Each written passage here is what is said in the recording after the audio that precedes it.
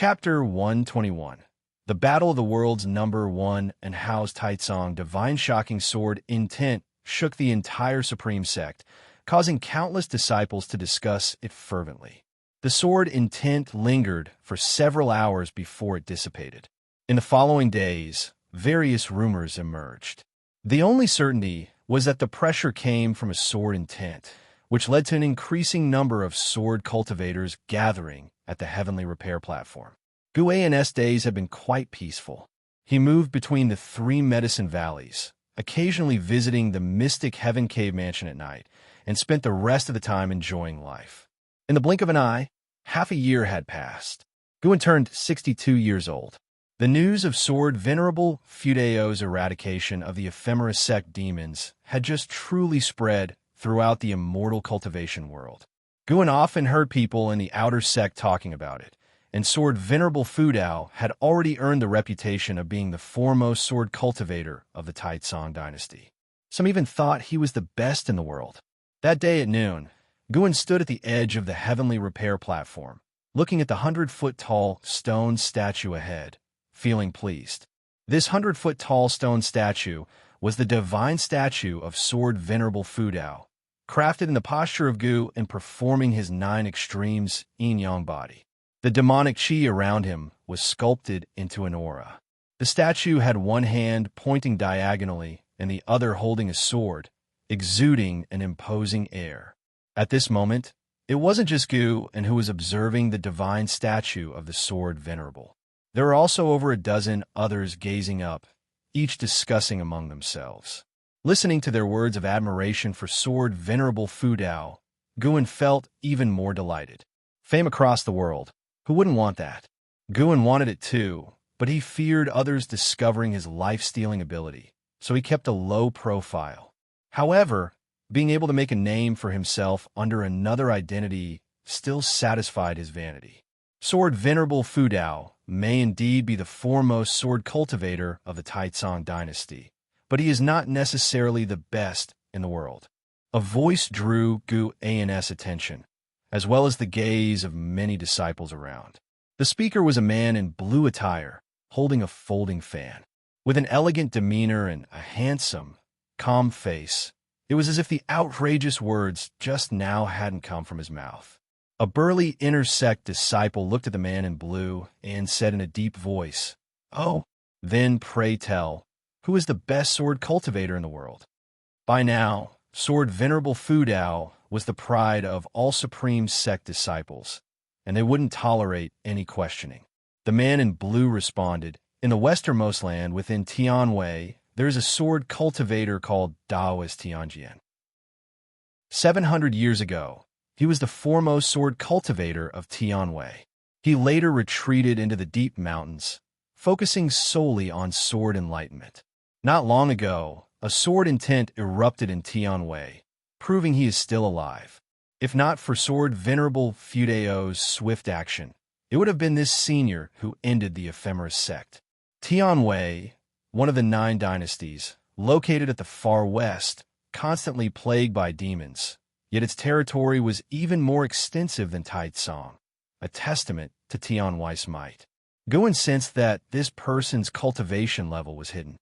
On the surface, he appeared to be at the core formation realm, but had actually reached the divinity transformation realm. He cast a lifespan detection. Xianxia, divinity transformation, 2nd level, 289/800/1300, concealed cultivation, and boasting of Tianwei cultivators. This rascal must not be a disciple of the Supreme Sect. Guan remained silent, watching as the surrounding disciples verbally attacked Xianxia. Xianxia remained indifferent, facing the insults and slanders with calmness. Daoist Tianjian was indeed formidable and once renowned throughout the world. But that's ancient history. As a prince of the Tianwei imperial family, possessing the fire god blood lineage, to speak so recklessly within the Supreme Sect, are you inciting a war? A voice came, and everyone turned to see the mad swordsman of Great Yu, Han Ming, striding forward. Xianxia turned back, raised his hand in salute, and said, "So with the mad swordsman, senior, I've heard you've been in the Supreme Sect for many years. Are you planning to join the Supreme Sect? He smiled gently, but his words were uncomfortable. Umph, boy, if not for the favor your father, the Emperor, granted me, you'd be a corpse now. Do you think your divinity transformation realm cultivation can withstand my sword? Han Ming snorted coldly. Divinity transformation realm. Upon hearing this, the disciples who had previously insulted Xianxia all turned pale and retreated. Since that's the case, there's no need to pretend anymore. Xianxia smiled, then looked around and shouted, I am a disciple of Taoist Tianjin, a prince of the Tianwei dynasty. Xianxia, today, I am here on behalf of my master to issue a challenge.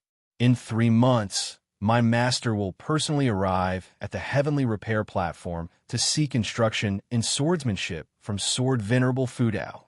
His voice echoed beneath the sky, audible to the entire city. Someone wanted to challenge Sword Venerable Fudao?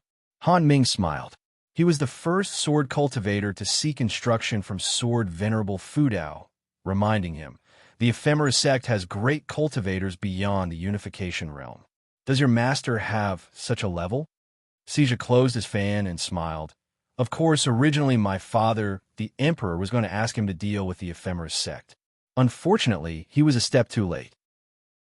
His tone was arrogant, as if Daoist Tianjin's victory over Sword Venerable Fudao was assured, further displeasing the Supreme Sect disciples.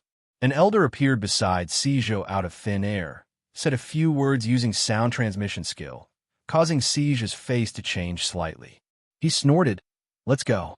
Anyway, the challenge has been issued. Whether or not Sword Venerable Fudao accepts, it is his business. He then left with the elder. Guan watched his departing figure, growing cautious.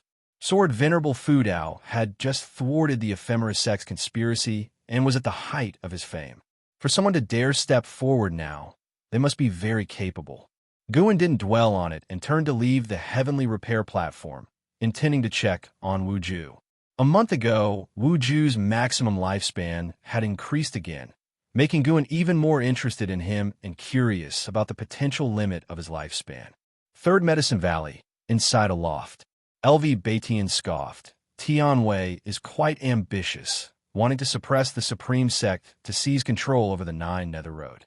Though strong, Daoist Tianjin is courting death by coming to the Supreme Sect.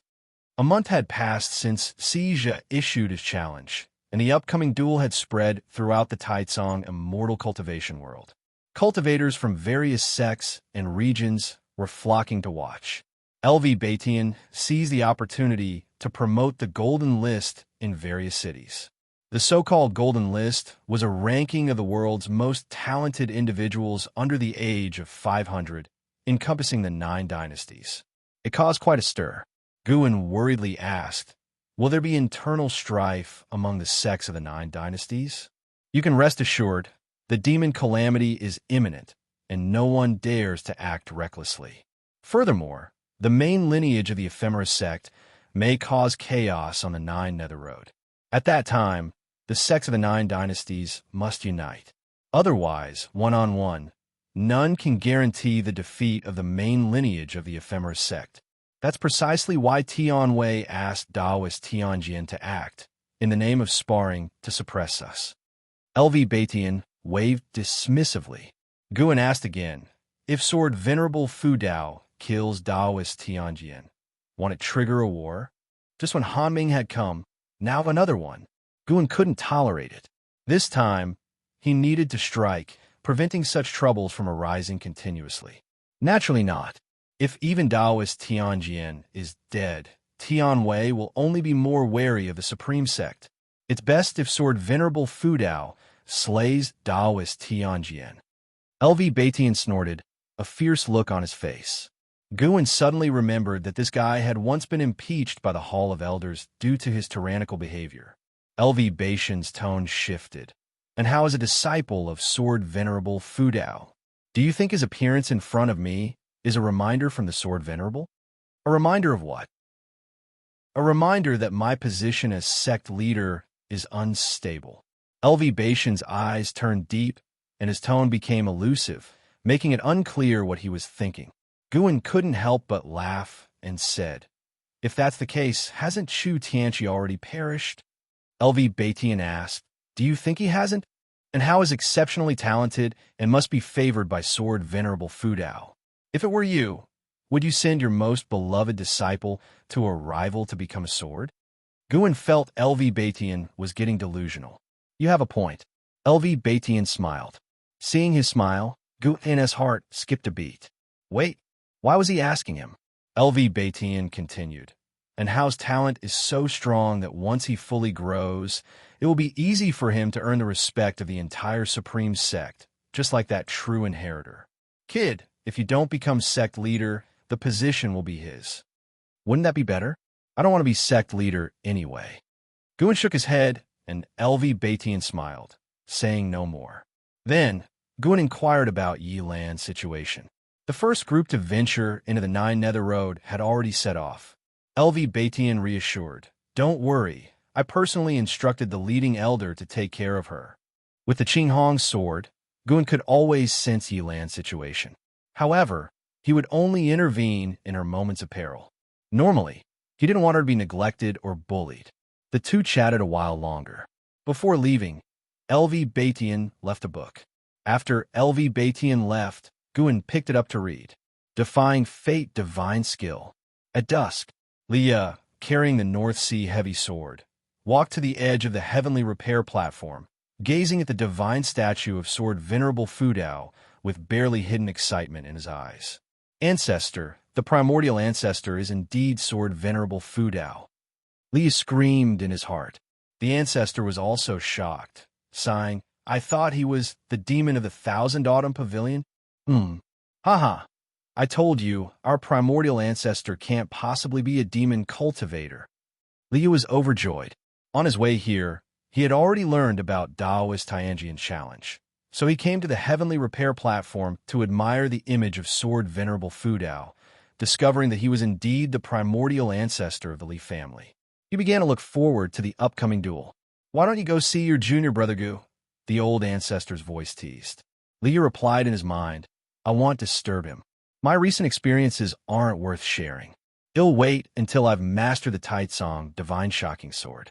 Besides, the Supreme Sect is about to launch the Golden List. I must make a name for myself in the Golden List ceremony. His tone was full of confidence.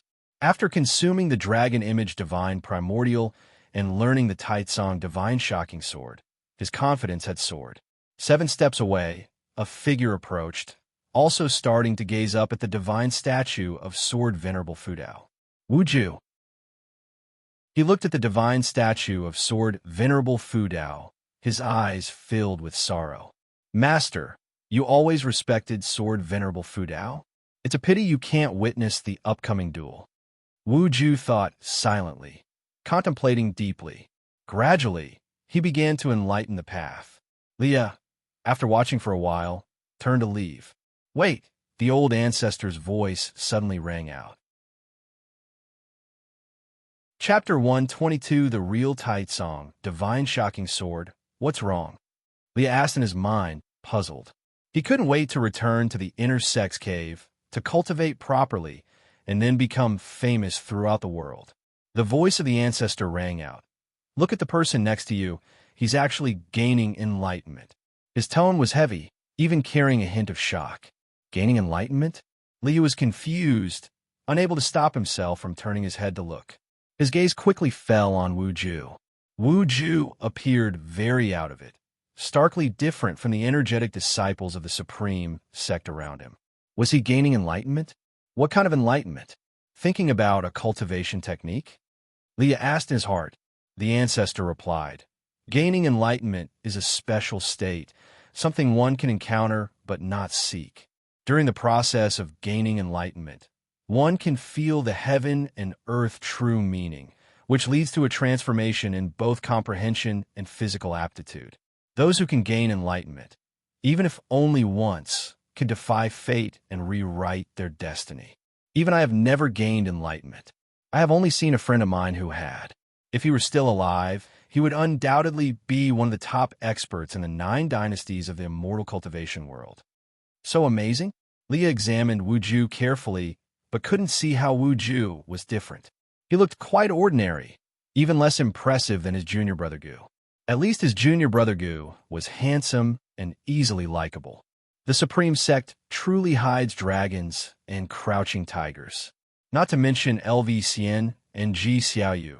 The cultivation speed of an Hao is unprecedented in history. Anyway, I've never heard of such a prodigious talent before. Now you encounter someone gaining enlightenment. The younger they are when they gain enlightenment, the greater their potential. This boy looks about your age. In the future, he will probably soar to great heights.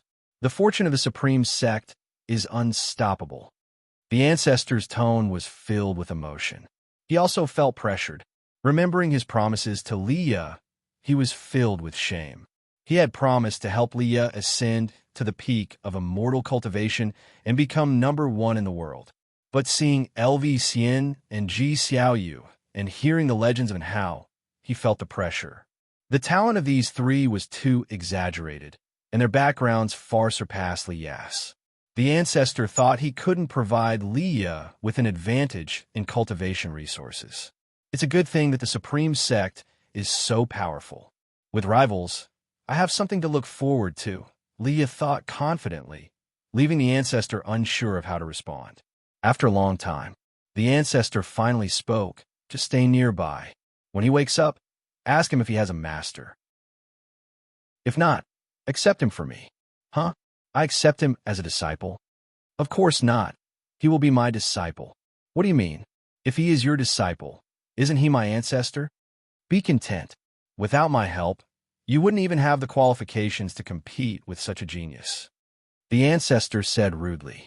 Although Leo was annoyed, he didn't argue back.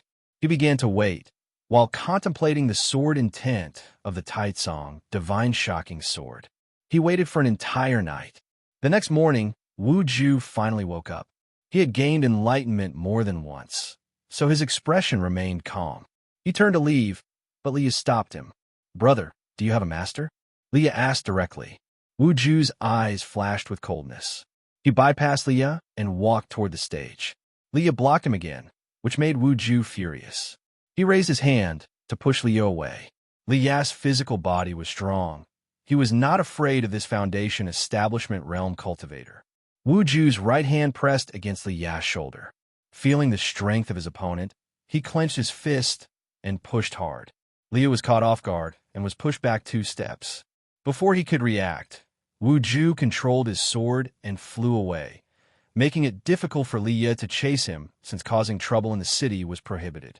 How is this possible? Such great strength! Leah was shocked and bewildered. The ancestor sighed in his heart. It's a pity, don't chase him. Avoid making enemies. Leah lost his smile. As a core formation realm cultivator, he had been pushed away by a Foundation Establishment Realm cultivator. He had taken the dragon image Divine, Primordial, a treasure pursued by the demon clan. It was too humiliating. No way.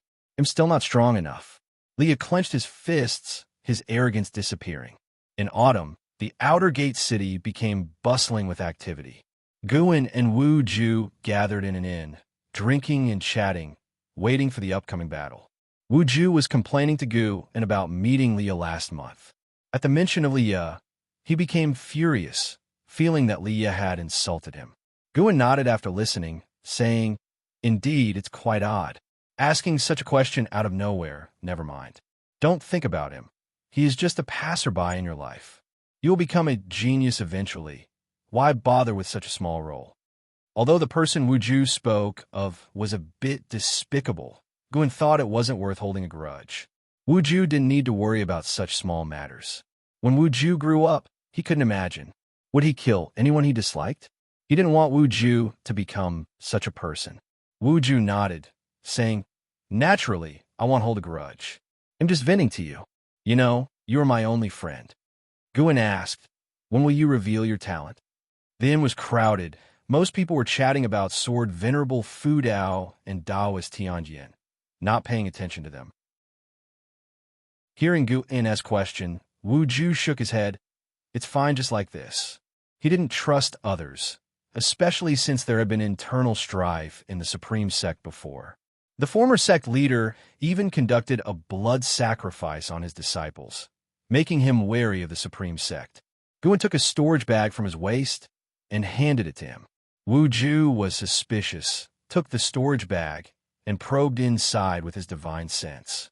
His face turned pale, quickly pushing it back, saying, "Brother Gu, I can't accept this. How do you have so many?" He had always thought Guan was an ordinary, lowly disciple like him, but didn't expect Guan to have so many elixirs.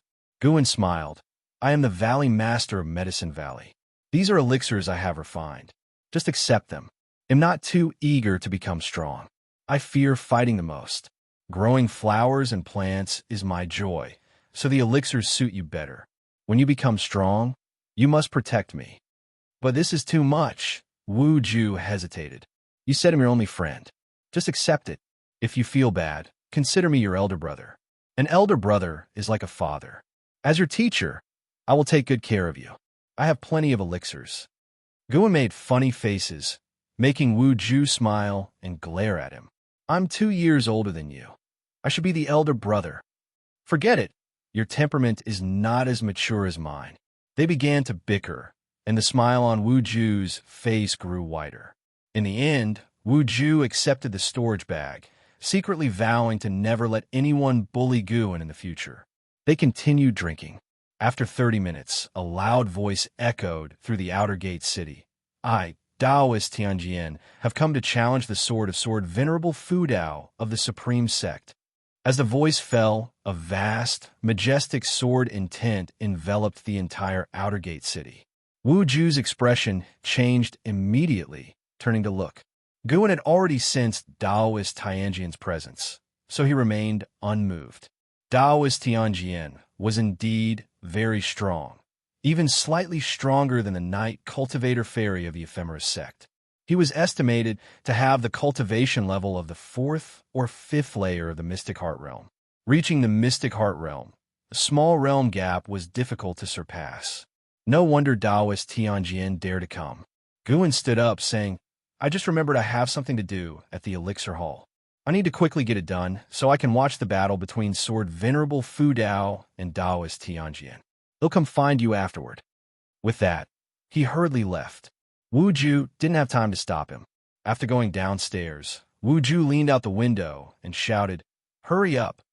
Guan waved without turning back and quickly disappeared around the street corner. Taoist Tianjian has come. The outer gate city stirred, with more and more cultivators flying out, searching for Taoist Tianjian's figure in the sky. At this moment, a 10-zhang tall sword, gleaming with white light, descended from the sky and hovered above the south city gate. Atop the sword's hilt stood an elder with the demeanor of an immortal, his hair white, garbed in white robes, with no sword or magic artifact in hand, his arms crossed behind him. He closed his eyes and began waiting. The news spread quickly, and disciples from all directions in Outer Gate City hurried over. LV Baitian brought and Hao to the heavenly repair platform. Soon after, Xian Quan, Gu Zong, and other high-ranking members of the Supreme Sect appeared one by one. And Hao gazed curiously at Taoist Tianjian's figure. He now knew that his master was the sword Venerable Fu Dao of the Supreme Sect. He came specifically to watch the fight, believing his master to be invincible, so he wasn't worried about his master losing. He just wanted to see how Taoist Tianjian would lose. Xian Quan stroked his beard, feeling emotional. Such profound sword intent and deep Tao level, as formidable as ever after 1,000 years. He and Taoist Tianjian were cultivators from the same era, having witnessed Taoist Tianjian's prowess, so he didn't underestimate him. The figures on the heavenly repair platform rapidly multiplied, and the vast platform quickly became crowded. Leo also arrived, standing on a rooftop, observing Taoist Tianjian from afar. Taoist Tianjian's aura was too overwhelming, giving people the feeling of facing an immortal descending to the mortal world, far surpassing the traveler of graceful crane. This made Leah somewhat nervous. "This old guy is something else," Leah remarked in his heart. Indeed, he might be above the unification level. Daring to show up at this critical moment indicates his strong confidence, stronger than I was in my previous life, the ancestor said gravely. "Stronger than you again?" Leah really wanted to retort, but held back. The ancestor could hear his thoughts, causing an awkward silence between them as they waited for Sword Venerable Fudao to appear. Prince Xianxia from Tianwei ascended the heavenly repair platform, smiling. Everyone, watch closely. Witness the first sword of Tianwei. See what it means to be the sword immortal of mortal world. Hearing his words, the disciples of the supreme sect were displeased, but the presence of Taoist Tianjian was too strong. Under his watchful eyes, they didn't dare speak boldly. Time passed. Shenzhen also came. She stood on a rooftop, taking out a pen and paper, eyes filled with anticipation as she looked at Taoist Tianjian. Meanwhile, Guan had already moved to a forest. Sitting under a tree, he pondered how to defeat Taoist Tianjian. Rarely taking action, it had to be a grand display under so many eyes. Guan looked at the leaf in his hand, then suddenly threw it to the ground, muttering, "Never mind, just let them witness the real Taicang Divine shocking sword." Chapter 123. Number 1 in the world. In the outer gate city, Taoist Tianjian stood motionless on a giant sword of white light. The autumn wind made his robe, white hair, and beard flutter, making him look transcendent, as if he could ascend to immortality at any moment. The eaves of every building in the city were crowded with disciples, not only of the supreme sect, but also cultivators from other sects and families, all eager to see who was the greatest sword master of the time. Billowing dark clouds surged from the horizon, swiftly covering the entire city, increasing the tension. Everyone dared not speak loudly, only whispering to each other. Wuxia stood on an eave, facing the wind. The wind grew stronger, forcing him to cultivate energy to keep his hair from blocking his vision. What a powerful presence, truly like that of an immortal. Why hasn't Sword Venerable Fudao appeared yet? This battle can't be avoided. Even the Prince of Tianwei has come to challenge us. Don't worry, the Venerable will definitely come. Even a mad swordsman of great, you had to wait for a while when he challenged him before. What's the hurry? A good show needs to be savored. Listening to the discussions around him, Wuju's eyes were filled with longing. He wondered when he would achieve such prestige. In the future, he too wanted to have such a widely anticipated duel with the top experts of the time. He hoped his opponent would be Sword Venerable Fudao. Boom! The dark clouds suddenly changed and thunder roared. A majestic celestial force descended, enveloping the outer gate city. "He's here," Xianquan said softly, drawing the eyes of those around him. And Hao was particularly excited, clenching his fists. Taoist Tianjian, standing on the giant sword of white light, also opened his eyes. He looked up at the boundless thunderclouds. The thunderclouds covered the entire sky, with lightning bolts like writhing dragons, making countless cultivators feel the pressure, as if a great catastrophe was impending. Thunder roared continuously, and the wind howled through the heavens and earth. Taoist Tianjian stood on the hilt of his sword, his white robe flaring like white flames burning fiercely. "Sword Venerable Fudao, why do you not show yourself? Is this how the Supreme Sect treats its guests?" His voice echoed, cold and indifferent. On the heavenly repair platform, Han Ming sneered. He didn't even get to meet Sword Venerable Fudao back then. And now you think you can? Just wait to be defeated. Shenzhen had already sketched the figure of Taoist Tianjian. She took out another sheet of paper and continued to draw, first capturing the oppressive scene of the sky filled with thunderclouds. "Face your demise with your strongest swordsmanship." A deep, hoarse voice rang out, making Liya and Hao incredibly excited. It was the voice of the primordial ancestor. It was the voice of the master. All the cultivators in the city held their breath. It was the first time they had heard the voice of Sword Venerable Fudao, and they were all shocked by its domineering tone. Absolute confidence, absolute dominance. This was the Sword Venerable Fudao of the Supreme Sect. Taoist Tianjian's eyes sharpened, and a vast sword intent burst from within him, sweeping across the sky above the outer gate city, forming a vast sea of swords. The brilliant sword light, crystal-like starlight, illuminated everyone's face. At a glance, It looked like a galaxy transversing above the outer gate city, astonishing everyone. What kind of sword intent was this? Was this a realm achievable through cultivation? In the galaxy formed by the condensed sword intent, countless sword shadows began to coalesce, all pointing skyward, their edges gleaming sharply. At the same time, the thunderclouds above intensified in their churning, quickly forming a giant face, with only its facial features visible, leaving the true visage unseen.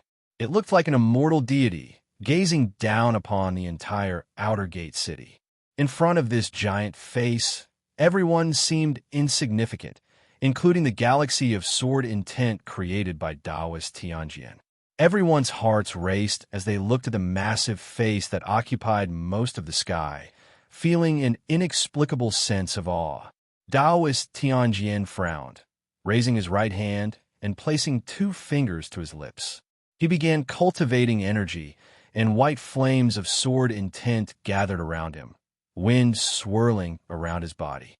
His aura reached its peak, even startling the city's protection array to activate, forming a giant light shield to protect the entire city, with him floating just at its edge. The ground trembled, mountains swayed. The distant Mystic Valley was alarmed, making all the servant disciples turn their heads. Chu Jingfeng quickly reached the mountaintop, gazing afar at the rolling thunderclouds on the horizon, as if a great calamity was imminent. Not only from Mystic Valley, but even from the distant Tianya Valley, people were also alarmed. Iluyun, meditating on the mountaintop, squinted towards the distance, his hands tightly clenched in his sleeves. At this moment, this seeker of the sword, Dao, felt his insignificance. On the heavenly repair platform, the Prince of Tianwei, Xianxia, also became tense. Although sword Venerable Fu Dao had yet to appear, the giant face in the sky was so terrifying that even he couldn't imagine what kind of power could crush the oppressive might of this giant face. Heavenly sword, rise! In the still and oppressive heaven and earth, Taoist Tianjin's voice suddenly rang out, like the first ray of light piercing through chaos, invigorating everyone's spirits. Taoist Tianjin thrust his right hand towards the sky, causing countless sword shadows floating in the galaxy of sword intent to rise together, converging, grand and spectacular. At this moment, the giant face in the sky suddenly opened its third eye on its forehead. A sword light shot out from the third eye, seeming like the light of the heavenly Tao, descending with unparalleled celestial might. Boom! The 2 terrifying sword intents collided in midair, causing the world to resonate. Countless cultivators' senses trembled, their visions blurred, and various noises filled their ears. Their divine senses felt a burning sensation, instinctively retreating. Mystic Heart, LV Batian muttered as he gazed up at the unparalleled battle. His face was illuminated by 2 kinds of strong light, divided into upper and lower layers. The light below was silvery white, while the light above was dimmer, yet it continually devoured the silvery white light below. Taoist Tianjin's expression changed dramatically. His opponent's sword intent far exceeded his expectations. Impossible! Could he not be of the Mystic Heart realm? He thought in disbelief. At this moment, the sword light from the third eye of the giant face suddenly grew stronger, shattering his sword intent and descending upon him with a speed surpassing lightning. His white hair and robe flared. He stared with wide eyes, his body turning rigid. In his pupils, a figure could be vaguely seen gazing down at him, as if an immortal deity watching over an ant. In the eyes of all onlookers, Taoist Tianjin's sword intent lasted only for the span of 2 breaths before it was instantly shattered. The vast galaxy of sword lights was crushed, forming countless silver fragments floating inside and outside the city. The scene was so visually overwhelming that cultivators of all realms were moved. Xian Quan's eyes widened, his heart churning with waves of shock. He had the highest realm and saw everything clearly. The gap between sword Venerable Fu Dao and Taoist Tianjin was immense. Taoist Tianjin, was no match for Sword Venerable Fudao at all. He could even confirm that when Sword Venerable Fudao first attacked, he deliberately held back. Otherwise, he could have killed Taoist Tianjian in an instant. Taoist Tianjian first showcased his strong sword intent to emphasize how terrifying Sword Venerable Fudao's sword was. At least Xian Quan was frightened, unable to fathom the true strength of Sword Venerable Fudao. Xia's pupils dilated, and his face was filled with disbelief as he looked at Taoist Tianjian. Before Sword Venerable Fudao acted, Taoist Tianjian was the number one in the world in his eyes. Yet this number one in the world had been defeated so utterly. The mad swordsman of Great Yu, Han Ming, fell into a stupor. The strength demonstrated by Sword Venerable Fudao made him feel ashamed, realizing how overconfident he had been before, and Hao smiled broadly, trying to suppress his urge to cheer. Li stood on the eaves, dumbstruck by what he saw. Shenzhen quickly regained her composure and swiftly sketched the scene of Taoist Tianjian's dreadful defeat. The wind howled as Taoist Tianjian fell backward. His mystic heart was shattered, and his primordial spirit was continuously breaking apart. It was hopeless, and he couldn't even speak anymore. Yet, his face showed a satisfied smile. The number one sword in the world. I have witnessed it. Taoist Tianjian's eyelids grew heavier. His gaze remained fixed on the giant face in the sky. Even when he closed his eyes, the corners of his mouth lifted into a smile. With a thud, Taoist Tianjian's body fell in front of the South City Gate, stirring up a cloud of dust.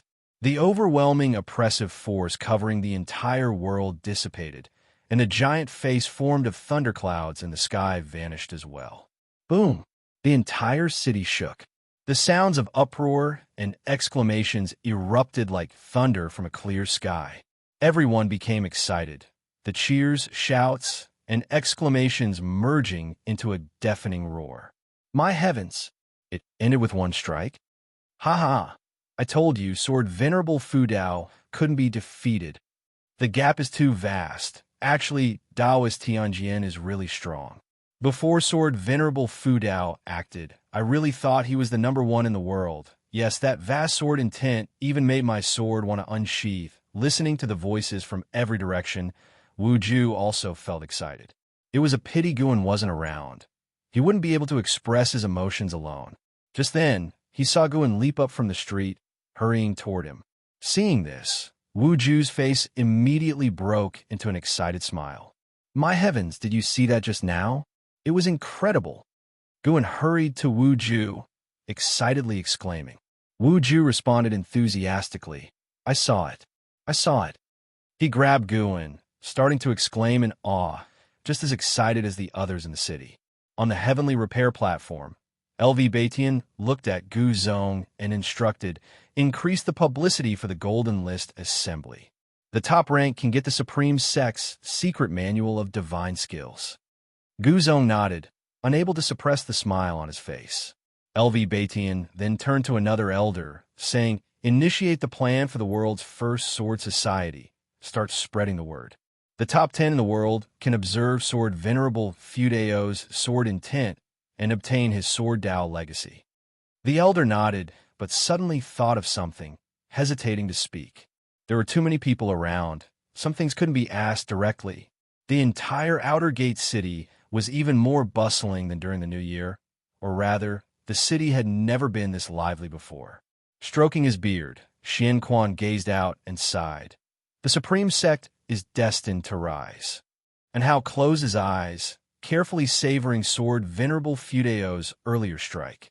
Mysteriously, he seemed to grasp something, falling into deep contemplation. As if sensing something, Xian Quan suddenly turned to look at Hao, as did everyone else. When they saw Hao's state, they were all moved. This boy. Chapter 124 Lifespan of 2 million years. Inside the inn, Guan and Wu Ju finally found a seat. After sitting down, they continued to discuss the intense battle they had just witnessed. Though it was brief, it was enough to make all the spectators' blood boil with excitement. Guan smiled in agreement, feeling a slight tinge of regret. Killing Daoist Tianjian would only grant 10 years of lifespan, because Daoist Tianjian had less than 200 years left to live when he chose to take his own life. Daoist Tianjian probably reached the mystic heart realm long ago, but 700 years ago, he likely realized there was no hope for his cultivation to increase further, so he secluded himself in the deep mountains. Unfortunately, after sitting for 700 years, he still couldn't find a path. This time, Daoist Tianjian came seeking death. Guan didn't dwell on it. His attention was soon drawn to Hao on the heavenly repair platform, and Hao was actually achieving path enlightenment. The inner sect elders surrounded him, protecting him. Good lad. Guan felt comforted. The stronger Hao became, the happier he was. Hao was his true disciple. Unlike the disciples of Medicine Valley, the more powerful Hao became, the more pride Guan felt. With so many great cultivators protecting him, Guan was relieved. He withdrew his thoughts and focused on drinking and laughing with Wu Ju. Before long, a figure approached and sat beside Guan. She nonchalantly handed him a drawing. "What do you think? How is the drawing?" Xinzhen asked with a smile. Guan took a careful look. In the painting, Daoist Tianjian stood with arms spread wide, enduring the sword light descending from the sky. The dark and fierce style of the painting gave a sense of tragic beauty. "Not bad, as expected from you," Guan praised casually. Xinzhen pouted, sensing his perfunctory tone. Wu Ju hesitated and asked, "Brother Gu, who is this?" Although Xinzhen wore a veil, her attire and features indicated she must be a beauty and of high status. Guan smiled and said, "This lady is named Xinzhen. Like me, you can address her as Ms. Shen." He then introduced Wu Ju to Xinzhen. Seeing Xinzhen's indifferent attitude, Guan reminded her, "My brother here is no ordinary person. He will someday make a name for himself in the Supreme Sect. Don't talk nonsense." Wu Ju interrupted hastily, his face turning red.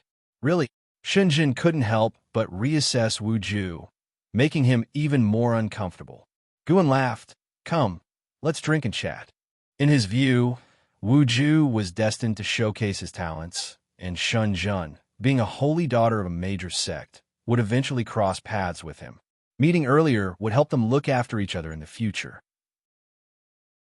Xinzhen also started talking about the earlier battle, eagerly leading the conversation, while Guan continued to play the role of the agreeing listener, and Wu Ju became increasingly ill at ease, managing only to smile politely. After 30 minutes, Xinzhen stood up to leave, intending to paint more scenes of the earlier battle. After she left, Wu Ju finally breathed a sigh of relief. Guan teased him. "Why are you so nervous? Don't tell me you've taken a liking to her." "Nonsense. That lady clearly has her heart set on you. As your brother, how could I have improper thoughts? I just don't know how to talk to women. You know well, you're my only friend." Wu Ju glared at him, quite serious. "Here we go again. You're my only friend." Guan shook his head and laughed. Having one more friend means having one more path. Walking alone in the immortal cultivation world is tiring. "I know. It's just that I'm not good at making friends. Then what about us?" We hit it off right away. It wasn't about making friends. It was destiny. "Hey, you brat. You sure know how to talk to me." Guan laughed heartily. With him, Wu Ju was confident and not the least bit nervous. They talked until dusk before parting ways. Guan then went back to Mystic Valley to see his disciples. He noticed Chu Jingfeng sitting silently on the mountaintop and decided not to disturb him. If Chu Jingfeng could achieve path enlightenment, it would be a good thing. However, path enlightenment wasn't easy, and Hao and Wu Ju were once-in-millennium talents. Not everyone could compare to them. After spending an hour in Mystic Valley, Guan visited the Third Medicine Valley. The Third Medicine Valley was much livelier than Mystic Valley, as it had 10 times the number of disciples. Guan chatted with the disciples for a while before returning to his loft, preparing to read and soothe his mind. Deep into the night, footsteps could be heard outside the door. Soon, a voice came in. "Valley Master, I have something to discuss with you." Lu Lingjun. She even used the sound transmission skill. Guan put down the supreme secret records in his hands, placing the investiture of the gods over it. He spoke, "Come in." Lu Lingjun pushed open the door and, after closing it, cast a restriction on the door. Guan was astonished, looking at Lu Lingjun in surprise. Lu Lingjun turned around, walked to the table, raised her hand in salute to Guan, and said, "Valley Master, I deeply apologize for hiding something from you before." "Your cultivation level?" Guan asked nervously. Lu Lingjun said, "Truthfully, I'm at the Void Crossing Realm." "Void Crossing Realm." Guan stood up abruptly. Lu Lingjun quickly said, "Valley Master, I mean no harm. Listen to me first." Upon hearing this, Gu An's expression changed several times before he slowly sat down. Seeing Guan sit down, Lu Lingjun smiled and said, "I hid my cultivation level because I don't know much about the Taicang dynasty. I come from a very far place. While exploring a great powers cave, I encountered a mysterious formation and got transported here. Unable to find my way back, I decided to settle in the Supreme Sect. I hope the Valley Master could help introduce me." Guan asked in surprise, "With your cultivation level, you can openly join the Supreme Sect. Why need my introduction?" "The Supreme Sect has strict rules. With my cultivation level, I can only become a guest elder, which means years of waiting. I noticed the Valley Master has connections. With your help, I could avoid decades of struggle," Lu Lingjun said seriously. As she spoke, she took out 3 bottles from her sleeve and said, "These are heavenly spirit water as a token of gratitude. I hope the Valley Master likes them." Seeing this, Gu An's expression turned stern. "This is nonsense. If you do this, it will seem as if I only helped you because of your gift. What would people think of me?" He gathered the 3 bottles in front of him. Lu Lingjun laughed and said, "How could that be? These heavenly spirit waters are only to thank the Valley Master for your care during this time." "I see. You've been thoughtful." Guan smiled with satisfaction and then motioned Lu Lingjun to sit down. He began to explain some matters to her, mainly about the structure of the Supreme Sect, pointing out the importance of family influence to avoid making enemies. Initially, Lu Lingjun didn't take it seriously, but as she listened, she realized Gu and was genuinely considering her situation, and she became earnest. Autumn passed, and winter came, covering the 3rd Medicine Valley in snow. On this day, LV Baitian came to visit Gu, and seeing his figure, Lu Lingjun knew her opportunity had arrived. Guan didn't disappoint her. Half an hour later, Guan and LV Baitian came downstairs, and Guan waved to Lu Lingjun from afar. She quickly approached them, and LV Baitian sized her up and said, "Guan has told me everything. Follow me to get your disciple token replaced." Lu Lingjun immediately thanked LV Baitian and bowed to Guan. Guan smiled and nodded, then watched them fly away. Xiaochuan came over, astonished, and asked, "Why did Lu Lingjun leave? Didn't you notice she flew very fast?" Guan asked, then turned to leave. Xiaochuan was puzzled and followed him, asking, "What do you mean? Wasn't it that elder who flew her away?" Xiaochuan, "Yes, senior brother. Sometimes having a big heart is a good thing. Keep it that way." "Huh." Guan ignored Xiaochuan and walked towards the Heavenly Spirit Pond. Watching the carp in the pond had become one of his pleasures. Earlier, LV Baitian had sought him to discuss the Golden List Conference and the world's first sword society. Not wanting to exhaust himself with future military strategies, he hadn't offered many opinions, so LV Baitian hadn't stayed long. The coming days should be peaceful for many years, Guan thought to himself. In the cold winter, the news of Sword Venerable Fu Dao killing Taoist Tianjin with a single strike began to spread across the 9 dynasties, and the Supreme Sect used this momentum to negotiate with other dynasties to expand their influence. Though the process was difficult, the Supreme Sect's high-ranking officials didn't feel tired. From top to bottom, everyone felt a surge of energy, knowing that the Supreme Sect was on the rise. With the strongest cultivator in the world backing them, how could the Supreme Sect not dominate the 9 dynasties? Years flew by. 5 years passed swiftly, and 67-year-old Guan walked out from the elixir hall. He paused at the entrance, looking back, and sighed gently. Zhu Qinglu was no longer there, having retired. Though the new elder was very respectful to him, Guan still felt somewhat uncomfortable. Old friends were gone, and new people had arrived. Guan turned back and blended into the bustling street. In 5 years, the Supreme Sect had risen, evident from the increasing number of disciples in the Outer Gate City. The Golden List Conference had become famous worldwide, and in 5 years, it would be held at the Supreme Sect. It was said that the Supreme Sect invited 100 clans from the 9 dynasties to lead the event, which would attract more and more geniuses to participate in the future. Guan suspected that the Ji family and the Gu family had contributed significantly, but of course, other families also wanted to invest in the Supreme Sect. Having more paths to tread was always beneficial. As Guan walked through the streets, he could hear the discussions of disciples passing by. Many famous talents' names filled his ears, with Anhao being mentioned the most frequently. Last year, Anhao went down the mountain to gain experience and developed a grudge with the demon path. Using his core formation realm cultivation, he killed a nascent soul realm great cultivator, making a name for himself in the immortal cultivation world. The title of the Supreme Sect's top genius was firmly placed on Anhao's head, with no one able to challenge it. As for LV Xian, although he was the champion of the 100 Clans Conference, those clans were high above the world and didn't engage directly with the immortal cultivation world. In the past 5 years, Gu An's days had been very calm, but his lifespan had increased by over 700,000 years, surpassing 2 million years. The goal of 10 million years no longer seemed so distant, leaving him motivated and never feeling tired or bored. "Brother Gu, long time no see." A voice came from around the corner of the street.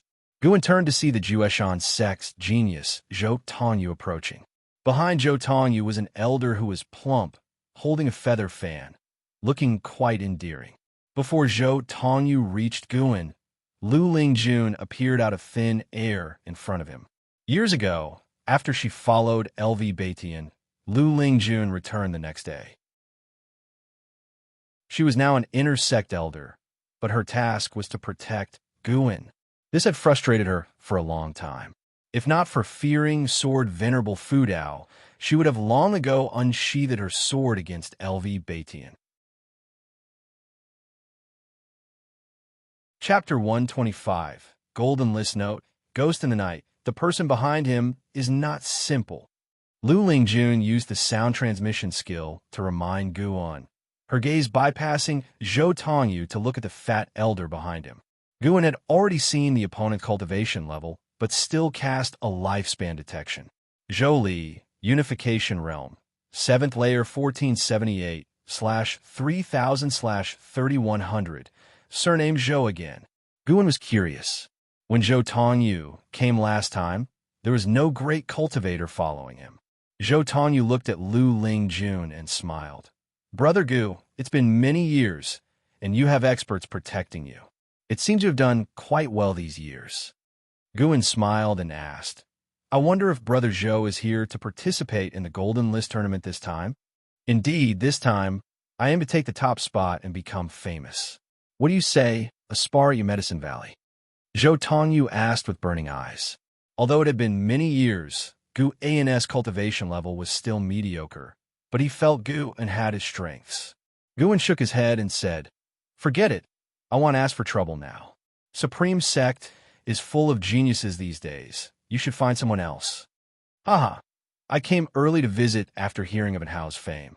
Since you are unwilling, I will go find Anhao now," Zhou Tongyu said laughingly. After speaking, he turned and left. Zhou Li, in the Unification Realm's 7th layer, smiled and nodded at Lu Lingjun, then followed Zhou Tongyu. After they had walked away, Lu Lingjun turned around and asked, "A nascent soul realm cultivator wants to spar with you?" Zhou Tongyu had already achieved the nascent soul realm and did not conceal his aura at all. At that time, he suppressed his cultivation level to spar with me, and I slightly had the upper hand, Guan said, pretending to be proud. Lu Lingjun chuckled and said, "I didn't think you had this skill. Indeed, appearances can be deceiving." After 5 years together, they were already familiar, lacking formalities. Of course, she still had grievances regarding LV Baishan's arrangements, so her attitude towards Gu and was not as respectful as before. What are you saying? Am I not handsome? A bit handsome, good enough to be a cauldron for a female demon. Cough, cough. You are a female cultivator. Please mind your words. Guan gave Lu Lingjun a sidelong glance and then walked forward. Since Lu Lingjun was sent back, her temperament had changed, and Guan felt awkward. Knowing he was at fault, he could only compromise. Blame LV Baitian. What kind of arrangement was this? Guan didn't need Lu Lingjun's protection. Fortunately, Lu Lingjun was also slack. The reason she came to the outer sect today was for her matter, and she just accompanied him. Lu Lingjun looked at Gu An's back, snorted, and then walked in another direction. Guan prepared to visit Wuju. He found that there were many great cultivators in the city, most of them hiding their cultivation level. It seemed that the Golden List tournament would cause trouble. If the Supreme Sect succeeded, it would be easier to host such tournaments in the future, and other sects would not sit idly by. Guan was not worried at all. Besides Xianxia, another Supreme Elder had recently returned to the Supreme Sect, whose cultivation was slightly weaker than Xianxia, but still in the Mystic Heart Realm. With 2 Mystic Heart Realm Elders guarding, it would not be easy for other sects to shake Supreme Sect. In 30 minutes, Guan arrived at Wuju's courtyard. Wuju was practicing punches in the yard without mobilizing spiritual power, only practicing moves. Bare-chested, he looked very strong, and each punch could shake the space. Wuju, Foundation Establishment Realm, 9th layer 69/350/3500, his maximum lifespan had increased again. Guan noticed that whenever he did not check on Wuju for more than 2 months, Wuju would gain enlightenment. In 1 year, he visited every month, but Wuju could not gain enlightenment. After enlightenment, Wuju emitted a solitary, lonely aura. This made Guan have odd thoughts. Could it be that as long as Wuju is neglected, he will gain enlightenment? He decided not to check on him for the next year and see how far Wuju could gain enlightenment. Guan hoped that Wuju would catch up with Anhao. This way, Anhao would have more rivals and not become overly arrogant. Smooth sailing was not always good. Seeing Guan, Wuju glanced at him without making a sound. Look what good thing I brought you. Guan's voice came.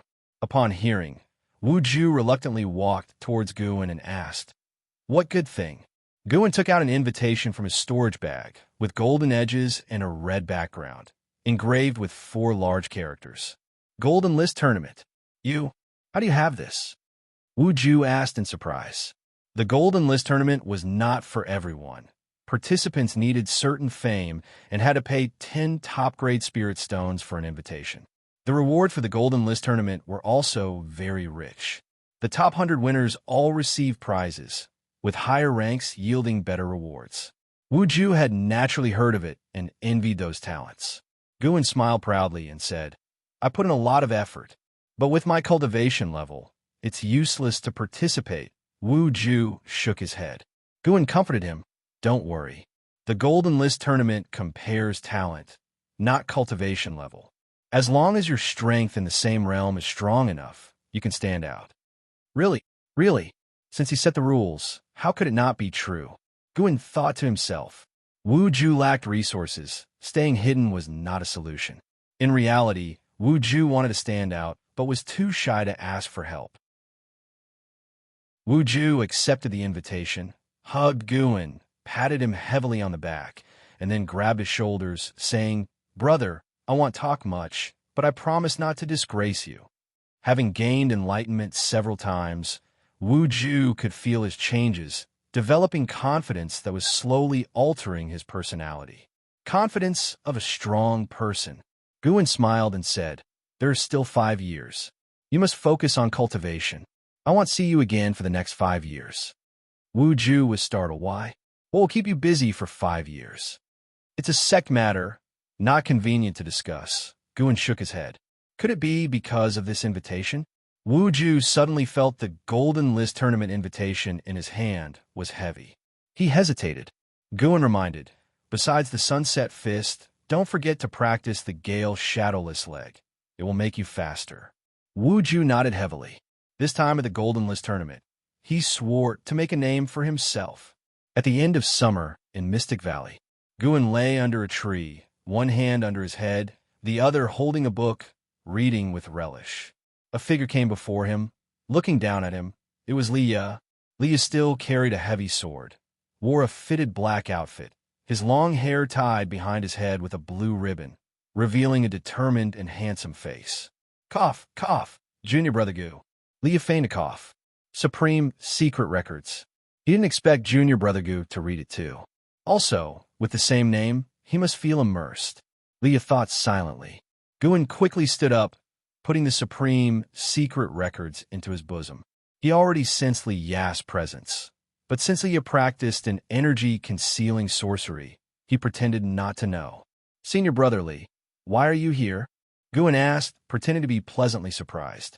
Liya replied, I've been back for several years, planning to go to Xianxia, then return to participate in the Golden List tournament. Guan sighed. So busy, Senior Brother Li. You must be very powerful now. Liya raised his chin, full of spirit. Not very powerful, but getting the top 10 at the Golden List tournament is not difficult. Deserving of Senior Brother Li, the pride of our Mystic Valley. Indeed, haven't you been injured over the years? Of course not. Since I parted ways with you, I haven't bled. Your senior is not the same as before, Liya said seriously. Such a show-off. Guan wished Liya would call him Grand Ancestor. Liya took out 2 items from his storage bag, an invitation and a long wooden box. This is an invitation to the Golden List tournament. You should participate. This box contains 10,000 year with spirit ginseng. With 5 years to digest it, your spiritual power can change dramatically, helping you achieve a good ranking, Liya explained. Guan was stunned. Liya directly put them in his arms, saying, Don't refuse, or he'll be angry. After saying that, he let go, and Guan quickly caught them. Liya turned to leave. Leaving already? Guan quickly asked. Liya waved his hand, cultivating the path of immortality. No time for chit-chat. If you want to see me, perform well at the Golden List tournament. He leapt, turning into a sword light, flying across the mountains, disappearing without a trace. Guan stared at the invitation in his hand, speechless for a long time. On the mountain top, Chu Jingfeng turned his head, looking in the direction Liya disappeared, frowning. He remembered Liya. Back then, due to Li Ya's prince status, he even spoke a few words with him, encouraging him to practice diligently. After many years, their statuses and positions were vastly different, and he was not the sky. Guan shook his head with a smile, then put the items into his storage bag. This guy always gave things when they met, seemingly knowing his personality, and always giving items that boosted cultivation levels and qualifications. Another year saw the arrival of the Spring Festival. After dusk, Mystic Valley was very lively. Guan had just come from the Third Medicine Valley, sitting around a long table with the disciples. Xianxia sat on his right, continuously pouring wine for him and talking about matters in the immortal cultivation world. The hateful Heaven Divine sword appeared in the great Jiang dynasty nearby, turning the immortal cultivation world upside down. It's said that the hateful Heaven Divine sword has reached the transformation realm and is accompanied by demons, very terrifying. I'm not sure if it's Senior Brother Suhan.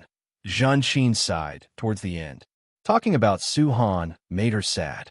They used to be so close, but now their paths diverged into good and evil. Guan said, He is no longer your senior brother. Don't call him that anymore to avoid trouble for you and us. Xianxia wanted to argue, but looking at the many disciples in Medicine Valley, she remained silent. Guan began picking up food for her while watching the other disciples play drinking games. After a bowl of wine, Xianxia perked up and started talking about a Hao.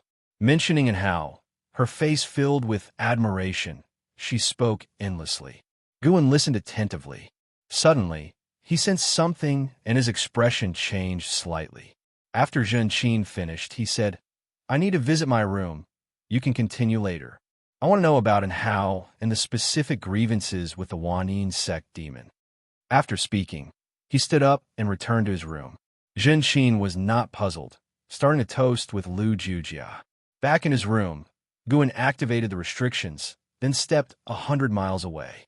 In the dark forest, there were 13 ghost-like figures moving forward. 4 of them carried a big coffin. They did not notice Guan nearby, spying on them in the dark. A group of Unification Realm cultivators. Chapter 126. Immortal King Crown. Evil Emperor Gu and threw lifespan detection at the 13 figures in the forest one after another, and found that the cultivation levels of these 13 people were the same, all at the 3rd level of the Unification Realm, and their ages were also the same. They all had the surname Li. Guan could not help but think of the 9 Nether 13 evil that had alarmed the immortal cultivation world before. What were these people doing at the Supreme Sect? There were still a few years left before the Golden List Conference. Seeing that they were not moving quickly, Guan did not hurry to stop them, wanting to see what these guys were up to. That large coffin attracted Guan's attention. His divine sense probed into the coffin and found a skeleton. The skeleton emitted a bizarre feeling, and there was a dark golden crown on its head. The crown's gemstones had disappeared, leaving several grooves, yet it still seemed extraordinary. About half an hour passed. 13 figures all stopped in unison. The leader, Li Shoyo, turned around and waved his hand. The 4 people carrying the large coffin followed suit and put it down, then began to open it. Just as the cover of the coffin was about to open, a hand suddenly pressed down on it. The 13 people all looked at the end of the coffin, only to see Guan standing there, shrouded in dark purple demonic chi, his right hand pressing down on the coffin lid. The forest fell into silence. These 13 people did not run and did not attack. The other 12 all looked at Li Shoyo. Their entire bodies were pitch black, like ghostly shadows, their true appearances unclear and their emotions indiscernible. Li Shoyo nodded slightly, then knelt down. Seeing this, the other 12 followed suit and knelt down. The 9 Nether 13 evil pay respects to Sword Venerable Fu Dao, Li Shoyo said in a deep voice, not loud but clearly articulated. Guan was surprised. Were these people specifically looking for him? No wonder their actions were strange, not like invaders. Guan spoke. Give me a reason not to destroy you. These 13 should be ghost cultivators, shrouded in ghostly energy, but still possessing human chi blood and vitality. Li Shoyo answered. We are the 9 Nether 13 evil, sent by the Ghost Mother of Ephemera, to present the Immortal King Crown to Sword Venerable Fu Dao, to help the Venerable return to the position of Land Immortal. Ghost Mother of Ephemera? Guan was even more astonished. The cultivation level of the Ghost Mother of Ephemera was even one small realm lower than the 9 Nether 13 evil. How could she command these people? Why? Guan asked. He did not sense any hostility from these 13, indicating they might not be lying. Li Shoyo responded. This is the Ghost Mother's command. She has been comprehending your sword intent in the Supreme Sect for many years and discovered that you should have mastered the Taicang Divine Shocking Sword. This swordsmanship was promoted by the imperial family Li of the Taicang dynasty, but in fact, it was not created by the primordial ancestor of the Li family, but came from the immortal king of the Ephemera sect, who is the Ghost Mother's ancestor. Because of this, the Ghost Mother came to the Taicang dynasty, intending to find the ancestor's inheritance before the Ephemera sect annihilates the Taicang dynasty. 200 years ago, the Ghost Mother had come, but unfortunately, the descendants of the Li family were mediocre in talent, and no one could comprehend the Taicang Divine Shocking Sword, so the Ghost Mother could only lie dormant. Guan's Taicang Divine Shocking Sword did come from the Li family, but he did not expect the primordial ancestor of the Li family to be related to the Ephemera sect. Does your Ghost Mother want to obtain the Taicang Divine Shocking Sword? Guan asked. Li Shoyo replied. The Ghost Mother wants to invite you back to the Ephemera sect to use the sword intent of the Taicang Divine Shocking Sword to reclaim the position of sect hierarch of the Ephemera sect. After hearing this, Guan fell into silence. What kind of scheme was this? Driving away the tiger to swallow the wolf? Guan pushed the coffin lid open with one hand, finding that the coffin was quite hard and concealed rich restrictions, probably also a magic artifact. His gaze fell on the skeleton in the coffin. Although it was lifeless, this skeleton was very sinister. To be safe, he still threw a lifespan detection at it. Evil Emperor, Mahayana Realm, 5th layer, 7600/9999/9999. Good heavens. He could actually detect it, and its maximum lifespan was identical to an house. Guan's expression remained unchanged. He leaped up, landing on the edge of the coffin, overlooking the skeleton of the evil emperor. The 9-13 evil immediately knelt, remaining silent. Guan's eyes suddenly opened wide, and two cold lights shot out from his eyes. Boom! The skeleton of the evil emperor was instantly blasted into powder, turned into dust, leaving only the immortal king crown lying in the coffin, and the bottom of the coffin was also pierced by the breaking path divine light. The 9-13 evil raised their heads, glanced at it, and then lowered their heads again. A prompt appeared in front of Guan. You have successfully taken 320 years of lifespan from the evil emperor, Mahayana Realm 5th layer. Guan immediately felt a sigh of relief. Damn it, almost scared to death. Who would have thought that this skeleton was still alive and with a Mahayana Realm 5th layer cultivation level? In that instant, Guan imagined many possibilities in his mind, even feeling that he had resolved a catastrophe for all living things. The name of the evil emperor did not sound like anything good, and still playing dead, hiding in a coffin, clearly harboring a world-shattering plot. Guan raised his hand, and the immortal king crown flew into his hand. He did not grab it directly, but instead attached spiritual power to the immortal king crown, avoiding physical contact. He looked at Li Shoyo and asked, "Do you know the evil emperor?"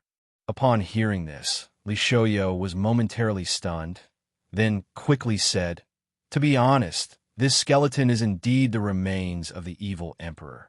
5,000 years ago, there was internal strife within the ephemeris sect, and the evil emperor was plotted against by a villain, poisoned, and unable to gather spiritual power. In desperation, he put on the immortal king crown and was instantly drained of vitality, turning into a skeleton. As a result, the immortal king crown was listed as a forbidden artifact by the ephemeris sect, and no one dared to touch it. In that case, why do you dare to bring this thing to me?" Guan's tone revealed bone-chilling, killing intent. Li Shoyo said calmly, "If one masters the Taicang Divine shocking sword, the immortal king crown would recognize its master upon sensing the sword intent.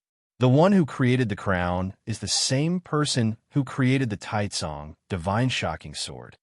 Guan continued to ask, "What is the relationship between the ghost mother of ephemera and the evil emperor?" "The ghost mother is a descendant of the evil emperor.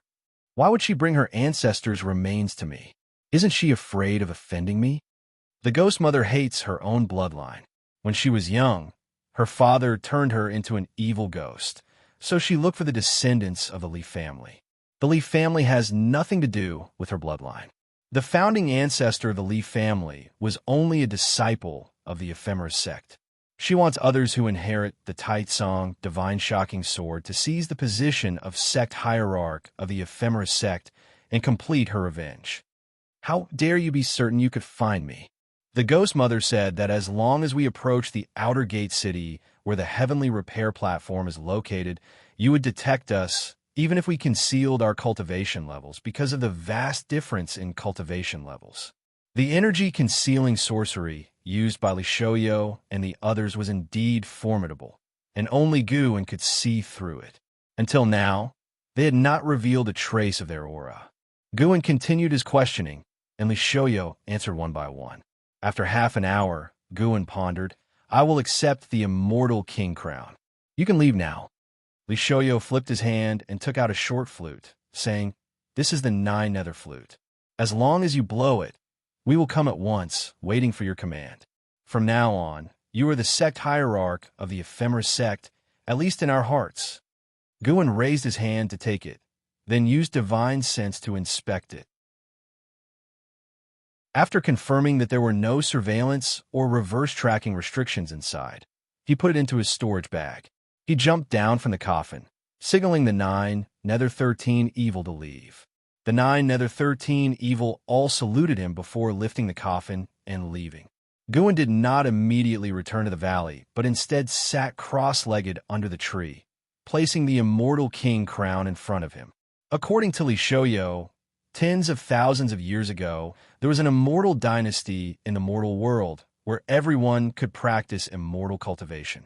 At that time, there was no emperor, and the ruler of the immortal dynasty called himself the Immortal King, ruling over land immortals and gods. Later, the immortal dynasty met with calamity, with continuous natural disasters, cultivators encountering heart demons one after another, plagues spreading, leading to its extinction in just 10 years. The Immortal King survived, but the immortal dynasty no longer existed. He did not dare to call himself an immortal anymore, not challenging the heavens' might. In the following years, his descendants founded the Ephemeris sect, with one of the hierarchs creating the Taicang Divine shocking sword.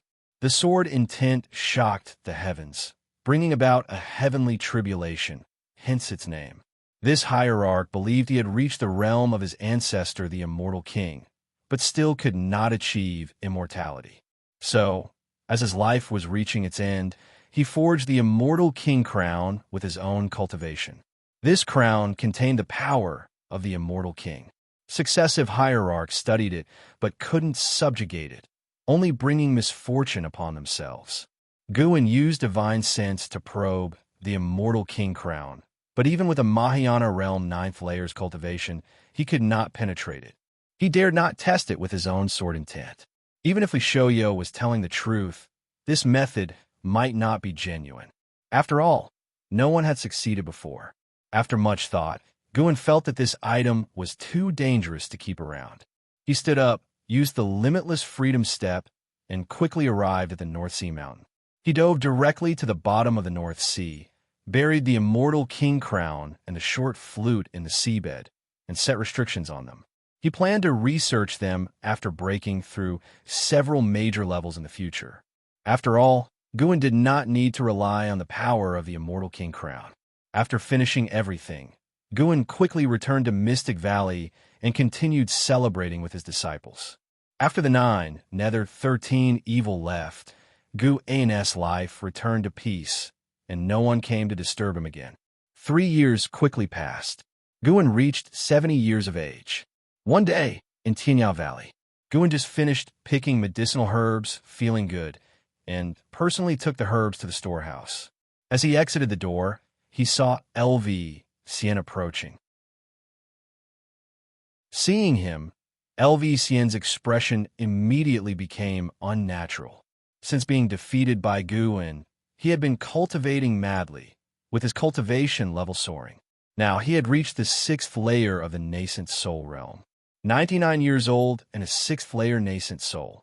Very impressive, but Xian felt frustrated. Despite consuming so many elixirs, he still couldn't break through to the divinity transformation realm before 100 years old. Are you participating in the Golden List Conference? Xian asked as he drew near. Guin replied with a smile. Why should I participate? My talent is so poor that attending would only bring embarrassment. Xian's mouth twitched. He took a deep breath and said, I plan to participate. One night 3 years ago, I suddenly felt much less pressure. These past 3 years, I haven't been affected by heart demons or dreams.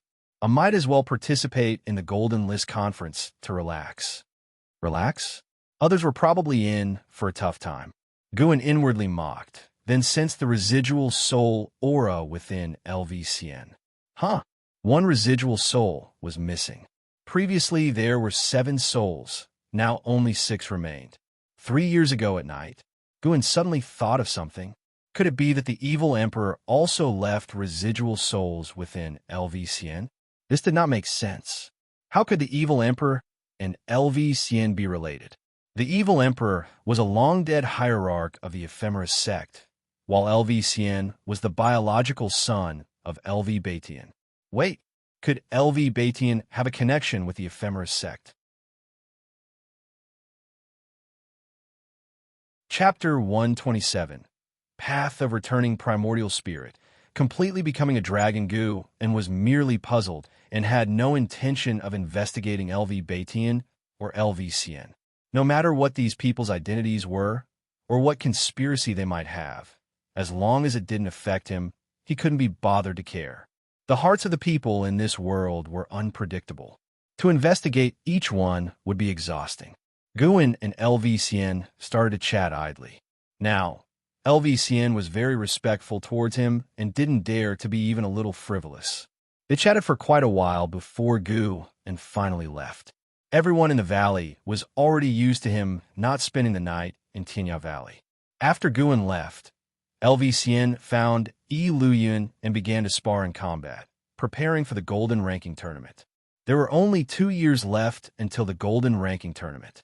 Years passed by, and the 9 Dynasties lands welcomed peace, while the Supreme Sect's Golden Ranking Tournament drew the attention of people from all over the world, becoming a once-in-century grand event. 2 years later, as the Golden Ranking Tournament approached, cultivators could be seen soaring across the sky over Mystic Valley every day. Unlike before, the Supreme Sect dispatched many disciples to patrol and protect all Outer Sect servant disciples, maintaining their image as the true Orthodox sect of the world. 72-year-old Gu was in the loft, receiving Yilan. The first batch of disciples who went to train on the Nine Nether Road had all returned and were all preparing to participate in the Golden Ranking Tournament to bring glory to the Supreme Sect. Having not seen each other for many years, Yilan's temperament had become even more outstanding, showing the demeanor of a genius female cultivator. She remembered Gu An's words and had been continually cultivating Taoist expansion skill, so her cultivation level hadn't increased. The two sat and chatted, with Yilan recounting the wonders of the Nine Nether Road, and Guin listened with keen interest. The Nine Nether Road, which was said to be a road, was actually more like a secret realm, with demons and ghosts running rampant, having its own unique ecosystem and producing many special heavenly materials and earthly treasures. Yilan said that she also encountered cultivators and members of the demon clan, not from the 9 Dynasties lands within the Nine Nether Road. From her descriptions, Guin envisioned many scenes in his mind and found them very interesting. After chatting for a full hour, Guin finally asked, "Will you be participating in the Golden Ranking Tournament?" Yilan nodded and said, "Yes, the elders gave me a post. All the 100 disciples from the Nine Nether Road must participate. The first Golden Ranking Tournament must be grand and cannot bring shame to the Supreme Sect." Guin blinked, feeling a bit helpless. Couldn't he send out the post he had in his hand? Shenzhen, Guyu, and Zwolin all had posts, and the disciples in the valley had mediocre aptitudes. Participating would be futile and only lead to suffering. "Senior brother, why don't you participate too? Although your cultivation level isn't high, your strength is far from simple," Yilan said with a light laugh, remembering that Gu An's leg technique was very strong. Since Gu An's cultivation level hadn't increased, he must have spent most of his time practicing his leg technique, which made his strength undoubtedly formidable. Guin helplessly replied, "I can't even beat you. Participating in the Golden Ranking Tournament would just be asking for trouble." After hearing this, Yilan didn't persuade him any further and started chatting about the affairs of the immortal cultivation world. It wasn't until evening that Yilan left Mystic Valley. Guin stood on the balcony, a smile on his face. Yilan's maximum lifespan had increased by a year, though insignificant. It showed that the Taoist expansion skill was indeed somewhat effective. Chu Jingfeng, Lu Jujia, and Xiaochuan's maximum lifespans hadn't increased, probably due to their level of dedication, and the spiritual energy of the Nine Nether Road was far richer than that of Medicine Valley. Guin turned around and went back indoors to continue his study of the Ziwei Array Chronicles. This book had deepened Gu An's understanding of formations, bringing him closer to becoming a true Mahayana cultivator.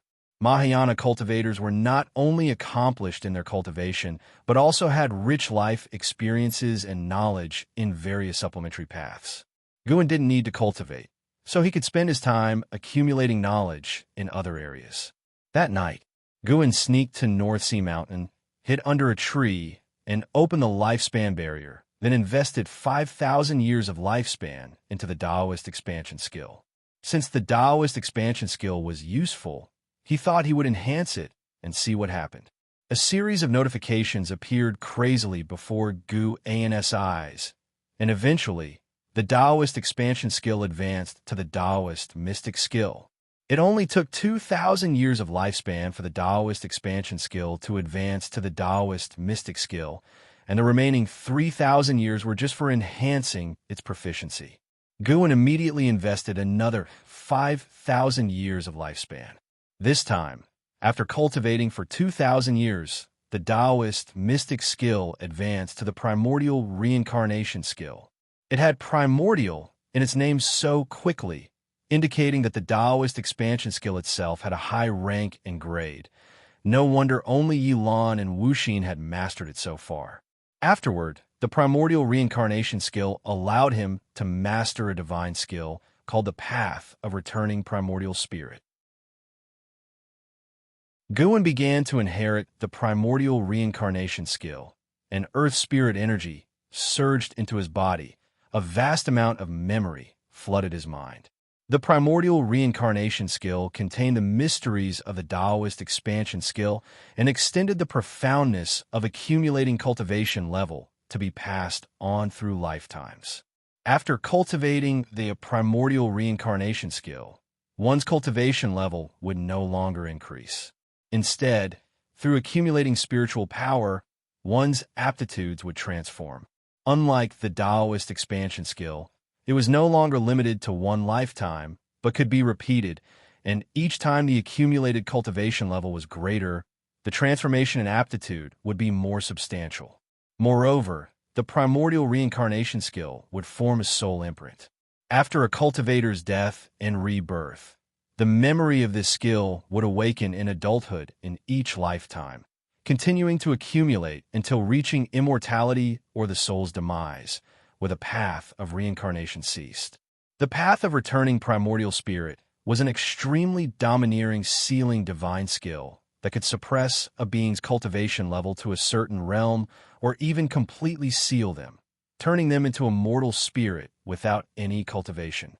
This seal could only be unlocked using the path of returning primordial spirit. Even if powerful beings, far surpassing Guan's capabilities, try to help, it would cause the spiritual power to run amok, making the sealed one's cultivation run wild and causing immediate death. Upon understanding this divine skill, Guan was very fond of it. He just happened to be lacking such a means. As for the primordial reincarnation skill, he considered it mastered, and he was not inclined to invest more time into it. He did not seek thousands of worlds. He only pursued this lifetime, but this skill could be taught to those he cared about. Through the memories of the primordial reincarnation skill, Guan learned a harsh truth. The 9 layers of Immortal Path, each layer harder than the last. The first layer was Nirvana, a realm where mortal spirits transcended. Before reaching Nirvana, lifespans could not exceed tens of thousands of years. Only after Nirvana could one witness a fundamental transformation in life essence, drastically increasing lifespan. Guan suddenly realized that maximum lifespan might not just indicate aptitude, but could also represent the maximum time each being had in this world, serving as a measure of one's life. For example, a Hao had nearly 10,000 years to pursue the Nirvana realm, while Yilan had less than 200 years. The latter, even with multiple opportunities, would be in vain. The Taoist expansion skill could help Yilan extend her time in the world, but its effect was limited. Even if Yilan mastered the primordial reincarnation skill, her maximum lifespan would only increase several times at most. Guan slowly opened his eyes, his gaze deep. Heavenly destiny. Summer arrived, and the Supreme Sect's Golden Ranking Tournament commenced as scheduled. Participants in the Golden Ranking Tournament were all cultivators under 500 years old, and the Supreme Sect would test the bone age of the participants specifically. The post Liye had given to Guan for the Golden Ranking Tournament. He wasn't sure who to give it to and didn't want to waste it, so he chose to register himself. At 72 years of age, he successfully registered with the eligibility of youth. The Golden Ranking Tournament was conducted in a one-on-one format, with no fixed duration, continuing until completion. The Supreme Sect would heal the injured participants to keep them in optimal condition. Special formations would be set up by the Supreme Sect to suppress the higher cultivations to the level of their opponents, ensuring fairness in terms of realm.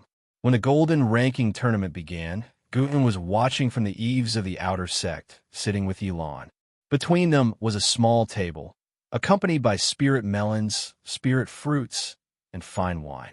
From their perspective, a gigantic light screen was suspended in the air above the outer sect, reflecting the scenes of the combats within.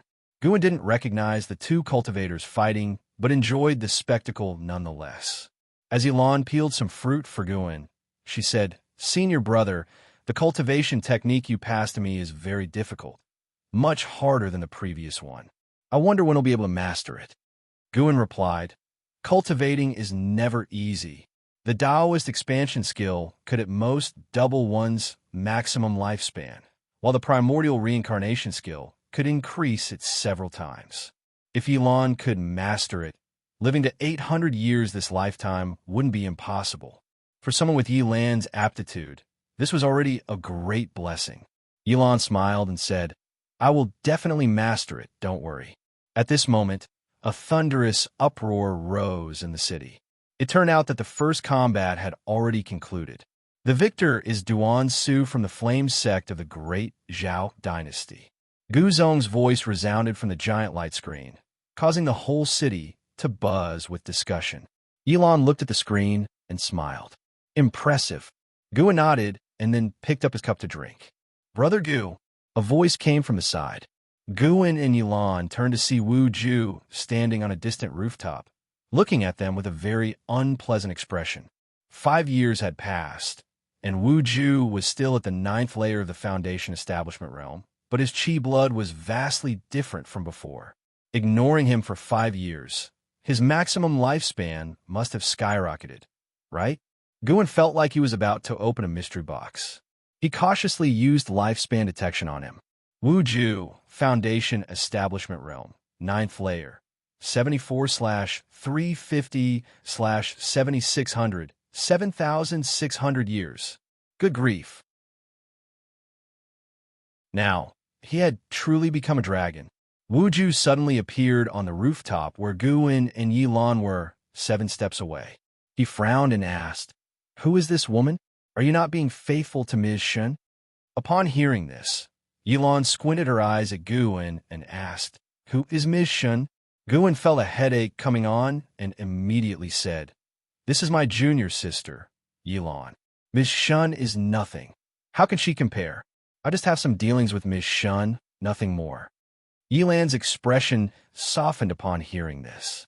Wu Ju angrily said, "Forget about Ms. Shen. Why didn't you come to see me after you were done?" Yilan was taken aback. She thought Wu Ju had something to do with Ms. Shun and had come to stand up for her. But why did his tone suddenly change? Guin shook his head and said, "Why are you shouting so loud? I didn't want to disturb your cultivation." "What? Do you want to hit me?" Wu Ju's face turned red with anger, and he muttered, "How could I hit you?" Yilan sensed that Wu Ju was not simple, and looking at his embarrassed demeanor, she became more curious about his relationship with Guin. Subsequently, Guin invited Wu Ju to sit down. Although reluctant, Wu Ju sat on the other side of Gu in "Junior sister, this is my brother, named Wu Ju, who is also participating in the Golden Ranking Tournament," Guin introduced. Yilan nodded towards Wu Ju. Wu Ju scratched his head and said, "I can participate in the Golden Ranking Tournament thanks to Brother Gus Post."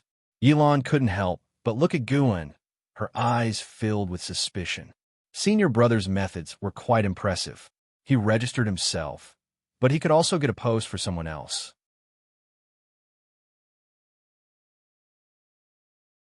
Chapter 128. 3 Pure One's Mountain Divine Skills, so-called Fairness Gu and Yilan, and Wu Ju drank wine and ate fruit while enjoying the battles of the Golden List Tournament. In the previous days, they didn't have any matches, so they watched the excitement. Yilan and Wu Ju became familiar with each other. and Wu Ju was no longer so awkward.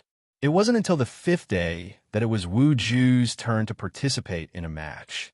As he left, Yilan asked curiously, "Senior brother, whose disciple is he? He seems quite extraordinary."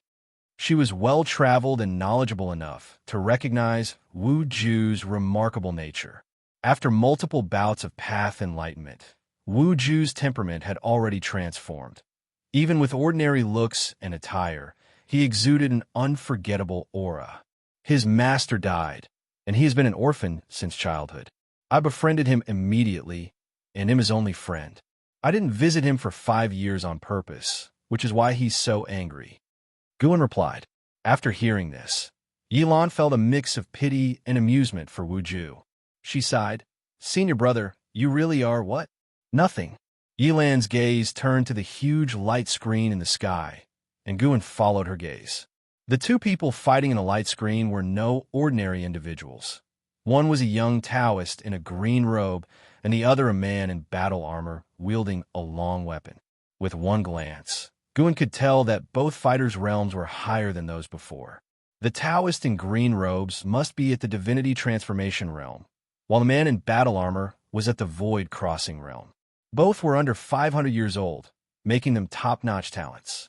Surpassing the core formation realm couldn't be achieved by merely throwing resources at it. What was expected to be an exceptional battle ended abruptly when the green-robed Taoist raised a hand, formed a seal, and released a character radiating green light. It was a Dao character 100 feet in both length and width, resembling a mountain, crashing into the armored man with incredible speed, causing him to cough blood and fly out, losing his combat ability directly. Even though the armored man was suppressed to the Divinity Transformation realm, losing so quickly still surprised Guan. From his perspective, the green-robed Taoist Dao seal already had the essence of divine skills. Defeating his opponent in one move drew raucous reactions from the entire city. The winner is Sage Xianxia from Taicang Dynasty's Three Pure Ones Mountain. An elder's voice echoed from the light screen, ensuring everyone remembered the green-robed Taoist's name. Yilan sighed. Three Pure Ones Mountain is truly formidable. I've witnessed it before on the Nine Nether Road. It's Taicang Dynasty's primary sect, with few disciples, but each is powerful. It said they once produced an immortal, though the truth is unknown. Guan silently noted the sect's name. Sage Xianxia's Dao seal was indeed powerful, enough to showcase the deep-rooted foundation of Three Pure Ones Mountain's Daoist tradition. An hour later, finally, it was Wu Ju's turn to make a move. The battles at the Foundation Establishment realm were not as exaggerated as those of Sage Xianxia. So many were not very expectant. However, once Wu Ju threw a punch, the earth-shattering momentum immediately captured everyone's attention in the city. With each punch, it was like the sun bursting forth, the scorching fist wind making it hard for his opponent to counter. Each of Wu Ju's punches was full of power, extremely domineering. After 8 punches, his opponent was beaten to their knees, continuously coughing blood. The winner is Wu Ju from Supreme Sect of Taicang Dynasty. The city erupted in discussions, starting to talk about Wu Ju. Yilan was stunned. She knew Wu Ju was exceptional, but didn't expect him to be this formidable. Guan watched with a smile on his face, aware that Wu Ju's legendary journey was about to begin. That sunset fist was quite ordinary, but Wu Ju practiced it to a level of transformation, even exhibiting signs of advancement. Path enlightenment seemed to enhance his understanding of fist techniques. In the afternoon, within the Third Medicine Valley, Guan and LV Batian met in a pavilion. After months, LV Batian looked pleased and exuberant. He opened his right hand, revealing a pearl in his palm, and smiled. This is a supreme-grade magic artifact, the Thousand Shadow Pearl.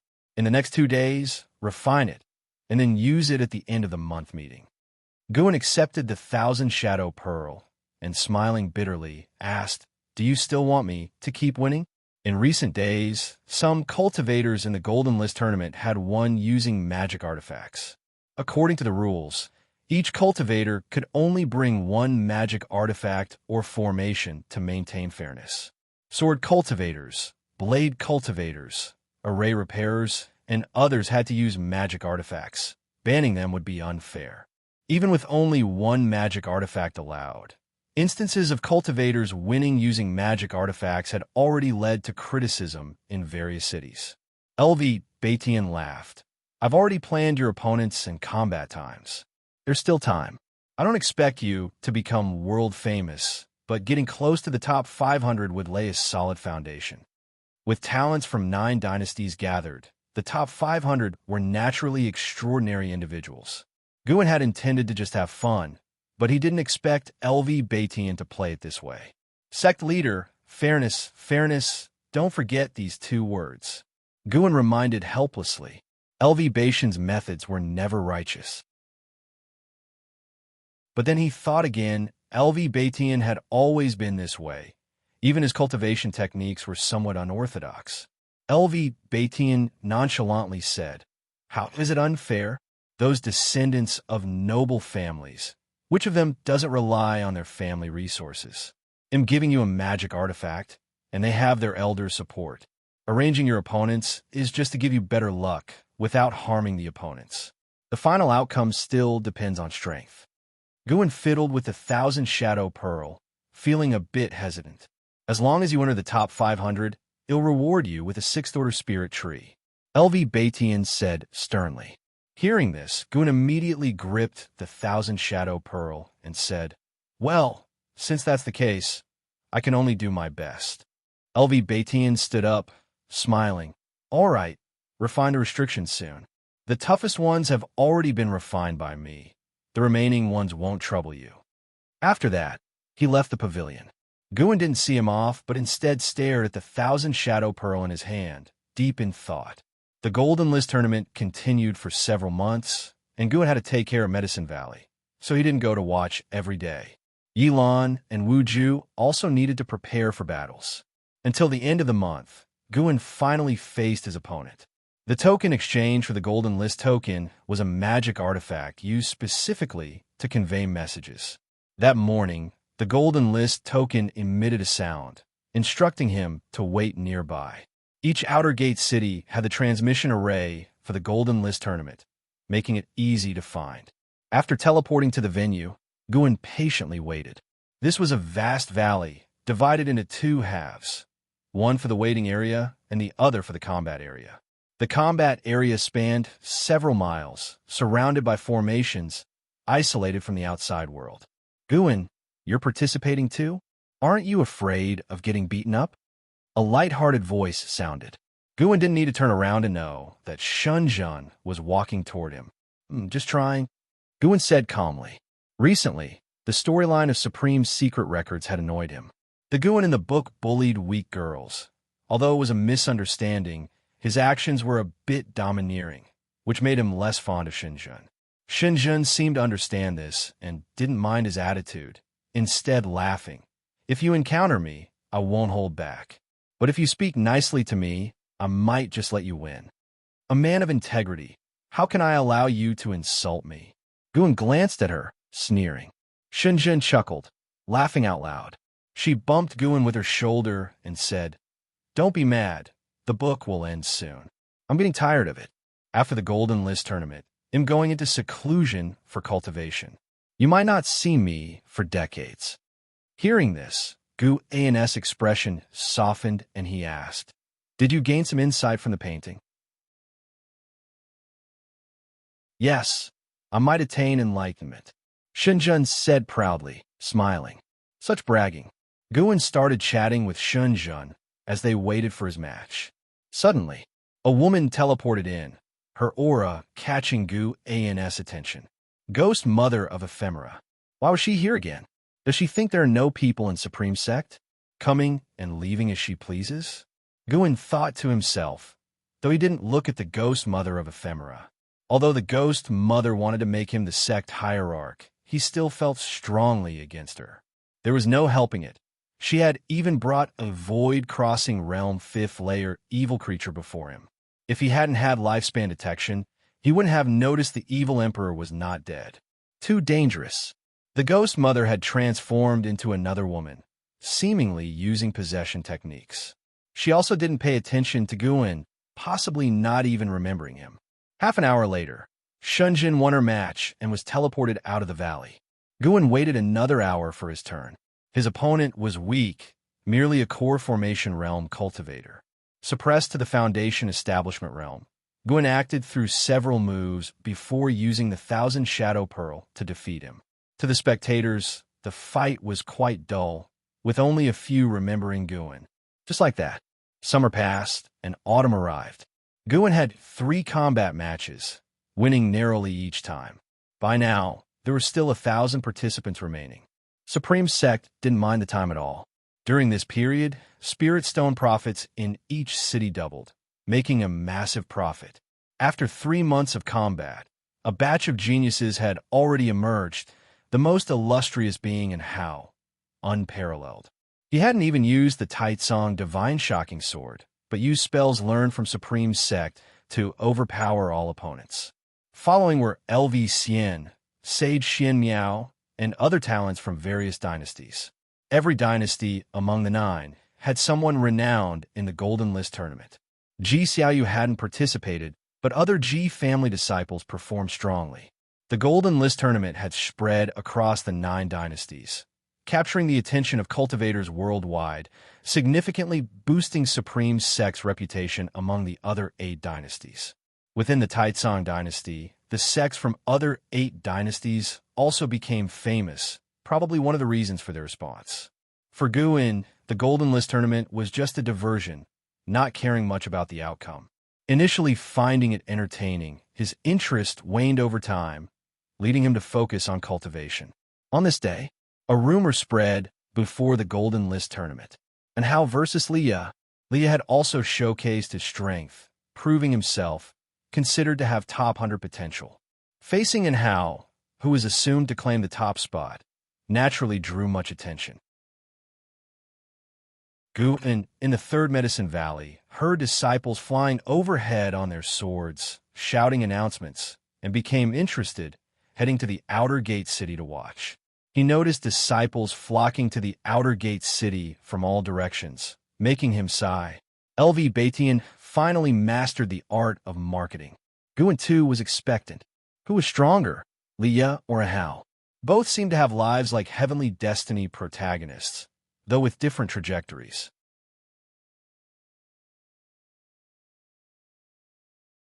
Chapter 129. How do you also know the Taicang Divine Shocking Sword? At the combat arena, Leah, dressed in black, slowly took the North Sea heavy sword off his back. His expression was stern, his gaze fixated on the figure 100 feet away, eyes full of battle intent. His opponent was none other than Hao. And Hao stood tall, dressed in splendid blue robes, a gold-thread purple belt, his long hair coiled beneath a silver crown inlaid with a golden phoenix. He was adjusting his wrist guard, which was crafted finely. A breeze stirred the black locks at the sides of his cheeks. His smile was radiant. He raised his chin slightly, looked down on Leah, and said with a chuckle, "Previously, you relied on the weight of that sword to defeat your enemies. This time, your opponent is me, so don't think you can hide your strength." Leah asked, "And how old are you this year?" And Hao answered, 40. Why? 40 years old, at the 9th layer of core formation. Leah fell silent, just hearing that invoked jealousy. He took a deep breath, raised a North Sea heavy sword, and said, "Then let me see the prowess of the Supreme Sect's #1 genius." As his words fell, he stepped forward, and in 3 steps, he was slashing it in Hao, the heavy North Sea heavy sword raising a gust of wind. And Hao used his right hand, 2 fingers forming a sword chi emanating from his fingertips, countering Li Ya's sword moves. Sword lights flickered, sword chi sword, their figures intertwined, engaging in a fierce and swift battle, drawing waves of cheers from the Outer Gate City. Guan stood on the eaves, looking up at the fight. Wuju suddenly appeared beside him. Also gazing up at the light screen, he marveled, "These two are incredible." "Of course, they're the renowned geniuses of the Supreme Sect," Guan replied. Both in Hao and Liu were in the core formation realm. But the battle they demonstrated was far more exciting than other core formation geniuses' battles. Liu's force was huge and powerful, like he could split mountains and rivers.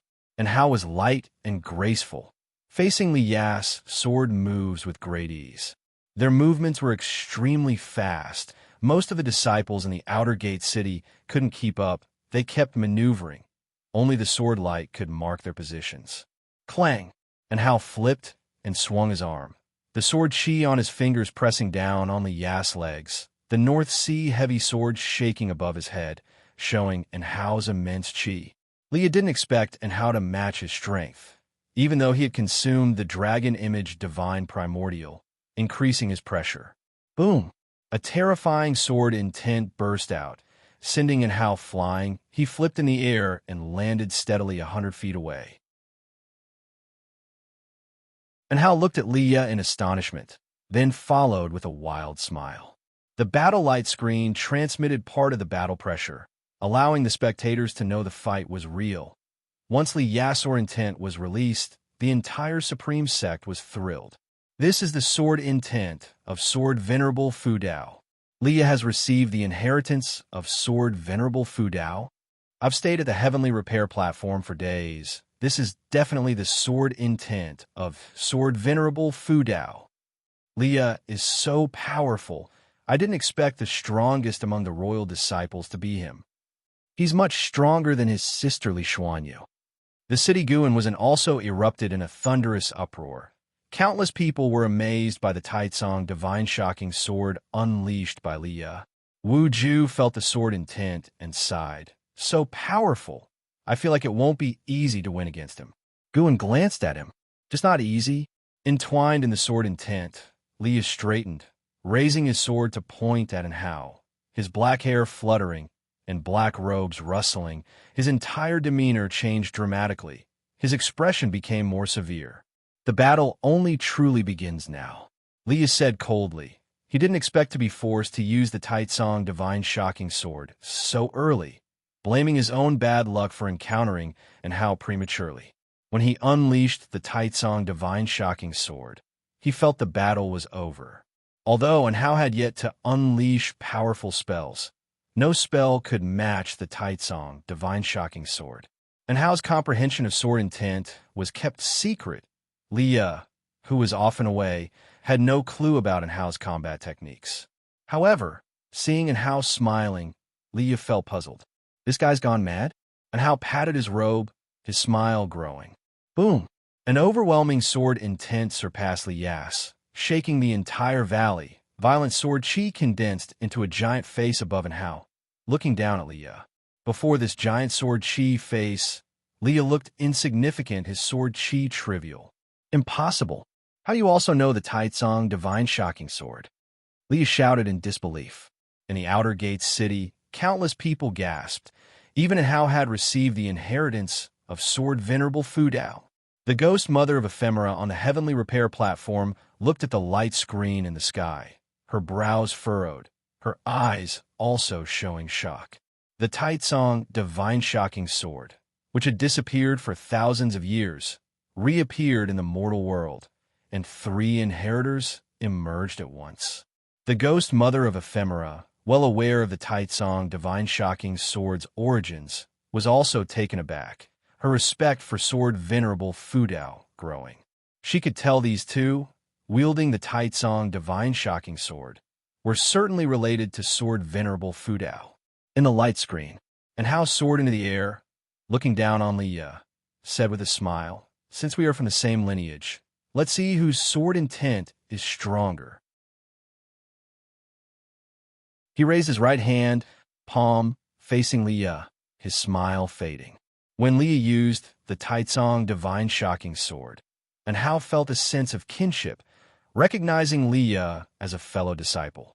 But even among brothers, he would not hold back. Hao was born to be the strongest. All opponents must submit at his feet. Hao's eyes focused. The giant sword chi face's eyes widened. Countless sword shadows shot out like a river of stars, unstoppable. Liu gripped his sword with both hands, slashing down with his strongest sword move. He gritted his teeth, his face twisted, and shouted in his heart, "I cannot lose." The two sword intents collided, sword light enveloping the whole city. Wu Ju's face was lit up by the sword light. He was stunned. "And how is so strong?" "And not a match," Wu Ju murmured. If his opponent was Liya, he might have some confidence, but in Hao's strength left him feeling hopeless. Guan watched the battle with a blank expression. The progress of Hao and Liya pleased him, but knowing Liya would soon be seriously injured dampened his mood. He even suspected LV Batian purposely orchestrated this, as LV Batian always disliked Li Xiandao, so he arranged for Hao to target Li Zuando's favorite son. Regardless, Li Ya's journey ended here, not even breaking the top 500. After a few breaths, the sword's power dissipated. The ground shattered. Liya lay there covered in blood, his black robes torn apart, no strength left to stand up. The winner is Hao from the Taicang Dynasty's supreme sect. As the elder announced the result, the entire city burst with excitement, praising Hao's might. Previously, Hao had never displayed such powerful sword techniques, but always defeated his enemies with ease. This time, everyone witnessed Hao's sword chi and spiritual power, looking nothing like a core formation cultivator, more like a nascent soul cultivator. Guan looked at Wu Ju and said, "If you face Hao, do not confront him head-on. In the same realm, anyone facing Hao would be eliminated. Even multiple path enlightenments couldn't help Wu Ju against him. Among all the participants, likely only Guan could defeat Hao, but he had no intention to, and LV Batian wouldn't allow it to happen." "You too," Wu Ju muttered. Guan smiled. This kid was interesting. The news of Hao receiving the inheritance of Sword Venerable Fu Dao spread like a whirlwind, sweeping across the immortal cultivation world. As for the defeated Liya, many thought he only comprehended the sword intent at the heavenly repair platform, and was not the true inheritor of Sword Venerable Fu Dao. Though both wielded the Taicang Divine shocking sword, his sword intent paled compared to Hao's famed sword, while Liya was quickly forgotten.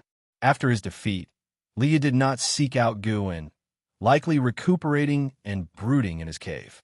10 days later, in Tinya Valley, Guan met Li Xiandao.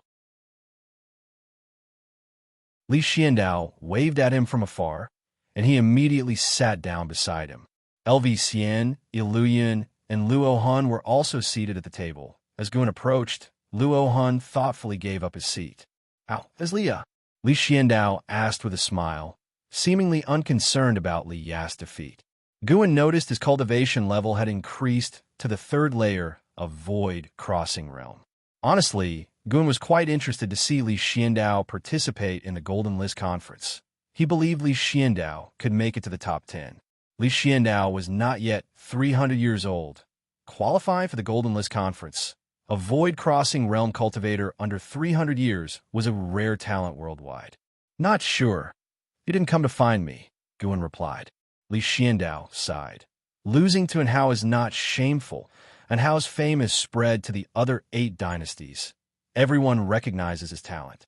Setting aside strength, just by his advancement speed, Hao was unmatched. Xianxia had reached the core formation at 40, thinking her talent supreme, but at 40, Hao could already form his nascent soul. The only reason he hadn't was because of the Golden List Conference. A 1st-layer nascent soul, Hao facing a 9th-layer nascent soul top talent might win, but would be exhausted. But dragging the opponent down to the 9th layer of core formation realm eliminated any suspense. Guan nodded, Hao is truly formidable. Senior brotherly just had bad luck. LV Xian snorted. "No worries, he'll avenge Liya." He had participated in 3 fights. No one had lasted 10 moves against him. Li Xiandao looked at Guan and said, "I've sent your disciple Yiyan to cultivate at the 3 Pure Ones mountain of the Taicang Dynasty. When he returns, he'll be transformed." Yiyan? Guan thought of the disciple who held a spear all day, not expecting such an opportunity for him. Of course, he understood Li Xiandao was giving him a hint. Without his arrangement, Yiyan would never have such a chance. "Thank you, uncle," Guan said immediately. Li Xiandao then said, "Do you think if I could enlist Sword Venerable Fu Dao, I could secure the throne? Guan replied, without him, you can also secure it. Li Xiandao laughed. Yun and Xian didn't laugh. They agreed. Li Xiandao restrained his laugh and said, I found out whose sword Venerable Fu Dao is.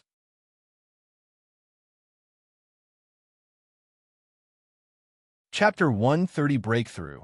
Midnight Battle. Who is it? It was not Guan who asked, but Xian. Yun also looked at Li Xiandao with curiosity. Sword Venerable Fu Dao's reputation was too great, and some even considered him the #1 cultivator of the Taicang dynasty. Li Zuando's mouth curved up as he said, he has a close relationship with Liya. Upon hearing this, Guan's heart trembled. How'd he guess this far? Xian frowned tightly and asked, Liya, what kind of relationship? Li Xiandao shook his head and said, I cannot divulge the specifics, lest we offend the elder. Elder? Guan let out a sigh of relief. Then, Li Xiandao began to discuss other talents who gained fame at the Golden List Grand Assembly. He highly praised the Supreme Sect for hosting the assembly, thinking that Beitian had become enlightened and was no longer as foolish and domineering as before. They chatted for an ancient hour before Li Xiandao finally released Gu into work. This time he had brought high-ranked saplings, which greatly interested Guan. The grade and rank of the medicinal herbs in Xianxia Valley were continuously improving, indirectly proving that Li Zuando's power was growing. Though the herbs in Xianxia Valley belonged to Li Xiandao, Guan could harvest an endless stream of lifespan from them, so he hoped for Li Zuando's continual success. Yes, and also wished Beitian well, so everyone could get along harmoniously. In Immortal Cultivation, temporary victories and defeats did not matter. The real winner was the one who lived the longest. In late autumn, Guan narrowly made it into the top 500 of the Golden List Grand Assembly with the help of the 1,000 Shadow Pearl. For the upcoming matches, he was prepared to lose. Although he repeatedly achieved victories, Guan did not build a reputation due to the difficulty of his wins, the unattractiveness of the battles, and the anonymity of his opponents. At noon in Mystic Valley, Guan was instructing Yilan in the primordial reincarnation skill. Yilan had already been eliminated, but was not disheartened and was instead more determined. The two of them conversed for several ancient hours, during which Yilan's many questions about the primordial reincarnation skill were resolved. Senior brother, your achievement in this skill is really high. It seems you have been secretly practicing it diligently. No wonder your cultivation level hasn't increased, Yilan remarked with admiration. In her heart, she grew even more respectful of Sword Venerable Fu Dao, who was not only formidable in Sword Dao, but also mastered such a miraculous skill. She now believed for sure that Sword Venerable Fu Dao was Guan's mentor, as Guan had taken the Qing Hong sword to find Sword Venerable Fu Dao to save her. She had once suspected that Guan himself was Sword Venerable Fu Dao, but the cultivation realm displayed by Sword Venerable Fu Dao was too high, and Guan's age did not match. Guan did not refute, as this explanation was perfect. He raised his right hand and conjured over a storage bag, handing it to Yilan. Take this back and train well. Yilan did not check the contents and instead fastened the storage bag to her belt, then stood up. By the way, senior brother, keep your distance from senior brother Liya for a while. The upper echelon is currently investigating all disciples of the Li family within the sect, with unclear intentions but undoubtedly no good purpose. Guan looked puzzled, but nodded as he rose to see his junior sister off. The investigation of the Li family disciples within the Supreme Sect did not concern Guan much, as this was not the first time such a thing had happened. Though the Supreme Sect was the leading righteous sect of the Taicang dynasty, internal strife was never-ending.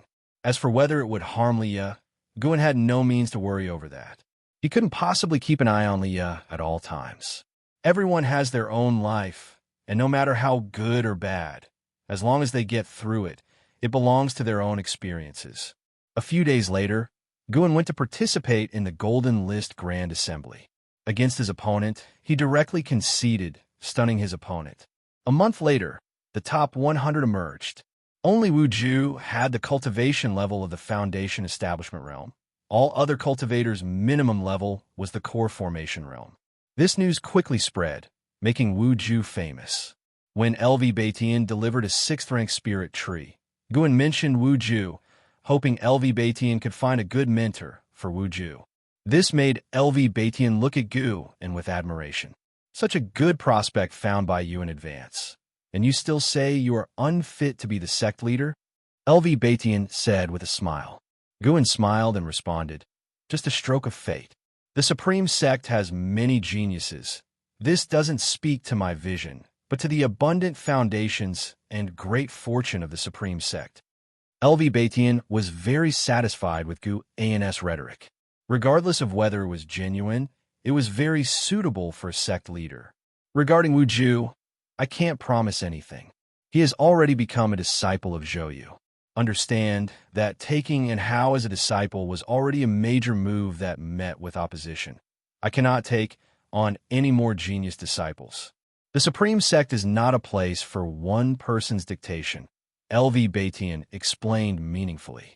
Zhouyu, one of the Supreme Sect's venerable pavilion, had more power than the Hall of Elders. Becoming his disciple meant Wuju had a limitless future. Guan then thought of that true inheritor-disciple who was not in a mentor-disciple relationship with LV Baitian, effectively counterbalancing him.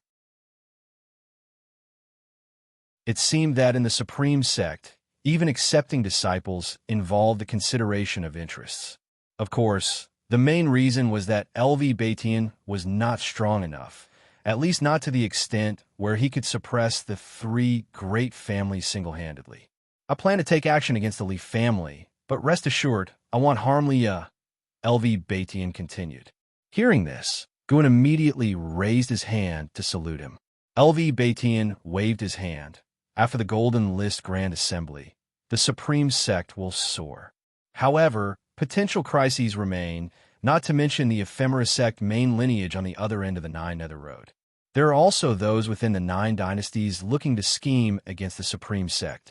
To avoid unnecessary trouble, I will visit your Medicine Valley less often. Do not indulge any further. Practice diligently, understand? He felt somewhat helpless as he spoke these last words.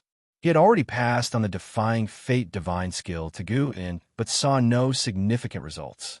Guan nodded and said, I will manage Medicine Valley well and not disappoint the Supreme Sect. Hearing this, LV Baitian gave him a final glare before rising to leave. Guan hurried to see him off. Heavy snow had already blanketed the 3rd Medicine Valley, and the flying snow threatened to engulf everything. LV Baitian's figure soon vanished into the vast snow. Time flew by. Another Chinese New Year arrived, and the Golden List Grand Assembly concluded the day before Chinese New Year. In the evening, Guan went to Mystic Valley to spend the festival with the disciples. Xianxia had just returned from the Outer Sect and was discussing the Golden List Grand Assembly rankings with the disciples. After the assembly, the Supreme Sect would publish a book recording the life stories of the top 100, symbolizing authority in a way. Winning first place was in Hao, without any suspense. The second place was not LV Xian, but Sage Xian Miao from 3 Pure Ones Mountain. The duel between Sage Xian Miao and Hao had become legendary, and the name of 3 Pure Ones Mountain reverberated throughout the Taicang dynasty. LV Xian ranked 3rd and was likely depressed. The rest were mostly aristocratic geniuses, with the Zhou, Gu, and Ji families occupying 30% of the top 100. The dominance of the 3 great families was evident. Wuju, with his foundation establishment realm, made it into the top 20, but was severely defeated by Hao when they met, although he had proven himself and became a bona fide genius. Sitting down, Guan listened to the disciples excitedly discuss the Golden List Grand Assembly, showing an interested look. The disciples also flattered him, feeling honored that he made it into the top 500. Master, I have to go out on a mission tomorrow. It might take 2 or 3 years before I return. Xianxia, sitting beside Guan, spoke while Guan's thoughts drifted away. The high-rank medicinal herbs in the Mystic Heaven Cave Mansion should be ripening. 7 days after the Chinese New Year, Guan went to the Mystic Heaven Cave Mansion that night. After harvesting the ripened medicinal herbs and gaining nearly 20,000 years of lifespan, he began sowing seeds again. After years of management, the Mystic Heaven Cave Mansion was filled with medicinal herbs, all of at least 4th rank. They were now continuously providing him with lifespan. With the current medicine valleys alone, Guan saw the gate to a lifespan of millions of years approaching. He had already started pondering about breakthroughs. Reaching the Mahayana realm almost drained the spiritual energy of the North Sea Mountain. So the next breakthrough must be in a place with more spiritual energy. For the next breakthrough, Guan needed at least 5 million years worth of lifespan. He was eager to see what realm he could reach.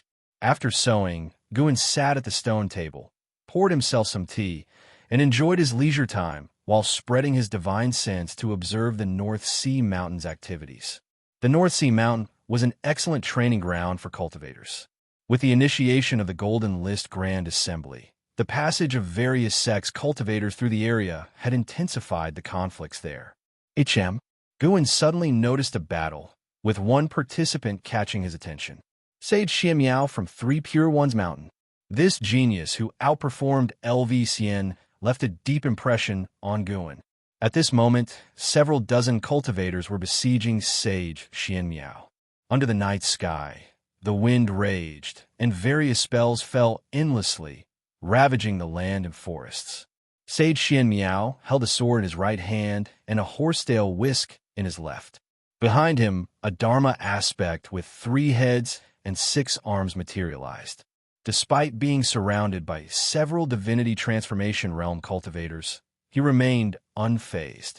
This 3-headed, 6-armed Dharma aspect contained spiritual power far exceeding that of Sage Xianxia, and its 6 arms could cast different spells. An impressive divine skill. Guan sipped his tea while appreciating the battle. Those dozens of cultivators were no match for Sage Xianxia, but a void-crossing realm great cultivator was lurking in the shadows, making Sage Xianxia's situation dire. Guan had no intention of intervening, as he had no interest in others' grudges and feuds. Even if Sage Xianxia died there, it would only show that his chief fortune was insufficient. Guan saved only those connected to him. 30 minutes later, the hidden void-crossing realm great cultivator made a move, launching a sneak attack that shattered Sage Xianxia's Dharma aspect, causing him to vomit blood and be flung into the forest. Seeing this, the injured divinity transformation realm cultivators heaved sighs of relief and then praised the void-crossing realm great cultivator. Just as Guan thought Sage Xianxia was doomed, he sensed something and raised an eyebrow. In the forest where Sage Xianxia had fallen, a strong wind arose, uprooting trees and sending them into the night sky. Sage Xianxia sat in the ruins, surrounded by azure runes. These runes emitted beams of azure light, which gathered above him to form a grand door. The door slowly opened, releasing a desolate aura that caused the void-crossing realm great cultivator's face to change drastically as he turned to flee. "Where are you running?" An ancient voice echoed across the heavens and earth.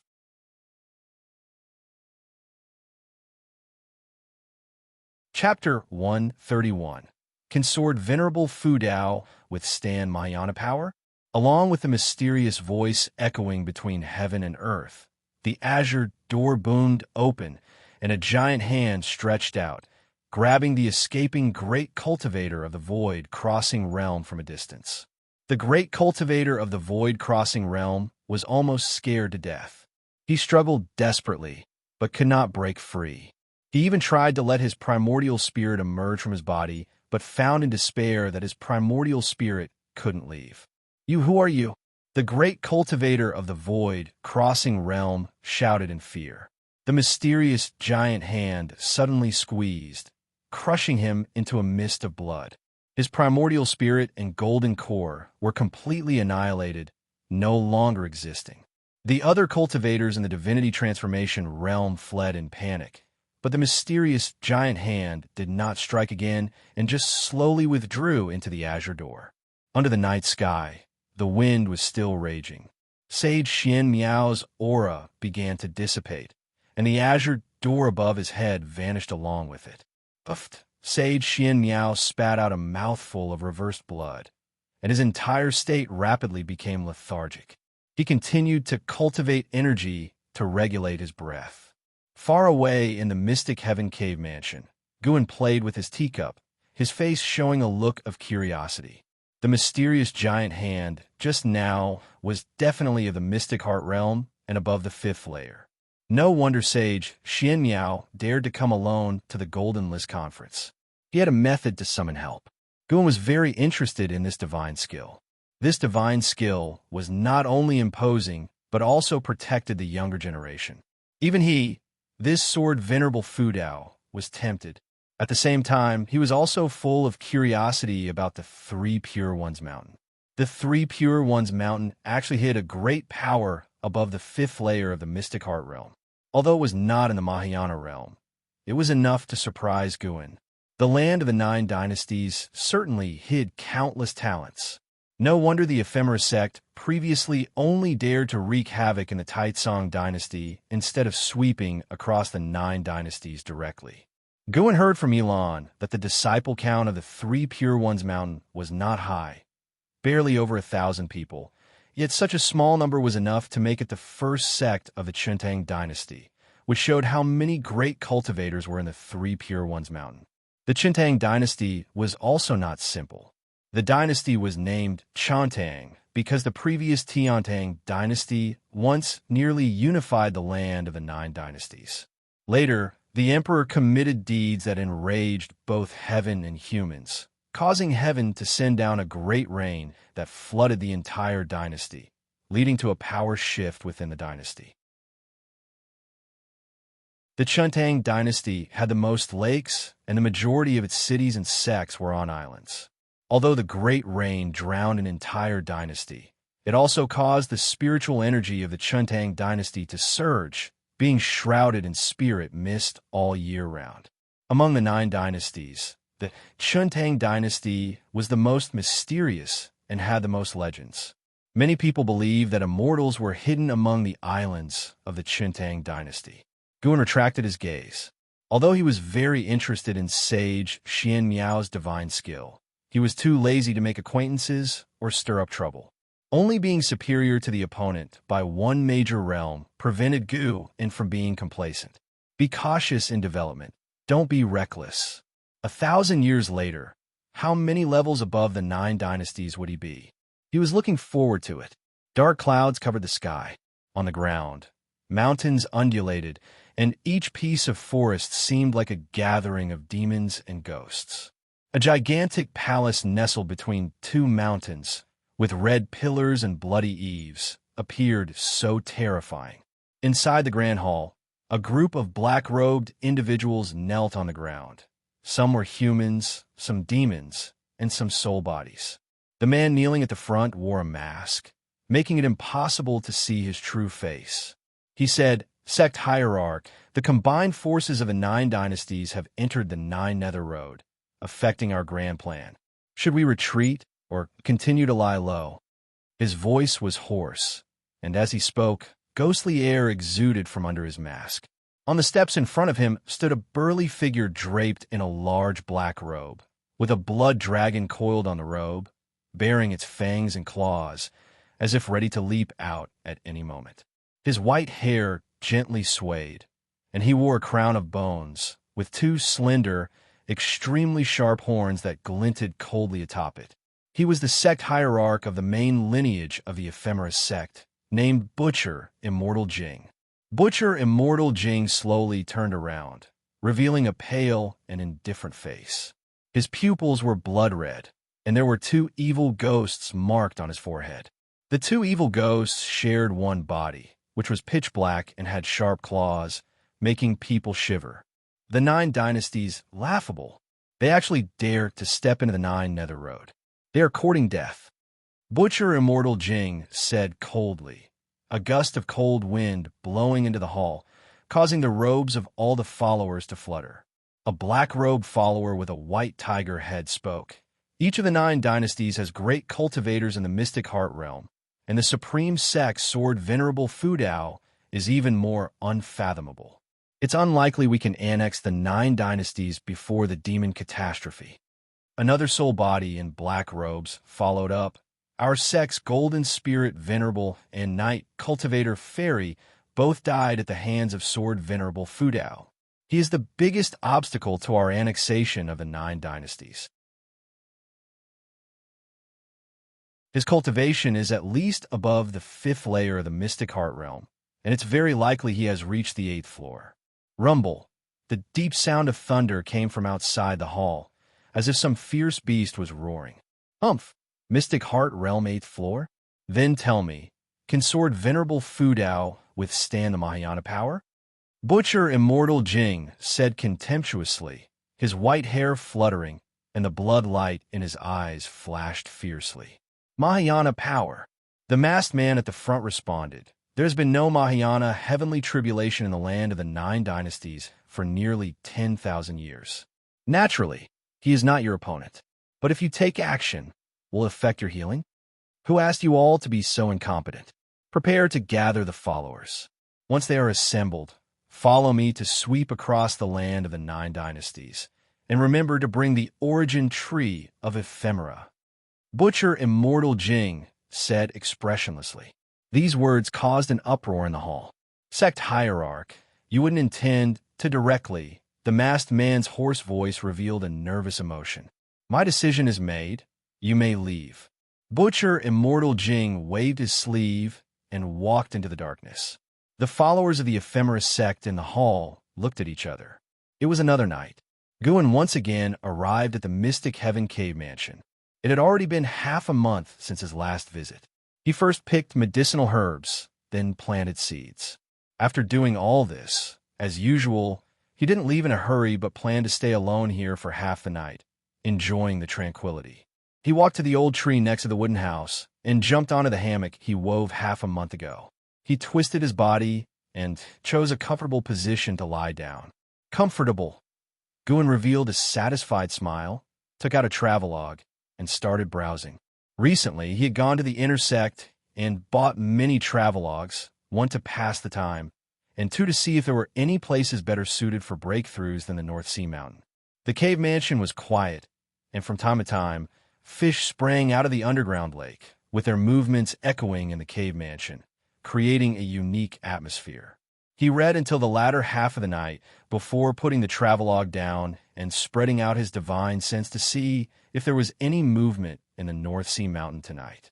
Every time he came, he would overlook the North Sea Mountain, which had become a habit. Soon, Guan was attracted by Sage Xianxia. This guy still hadn't left. He saw Sage Xianxia building a simple monastery in a deep mountain, inside which, besides Sage Xianxia, there was also a young boy. What was he doing? Guan looked carefully and saw Sage Xianxia meditating in front of a large cauldron, with wisps of green smoke rising from the top of his head. And that boy was practicing in the nearby hut. The boy was actually a demon, with a foxtail growing. Interesting. Guan watched for a while, and then retracted his gaze. When dawn was about to break, Guan returned to Mystic Valley. In the blink of an eye, half a year quickly passed. At the end of summer, after a heavy rain, Mystic Valley was very muggy. On this morning, Leah came to visit Guan, once again entering through the window. Guan had to cooperate with him to pretend to be startled. Look at your timid look. You are at least in the top 500 on the golden list. Leah snorted softly after landing. Guan got up to greet him and said, my being in the top 500 was just luck.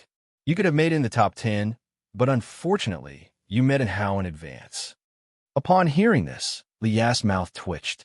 He suspected Guan was deliberately pricking him, but seeing Guan's expression of regret, it was hard to retort. Little did he know, Gu did it on purpose. He stepped on my window sill again. Leah walked to the desk, pulled out a chair, and sat down. He said, I am leaving. Where to? How long? Guan asked casually, then walked to the tea set and started brewing tea. Leah replied, Father Emperor wants me to go to Three Pure Ones Mountain in the Chentang dynasty for training. It will probably take decades to return. Again, the Three Pure Ones Mountain.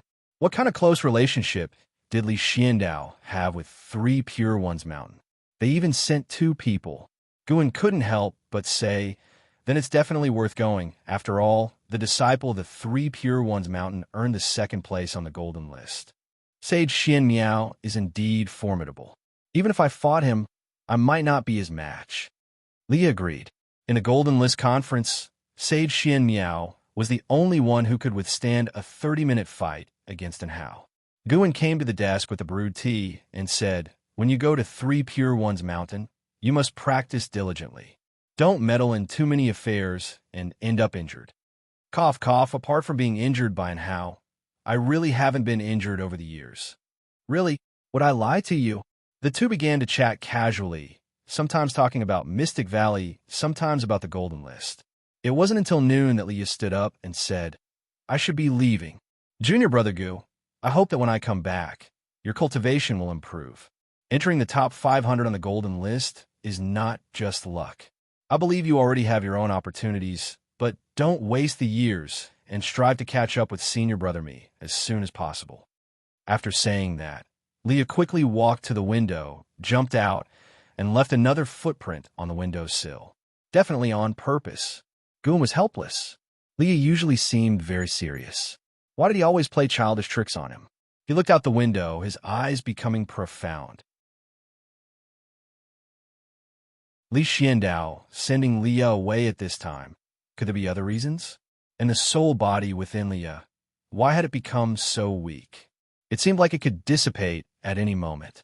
Guan shook his head, unable to figure it out. He decided not to bother thinking about it. Until nightfall, Guan once again arrived at the Mystic Heaven Cave Mansion. As he was about to pick medicinal herbs, he couldn't help but frown. Why was Sage Xianmiao around?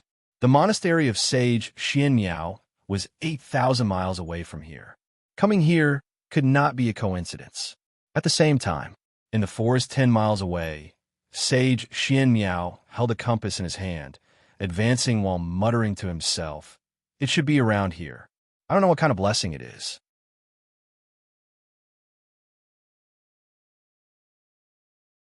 Chapter 132 Mountain God, Ill-Fated Relationship. Guan heard Sage Xianmiao's muttering, which left him silent. Did he come seeking fortune and find my home? His gaze fell on the compass in Sage Xianmiao's hand, curious about what kind of treasure could locate fortune, far surpassing his white spirit rat. Since the appearance of the mystic pure tree, the white spirit rat had been napping all day, no longer venturing out to search for treasures, essentially becoming useless.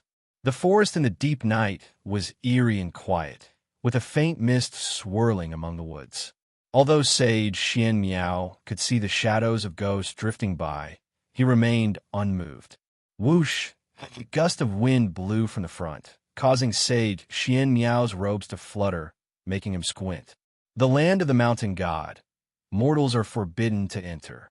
A mysterious and ethereal voice emerged, causing Sage Xianmiao to halt his steps. He looked around, unable to detect the speaker's presence, not even with his divine sense. Sage Xianmiao was certain he hadn't misheard, so he cupped his hands and said, This humble Taoist hails from Three Pure Ones Mountain of the Chentang dynasty, a sole disciple of the Taicang lineage, Li Xuanmiao.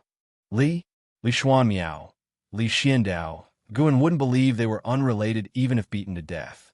The name Three Pure Ones also made Guan think of the Three Pure Ones in Wuxia's Taoist myth from his previous life, wondering if there was any connection. It should be unrelated. Otherwise, writing Investiture of the Gods would have already caused trouble. Perhaps the Tao of the Three Pure Ones illuminates myriad heavens, showing signs of Three Pure Ones in both this world and the Huaxiao world. Guan's thoughts raced, not answering immediately. Sage Xianmiao continued. This humble Taoist seeks fortune, wondering if I might have the honor of meeting the mountain god.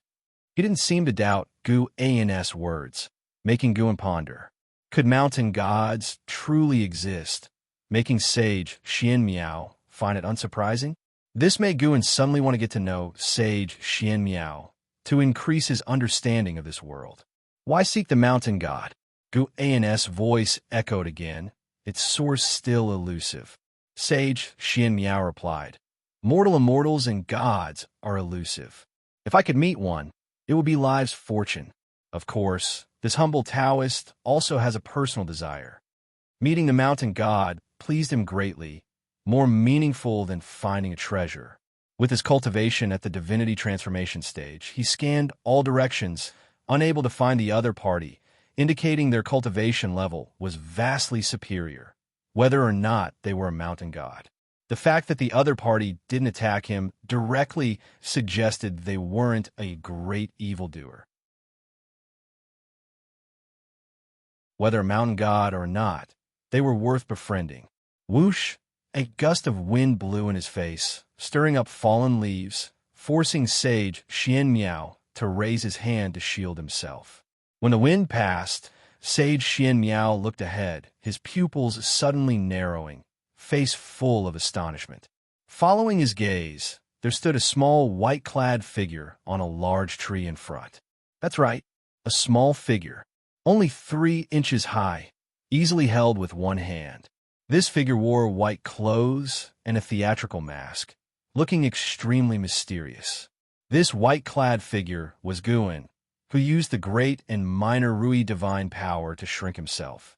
Great and Minor Rui was a divine power awakened through the primordial Rui skill. His energy concealing skill evolved from the energy nurturing skill. Sage Xianxia immediately knelt on one knee, raising his hand in salute, saying, Li Xuan Miao pays respects to the mountain god. He could feel this wasn't an illusion. It was his first time seeing such a small person, making him instantly believe the other was a mountain god. After all, he had never seen either spell or divine power that could shrink a person, only spells that drew people into small spaces. Guan leaped on the branches, reaching the branches and to overlook Sage Xianxia, asking, What is the treasure in your hand? He cast a lifespan detection. Sage Xianxia, Divinity Transformation Stage, 5th level 198/900/4500, 4,500 years as his maximum lifespan, a bit inconsistent with his performance. The legacy of 3 Pure Ones mountains seemed strong. Sage Xianxia hurriedly replied, This is a treasured family heirloom of my 3 Pure Ones mountain passed down through generations.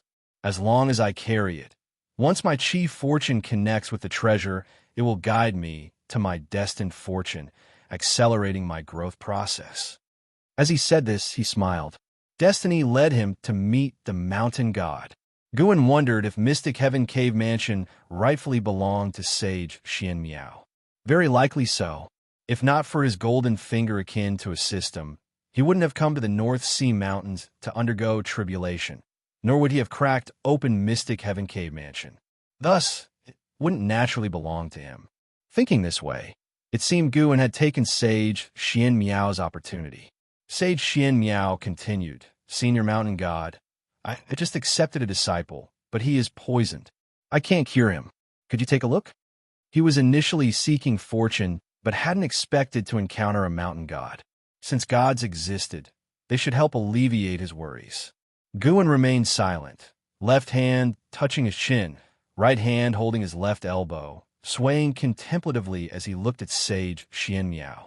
Sage Xianxia understood, his right hand flipping to reveal a lingji in his palm, which he offered with both hands, saying this is a 6th grade Earth Spirit lingji, hoping the mountain god likes it. Guan lifted a hand to capture the lingji in his grasp. This Earth Spirit lingji was larger than his entire body, making him look quite comical as he held it. Sage Xianxia didn't find it amusing. Rather, he found it endearing. The behavior and thoughts of immortals and gods shouldn't be speculated or defined by mortals. Bring your disciple here at this time, tomorrow night, Guan said. Sage Xianxia immediately expressed his gratitude. When he raised his hand again, Guan had already vanished. He smiled, getting up to leave without pressing forward, which made Guan feel satisfied. At the very least, Sage Xianmiao didn't seem like a deeply scheming or overly calculative person. When Guan had previously inspected Sage Xianmiao, he had seen his demonic disciple and identified the type of poison in him. Fortunately, he could cure it. Once Sage Xianmiao was far away, Guan returned to the 8 scenic caves to begin alchemy.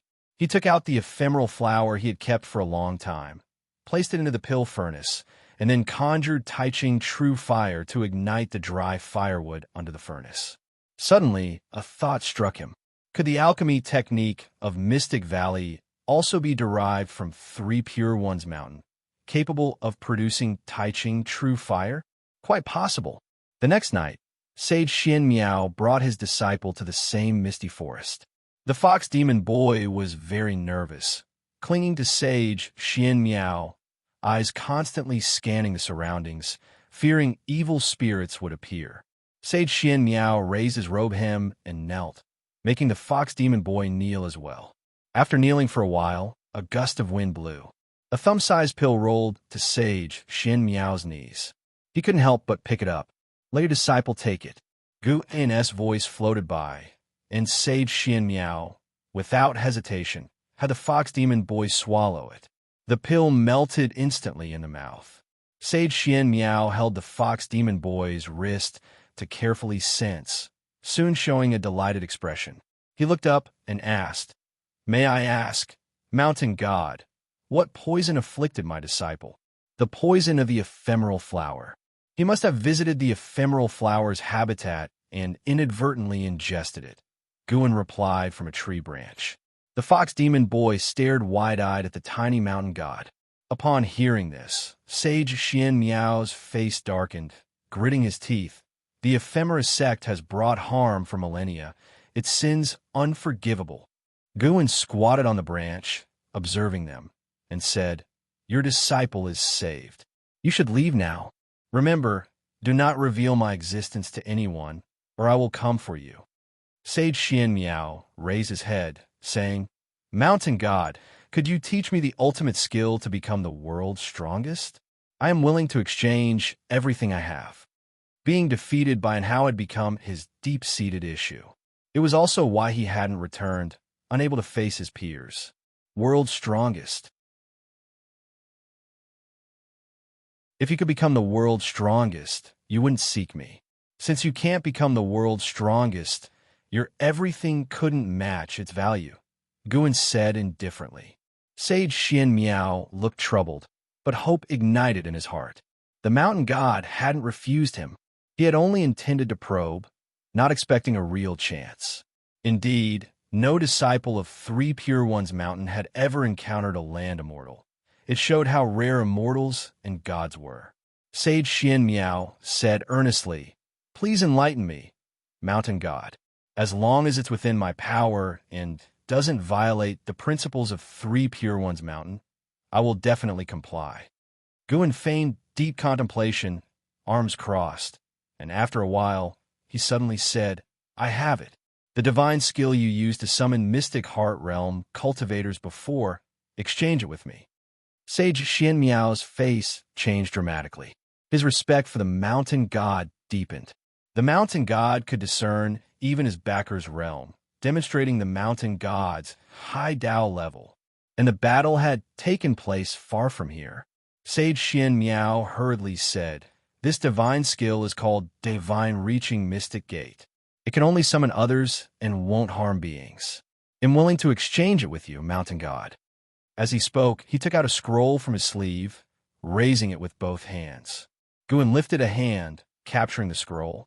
After a brief scan with his divine sense, confirming its authenticity, he waved his right hand. A book swiftly landed before Sage Xianmiao. The 9 Extremes, Yin-Yang Body. Sage Xianmiao's eyes lit up on seeing those 5 words. Guan would eventually cultivate the 9 Extremes Yin-Yang Body, so he didn't mind teaching it. Moreover, this technique originated from the Thousand Autumn Pavilion. He wanted to see how many years it would take Sage Xianmiao, with his talent, to master the 9 Extremes Yin-Yang Body. Sage Xianmiao picked up the secret book, began reading, while Guan wasn't in a hurry, putting away the divine-reaching Mystic Gate scroll into his storage bag. After reading for a while, Sage Xianxia's hands trembled. He suddenly closed the book, tucked it away, and then took out wooden boxes from his storage ring, a total of 7. He said, "This ultimate skill is stronger than divine-reaching Mystic Gate. I can't take advantage of you. These are seeds of 7th grade heavenly materials and earthly treasures, gifts from various dynasties to me. I intended to use them to enhance my cave, but now I offer them to you. Consider it." Gu An's impression of Sage Xianxiao improved. He lifted a hand, the 7 wooden boxes adhering to the tree trunk beside him, saying, "You may leave now." Sage Xianxiao immediately kowtowed, making the fox demon boy kowtow as well, and then led him away without lingering. Guan watched their departing figures, silently lamenting, "What a fateful encounter." He wasn't referring to his and Sage Xianxiao's, but rather Sage Xianxiao's and the fox demon boys. He couldn't resist casting another lifespan detection. Underworld Fox Demon, Energy Cultivation Realm 4th Layer 14/999/14,000. This maximum lifespan was identical to the Underworld Demon Emperors, and both carried the name Underworld, implying a definite connection. Guan even suspected this boy might be the Underworld Demon Emperor.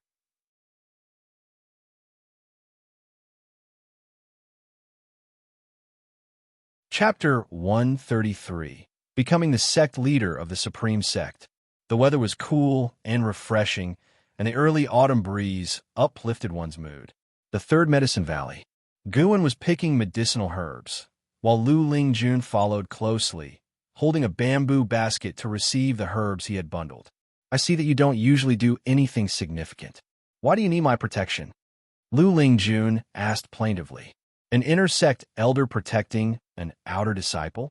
If word got out, it would bring shame to the inner sect elders of the Supreme Sect. "I usually don't trouble you much either. You enjoy the benefits of an inner sect elder and can cultivate under the mystic pure tree. Many elders envy you," Guan said carelessly, unable to suppress a smile at the corner of his mouth. Currently, they were harvesting 6th grade medicinal herbs, each of which could bring 60 to 100 years of lifespan. It's indeed satisfying to plant and harvest herbs. Killing a cultivator in the unification realm would most likely only yield a similar lifespan, but would involve grudges.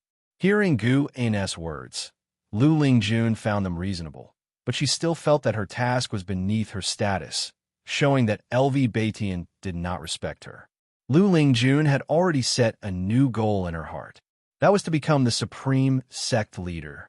Since LV Batian had bound her and Guan together, she had to establish a better relationship with Gu and had many advantages, and the high-rank medicinal herbs from this valley were enough to give him considerable influence. In the future, she would protect Guan, then use his herbs to attract people, establishing a power group centered around them both, and gradually work towards her goal. Thinking of this, Lu Lingjun suddenly smiled like a blooming flower. Guan happened to catch this scene, and goosebumps immediately rose all over his body. "What kind of expression is that? Are you scheming against me?" Guan asked warily. Lu Lingjun, with a gleeful expression, said, "How could I be scheming against you? You are my valley master. Without you bridging connections, could I have today's treatment?" Cough, cough. Now I don't even limit your cultivation time under the tree. The current benefits are much better, aren't they? After all, there are few 7th grade treasure trees in the Supreme Sect. Guan gave a fake cough and continued picking herbs after speaking. Yes, you're right. Anyway, I owe you a favor, and I'll return it in the future." "That's more like it." Lu Lingjun didn't disturb Gu An's work anymore. After the time of 1 incense stick, 30 minutes, the two returned. Along the way, Lu Lingjun asked, "Valley Master, do you want to improve your cultivation level? You can make it to the golden list, which shows that your aptitude is not bad. It's just that you don't usually like to cultivate." The higher Gu An's cultivation level, the more beneficial it would be for her grand plan. "Even if it's not bad, I am definitely not a genius. I made it to the list relying on magic artifacts. Don't try to persuade me.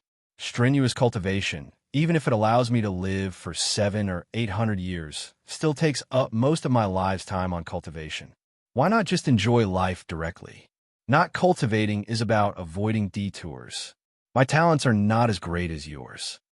Guan argued confidently, though for some reason, Lu Lingjun felt a trace of sadness. As an ascender, she had indeed seen many who spent their entire lives, but could not escape destiny. How many people had cultivated arduously all their lives, only to die in tribulation, in feuds, or from inner demons? Even for herself, recalling carefully, did she have as many happy moments in her life as the person before her? At this moment, Gu An's image in Lu Lingjun's mind shifted. Although Gu An had a low cultivation level, he had a kind of broad-mindedness and life perspective that was beyond the grasp of ordinary people. Lu Lingjun caught up with Gu An's steps and asked, "Valley Master, do you think I should learn from you?" "Learn from me? What a joke. Your realm has already proven your talent. In this world, life is about striving. Since my aptitude isn't good, I strive for the depth of life. With your outstanding talent, you should pursue the length of life." Guan said casually. He wouldn't let others follow his path, as he could see his lifespan, but others couldn't. His statement was just to hide his true strength, not to guide others. After hearing this, Lu Lingjun admired Guan even more. The two continued chatting while heading to the pavilion area. It wasn't until the evening that Guan arrived at the Mystic Heaven Cave Mansion. Half a month had passed since he exchanged divine skills with Sage Xianxia. Guan planted the 7 7th-grade treasures from Sage Xianxia in the Mystic Heaven Cave Mansion.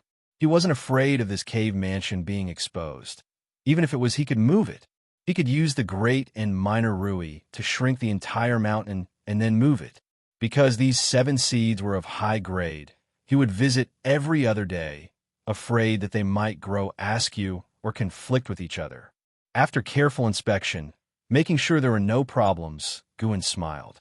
Currently, he was harvesting lifespan all year round, so traveling back and forth wasn't tiring for him, but full of interest.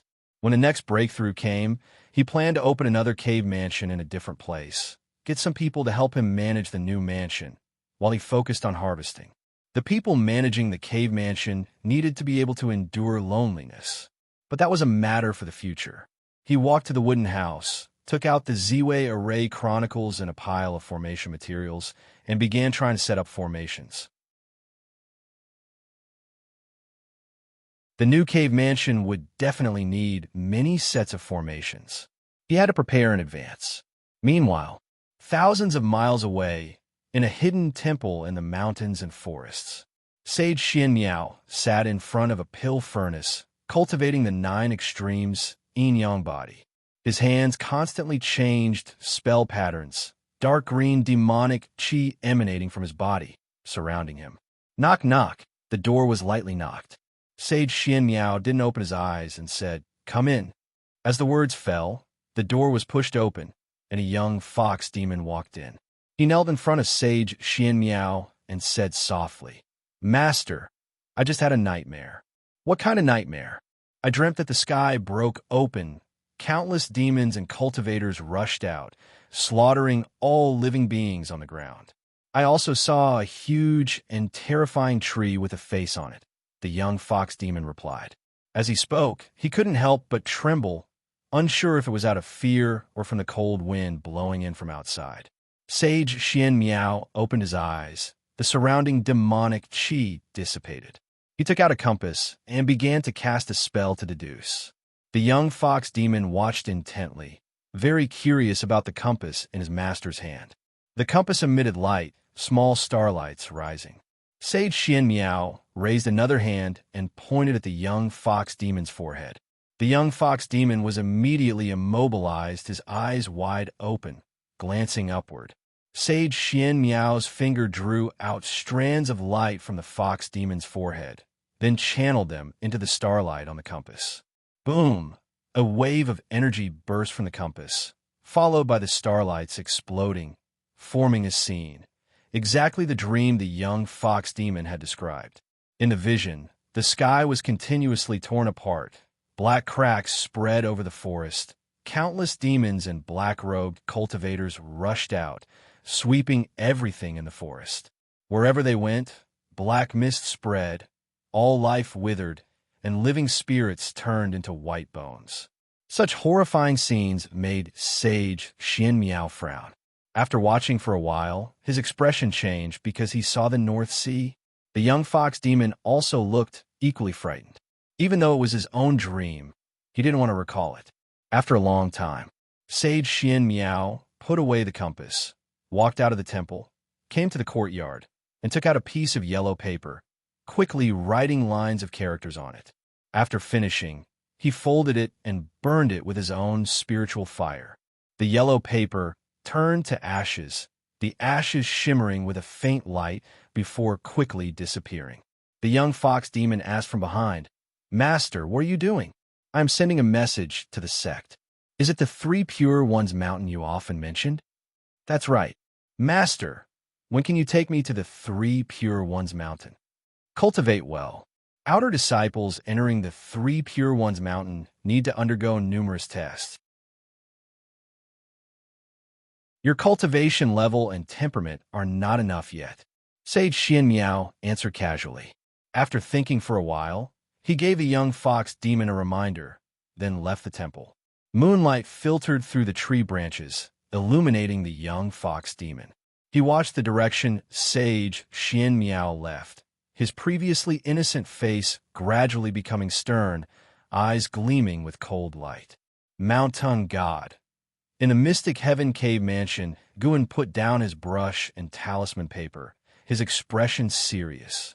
Underworld Fox Demon has developed hostility towards you and is apprehensive of your strength. Do you want to cast lifespan detection on them? Apprehensive? What level of hostility does this constitute? Should I kill them? Thinking of the Underworld Fox Demon's maximum lifespan of 14,000 years made him uneasy. Although demons have a much longer maximum lifespan compared to humans of the same realm, anyone who lived beyond 10,000 years is a formidable great demon. Guan looked up, using his divine sense to see Sage Xianxia approaching him. Better to meet Sage Xianxia first. After the time of one incense stick, Sage Xianxia arrived in the forest. He knelt on the ground and called out loudly, "Pindao has matters to seek audience with the mountain god." As the words fell, the mountain god appeared out of nowhere on a branch not far away, without any indication, making Sage Xianxia secretly admire the mountain god's vast divine skills. Before Guan could speak, Sage Xianxia took out the compass, casting spells and explaining his disciple's dream. Once the compass reenacted the dream, Sage Xianxia continued. The North Sea appeared in the dream, which might signify a calamity for the North Sea. Guan silently thought it was troublesome. It's again the ephemera sect.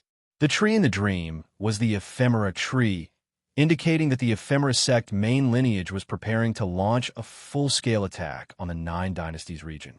How many ephemera trees are there?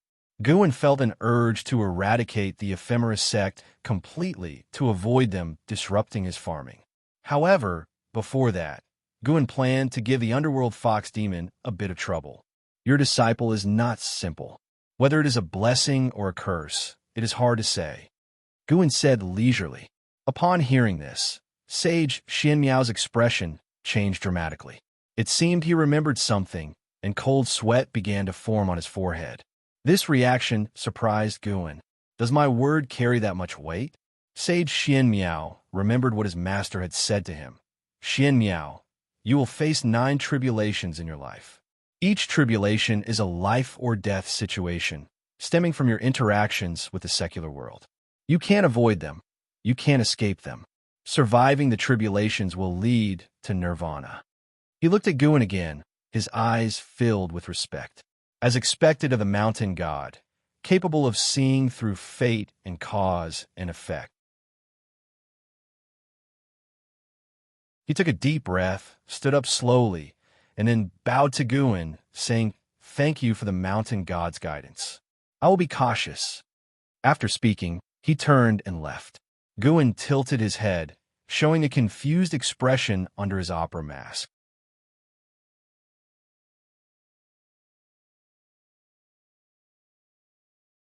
Chapter 134.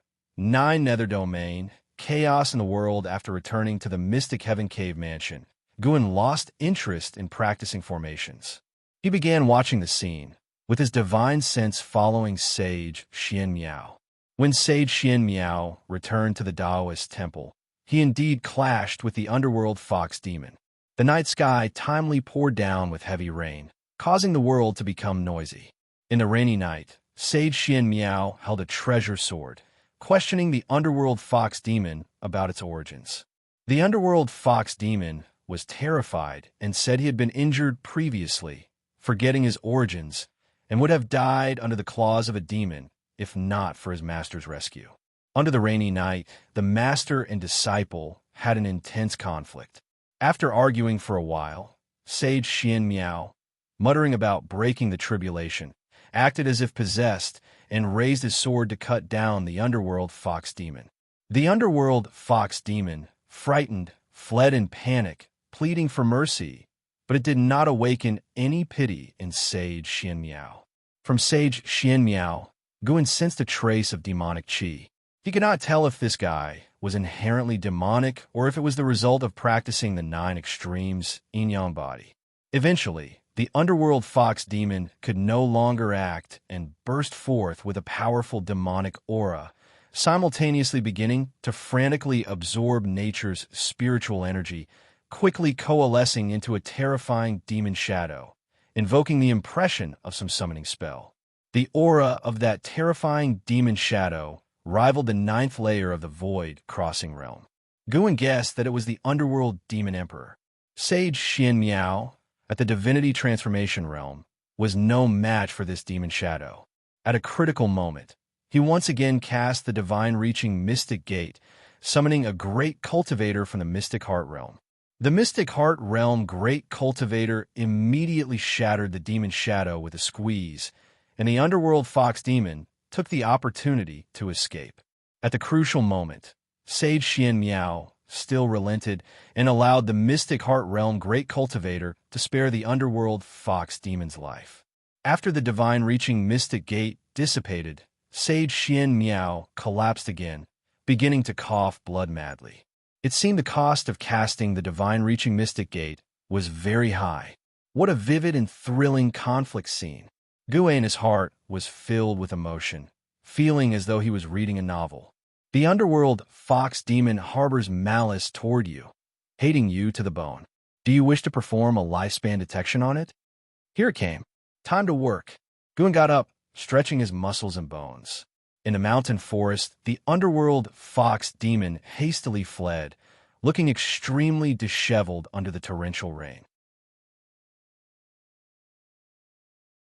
After escaping for an unknown amount of time, he stopped under a large tree, pressing against a wound on his waist. The rainwater soaked his long hair, and his face twisted with a grim expression. Mountain God! Damn it, I was so close to succeeding, the underworld fox demon muttered to himself, eyes full of killing intent. He did not believe in any mountain god. He suspected that person to be some sort of evil spirit. Regardless, whoever dared to ruin his plan to enter the Three Pure Ones mountain would face his revenge. Are you talking about me?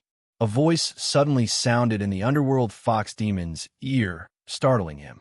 He reflexively turned his head, only to see a little figure in white with an opera mask standing on his shoulder. Before he had a chance to react, a terrifying divine sense surged into his soul. Oh, so you're here. When Guan's divine sense invaded the underworld fox demon's body, he discovered another primordial spirit hidden deep within the underworld fox demon soul. The underworld demon emperor. This guy was pretty impressive, able to escape the notice of a Mahayana cultivator. But unfortunately, he should not have harbored dark intentions. Guan began to perform the soul-capturing skill to extract the underworld demon emperor's memories.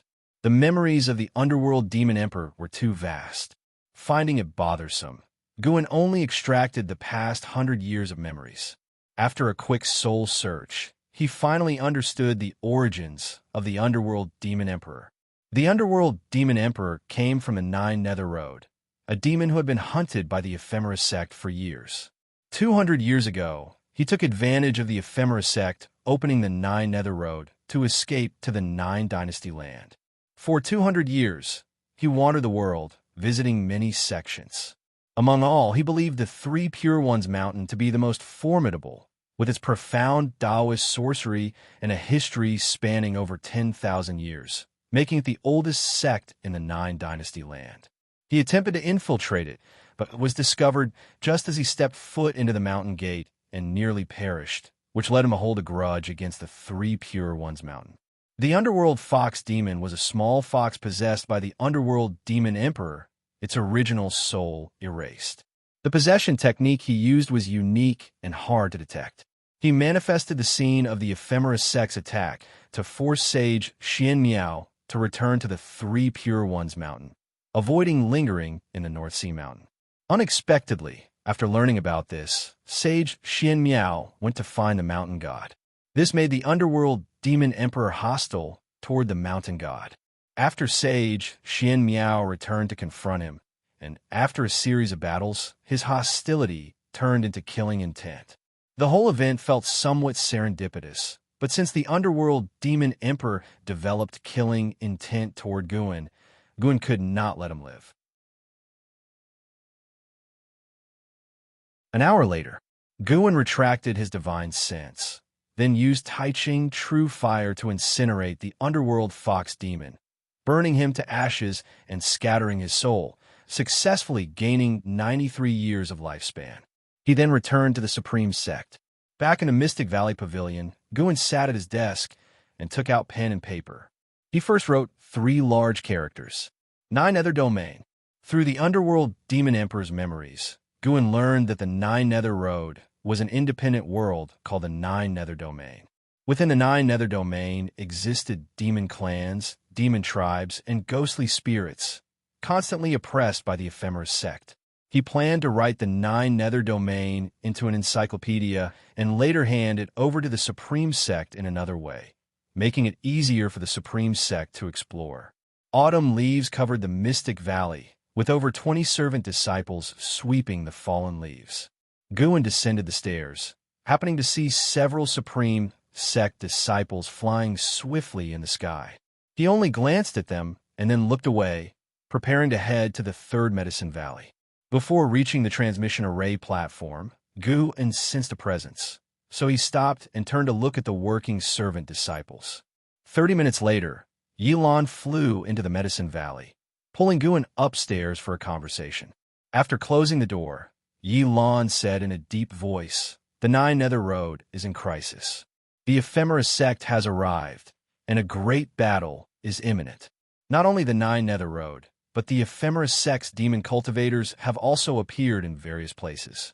This time, the situation is completely different from before. The law enforcement hall must go out to protect the common people. I have to leave today. So urgent?" Guin immediately took out a batch of healing pills and handed them to Yilan. Yilan did not refuse. Following this, she instructed, "During this period, be careful. According to our investigations, there are traitorous spies from the Ephemera sect within the Supreme Sect. This time, we face the main lineage of the Ephemera sect, and they might be going all out. This could be a once-in-millennium catastrophe. Understand. Take care, and don't let go of your white spirit sword." Guin nodded and said. Hearing this, Yilan raised her white spirit sword and said with a smile, "Good." After providing some important information, she hurriedly left. Standing before the pavilion, Guin watched her leave and had already sensed battles erupting in the distance, and in more than one place. This time, the Ephemera sect's offensive was far beyond previous ones, transitioning from defense to invasion. For the time being, Guin had no intention of intervening, letting the Nine Dynasties hold them off to avoid alerting the enemy. His target was to deal with the Mahayana cultivator. Before that, Guin decided to find a place to break through. Mahayana versus Mahayana. Confidence was needed. Gu An's life had too few combat experiences, while the opponent was certainly a 1,000-year-old monster. He was not adept at life-and-death struggles. He was skilled at crushing enemies. He needed to find a suitable place. It could not be the North Sea Mountain anymore. The Mystic Heaven K Mansion was there, and he could not damage the spiritual ecosystem. After considering, Guin headed to the Third Medicine Valley, and then to the Intersect. With the Valley Master token from the Third Medicine Valley, he could freely enter the Intersect. An hour later, Guin stepped into the Intersect City. After several months, the atmosphere in the Intersect City was very tense, with cultivators hurrying to and fro. He heard disciples around discussing the Ephemeris Sect's attack. The news had already been made public in the 4 major Intersect cities. From their discussions, Guin learned that not only was the Taicang dynasty attacked by the Ephemeris Sect, but the other 8 dynasties were also under attack.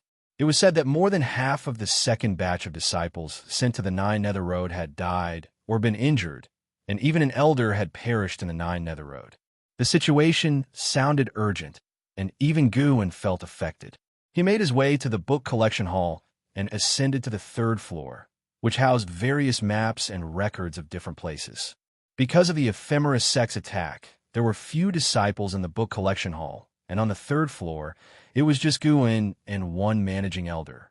For a long time, while Guin was flipping through books, an old voice asked, "Young friend, what are you looking for?" Guin turned to see the managing elder, Su Lu, walking over. He turned and saluted Su Lu, saying, "I want to see how vast this world is." This Su Lu appeared old and feeble, but actually possessed the cultivation level of the nascent soul realm. The minimum threshold for an intersect elder was the nascent soul realm. Looking for the largest map? There's none here. Follow me, Su Lu said, gesturing for Guin to follow him. Guin was puzzled by Su Lu's actions, but followed him to see what would happen. Earlier, you bought the Green Hero Travelogue here, right? Su Lu casually asked. Guin replied, "Yes, Elder, what advice do you have?" "Ah, it was because of the Green Hero Travelogue that this happened," Su Lu said slowly. "Ever since a book called Supreme Secret Records spread among the people, few have come to buy the Green Hero Travelogue. This made my friend very sad. Seeing that you still fancy the Green Hero Travelogue, I will give you my treasured map of the continent. It was drawn by a supreme elder who traveled the world." Guin, hearing this, became interested and asked, "Elder, is Green Hero male or female?" "Of course a man. No woman would write that kind of book." "Is Green Hero still in the sect?" "No, only occasionally sending books back through others." Talking about this, they arrived at a door. Su Lu motioned for Guin to wait and enter the door. Before long, Su Lu returned with a large scroll and a book, handing them to Guin. "Take these back and make a copy. Next time you come, return them to me." Guin placed the scroll and book into his storage bag, and then thanked Su Lu. Su Lu reminded, "With your cultivation level, you can at most travel across the 9 dynasties. Don't form your nascent soul, nor go to the demon land, and don't head south into the sea." "I understand," Guin replied. Su Lu waved his hand, indicating that Guin could leave now. Guin immediately left. As he reached the stairs, he sensed a powerful divine sense sweeping over him. There's a mystic heart realm cultivator inside the building. Could it be a supreme elder reading here? Including Xianxia, the supreme sect already had 2 mystic heart realm cultivators. This intensified Gu An's resolve to break through. Damn that ephemeris sect, enticing so many old monsters back.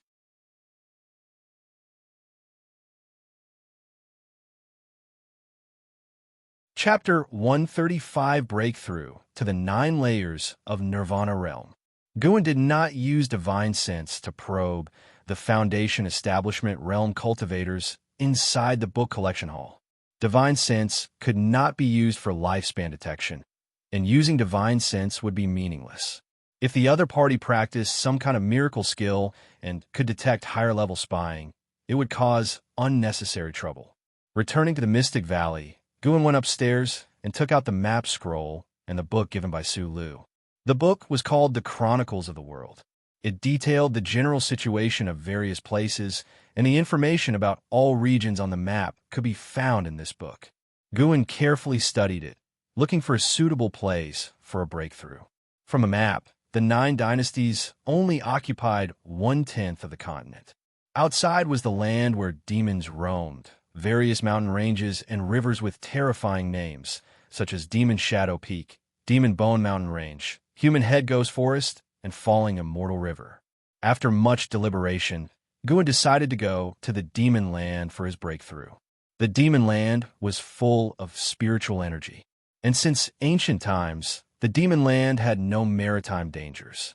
This map was the best proof, as the Supreme Elder had traveled the entire continent. As night fell, Guan set off quietly and headed east, slightly north.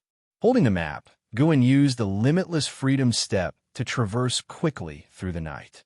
Soon, he left the Taicang dynasty. In less than 20 steps, Guan crossed the 9 dynasties' land and entered the Demon Land. He felt the increase of demon energy, demonic qi, and ghostly energy in the world. In his divine senses range, there were evil presences everywhere. Looking out, the mountains and valleys were shrouded in thick mist, and those towering mountains appeared like giant demons, looming and terrifying. Guan sensed the life force. Almost all were demons. Occasionally, he could catch a glimpse of cultivators who were hiding and had set up formations to conceal themselves. A little over an hour later, Guan arrived at Heavenly Phoenix Mountain, a towering mountain range that stretched over tens of thousands of miles. According to the Chronicles of the world, in ancient times, a phoenix once descended upon this mountain and gave birth, hence the name Heavenly Phoenix Mountain. Heavenly Phoenix Mountain was occupied by demons. When the author of the Chronicles of the world passed by this place, he was attacked by a great demon comparable to the Unification Realm. Perhaps the spiritual energy in Heavenly Phoenix Mountain wasn't the most abundant, but it was not a place that couldn't be visited. Guan used his divine sense to cover the entire Heavenly Phoenix Mountain and sensed 3 Unification Realm great demons. The number of demons exceeded 1,000,000, and the number of unrefined demon creatures and demons was countless. This mountain alone had so many demon creatures. No wonder it would form a tribulation of demons. Guan landed in a forest halfway up the mountain. He sat beneath a tree and directly activated the lifespan barrier. Following his gaze, the sparse forest with the demon mist billowing looked like waves under the night wind, eerie and terrifying. After watching for a while, Guan withdrew his gaze and then pulled up the attribute panel. Looking at his 38 million year lifespan, Guan felt a pang of heartache. This breakthrough, who knows how many times he would fail. It was estimated that it would cost him several years of effort. But he had no choice. Staying alive was the most important thing. First, let's use 100,000 years to calm the nerves. With a thought, Guan invested his lifespan into his cultivation level. You have invested 100,000 years of lifespan to evolve cultivation. You have cultivated in qi absorption for 4,000 years. You used your great accomplishment in primordial earth immortal skill to forcefully impact the nirvana realm and began the tribulation crossing. You did not withstand the innate 5 elements divine thunder tribulation and failed to pass the tribulation. You have cultivated in qi absorption for 8,000 years. You used your great accomplishment in primordial earth immortal skill to forcefully impact the nirvana realm and began the tribulation crossing. You did not withstand the innate 5 elements divine thunder tribulation and failed to pass the tribulation. Good grief! For 1,000 years for each tribulation crossing, no wonder the nirvana realm was the first major obstacle of the immortal path 9 tribulations. As the notifications came quickly, Guan's expression did not change. 100,000 years of lifespan went a waste. Let's do another 100,000 years. The evolution cultivation began again. Guan raised his eyebrows slightly. All failed. Try another 100,000 years. Guan refused to give up.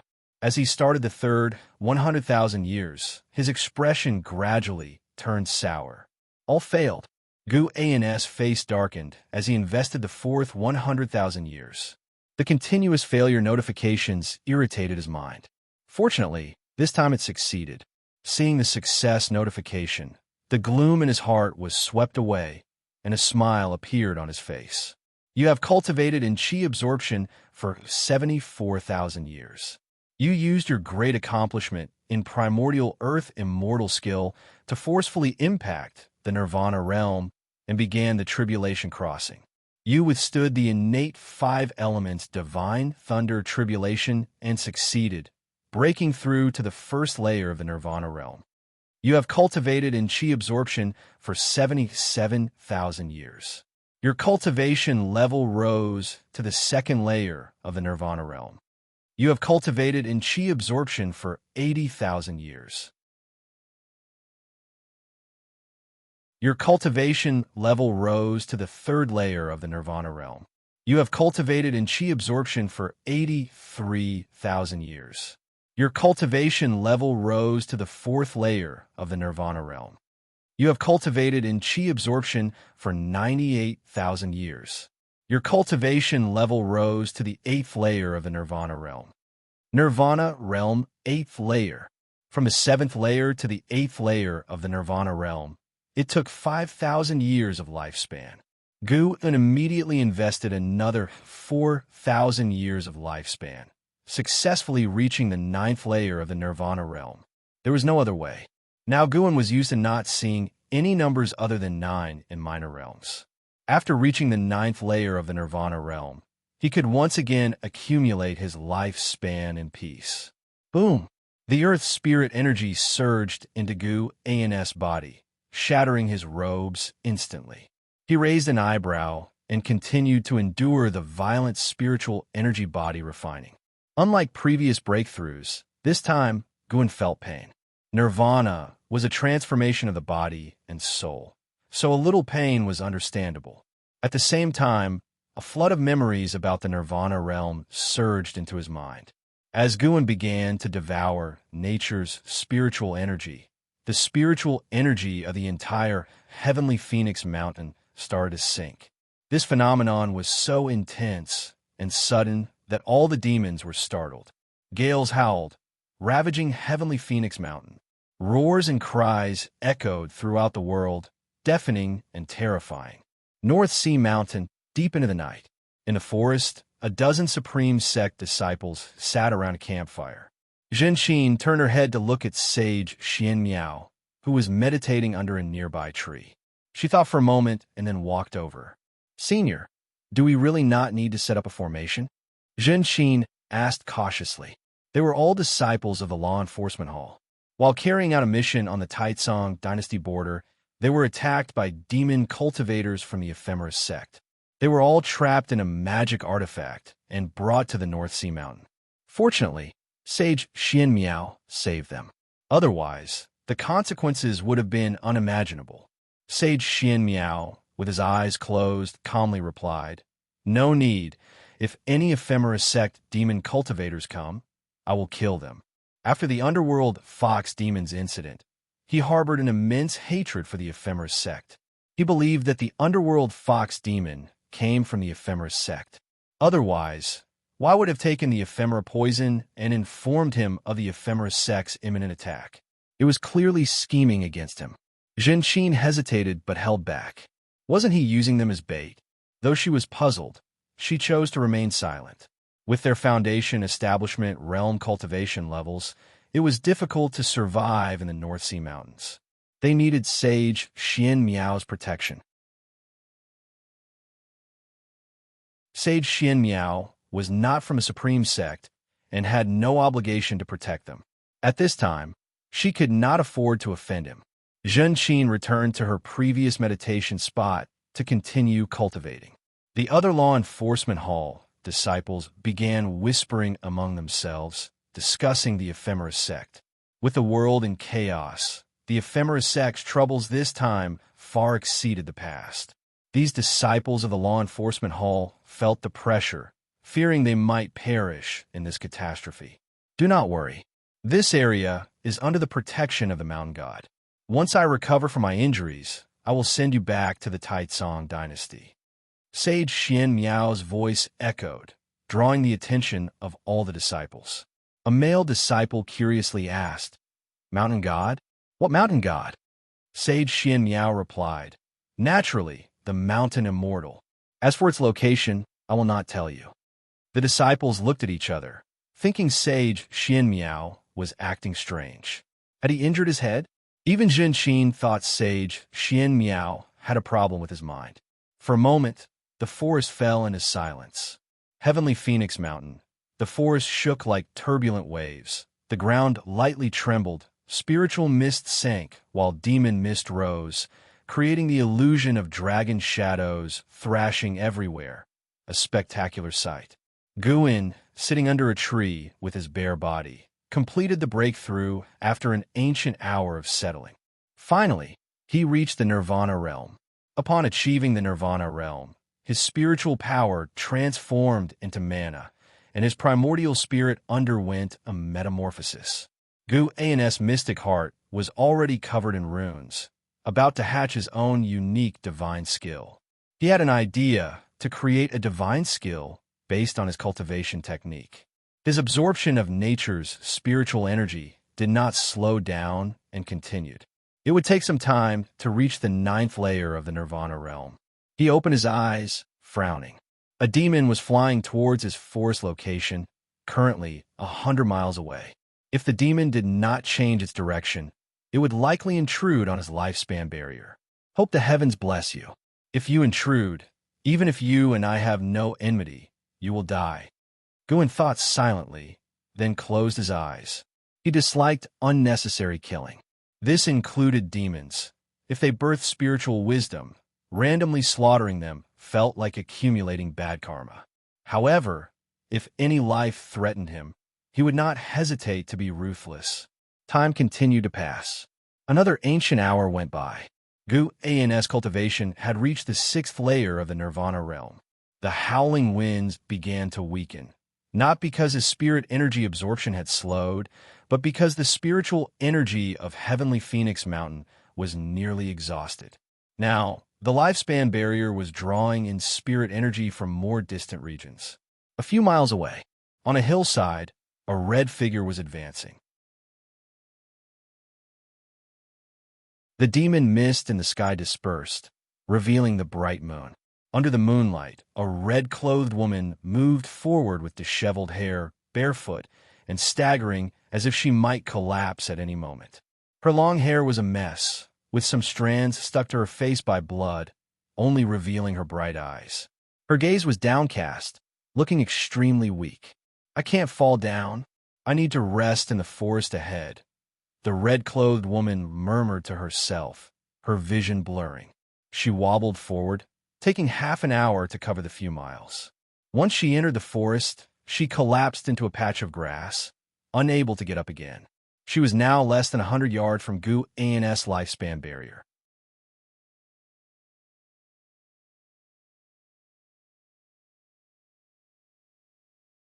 Chapter 136, The First Step on the Immortal Path. "I am the true immortal of the mortal world," Guin looked up at the woman in red, able to sense the dense demonic energy emanating from her. Generally, demons capable of complete shape-shifting were great demons, but the demonic energy of this one was merely comparable to the 9th layer of the Foundation Establishment realm, which was rather peculiar. He immediately cast a life-span detection spell. Tianyauer Foundation Establishment Realm. 9th layer 17/999/18,000 Her maximal lifespan exceeded that of the Underworld Demon Emperor, breaking the record of Demon Clan qualifications known to Guin. Aside from the Spirit Tree, the highest maximal lifespan belonged to the Ghost Mother of Ephemera, reaching 54,000 years. But the Ghost Mother of Ephemera was a ghost and incomparable. Guin couldn't help but sigh, as the human race was truly struggling, with a destiny limit of less than 10,000 years. Of course, the human race's comprehension was higher than that of demon clans and ghost clans. At least, Guin had not seen any demons or ghosts cultivating faster than Li Xiandao. While Guan was lost in thought, he waited for the breakthrough to end. As spiritual power transformed into mana, its intensity underwent a dramatic change to an extent that Guan felt he could easily crush his former self. Perhaps this was the true path of immortality. With the 9 layers of the immortal path, he had already crossed into the first layer and was no longer a mortal spirit. Unfortunately, unlike other cultivators, breaking through did not extend his lifespan, perhaps because of his unusual situation. Having not experienced a real heavenly tribulation, his lifespan could only be seized but not increased through breakthroughs. Nevertheless, this wasn't much of a problem, as his speed in seizing lifespans was already fast enough. Once the lifespan barrier ceased absorbing the spiritual energy of Heavenly Phoenix Mountain, the entire mountain fell into a silent and oppressive state. Guan sensed that the majority of demon creatures were fleeing from Heavenly Phoenix Mountain, as such phenomena signified calamity in their eyes. Time flew by. When Guan's cultivation level reached the 9th layer of the Nirvana realm, he was immersed in a profound sensation. He slowly opened his eyes and examined the consumption of the lifespan barrier. This breakthrough had consumed nearly 50,000 years of lifespan. In total, he had consumed 454,000 years of lifespan to reach the 9th layer of the Nirvana realm. He still had 1,920,000 years of lifespan left, not counting the fractions. Not bad. Guan stood up and took out a black robe. While dressing, he glanced at Xianxia in the distance. Now he could see things invisible to certain living beings. He observed a trace of gray aura on Xianxia, and, as his divine sense probed into the gray aura, he saw scenes from Xianxia's past. Was this the legendary karma? Guan began to glimpse into Xianxia's past, so he did not immediately dispel the lifespan barrier. After the breakthrough, the consumption of the lifespan barrier significantly slowed down, and leaving it active a bit longer wouldn't cause much loss. After dressing, Guan dispelled the lifespan barrier and walked towards Xianxia. His insight into karma wasn't very strong, only allowing him to explore the karma of the past decade for Xianxia, unable to deduce the future. Glimpsing the karma of the past decade was already quite impressive. In just a few breaths, the past decade of Xianxia's life unfolded before his eyes. Guan approached Xianxia, bent down to embrace the unconscious Xianxia, and then walked out of the forest. The moonlight bathed them, stretching their shadows far behind. Xianxia had a nightmare, dreaming that she was surrounded by a group of demons who wanted to tear her apart and boil her into soup to offer to the demon mother. She jolted awake, sitting up from the ground, gasping for air. Instinctively glancing around, she found herself in a cave. Her eyes were drawn to the fire, where a figure sat meditating beside it, causing her to shrink back and press against the wall in fear. Ew. Xianxia stammered, unsure what to say, still shaken. Looking closely, she saw the person was dressed in black, wearing a mask, exuding an air of mystery. It was Guan. At that moment, Guan was deeply immersed in the overwhelming power of the Nirvana realm. His divine sense covered vast lands, even allowing him to see the entirety of the 9 dynasties' territories from Heavenly Phoenix Mountain, a sensation he found utterly fascinating. Was this the realm of immortal path? Guan felt like a true immortal of the mortal world, omnipotent. Xianxia's gaze shifted to a bottle of elixirs on the ground. After a moment of hesitation, she stepped forward carefully, picked up the bottle, and opened it. The fragrance of the elixirs made her eyes light up, and she immediately poured the elixirs into her mouth. After swallowing the elixirs, she felt her energy recover significantly, an indescribable sensation washing over her. She felt refreshed and invigorated. Noticing that the wounds on her body had already scabbed over, she shrank back again, curling up against the cave wall, covering her mud-caked feet with the hem of her dress. After calming down, she realized it was the black-clad individual who saved her. She curiously studied Guan, finding his aura unfamiliar. Since breaking out of her shell, she had not encountered any cultivators of the human race. She had been raised by the demon mother since childhood, and the red dress she wore was also passed down from the demon mother. After a while, Guan withdrew his divine sense and slowly opened his eyes. He turned his head to look, the eyes revealed by the mask meeting Xianxia's, making her pause and then snap back to alertness. "Thank you for saving me, Senior," Xianxia said timidly, like a small kitten. Guan asked, "What are your plans now?" From his earlier glimpses, Guan knew Xianxia was a demon nurtured by a demon king of the unification realm. There were other demons in that cage, all very young, capable of shape-shifting at a young age, indicating their extraordinary qualifications. Due to the sudden depletion of spiritual energy, the demons believed a disaster was imminent and thus migrated.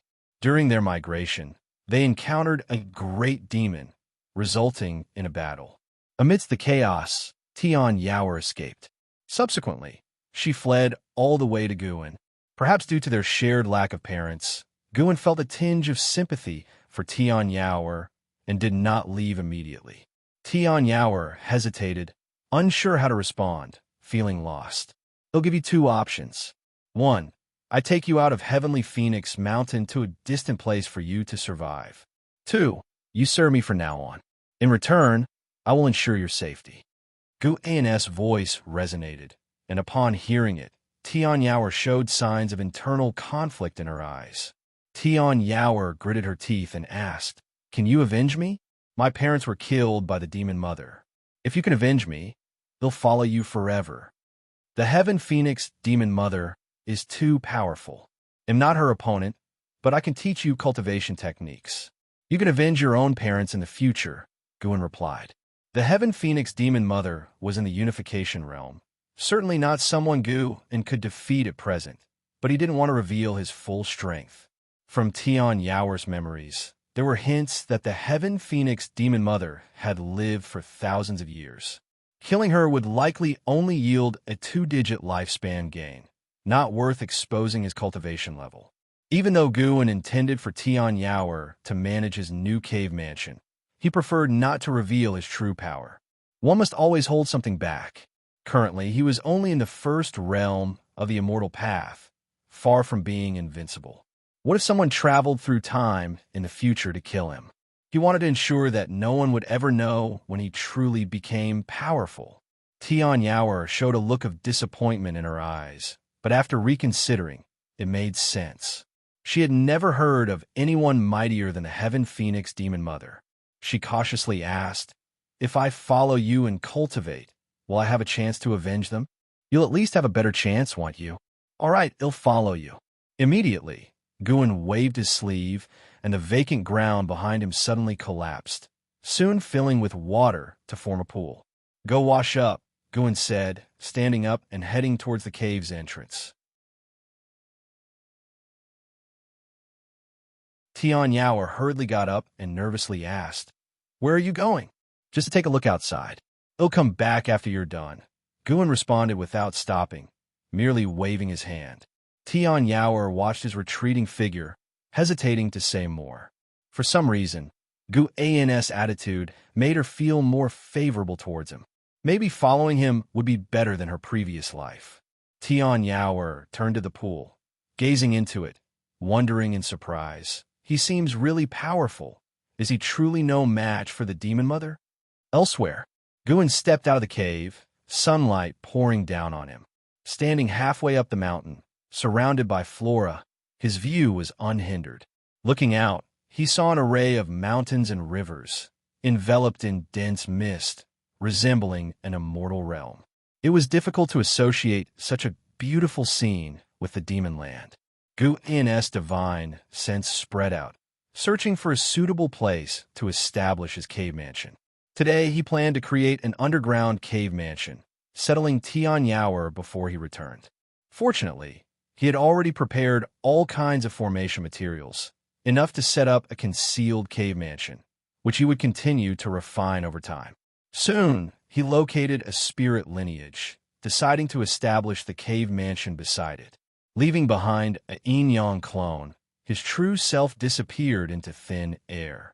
Half an hour later, Xianxia crouched by the fire, hugging her knees.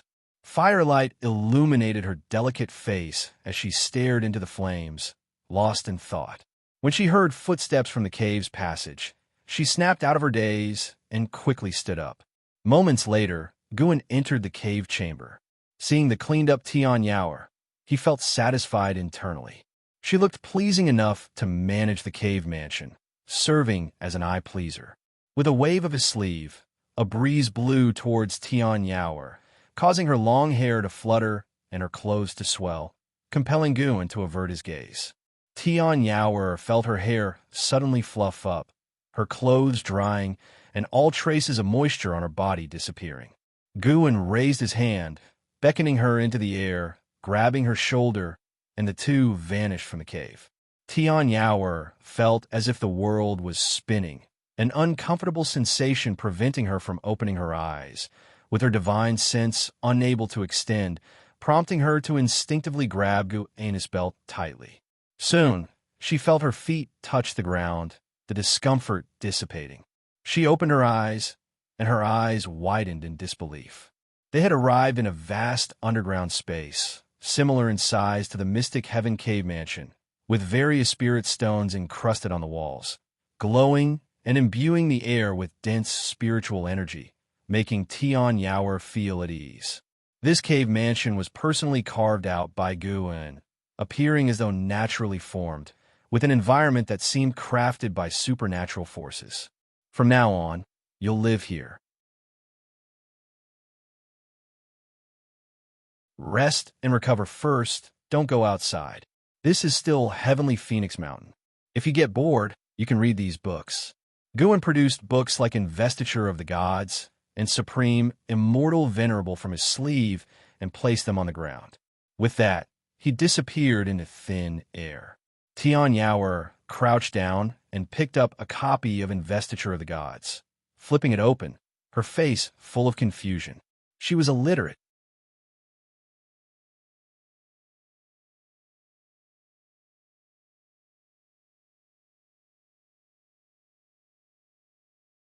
We believe that immortals are hidden in realms that mortal spirits cannot reach. Lu Lingjun continued, a sad expression appearing on her face. After ascending, she suddenly felt no different from before, still rolling in the red dust. Only this red dust was more vast, and the immortal path remained distant. Guan listened, occasionally echoing a phrase. An hour later, the two of them returned to the pavilion area and then parted ways.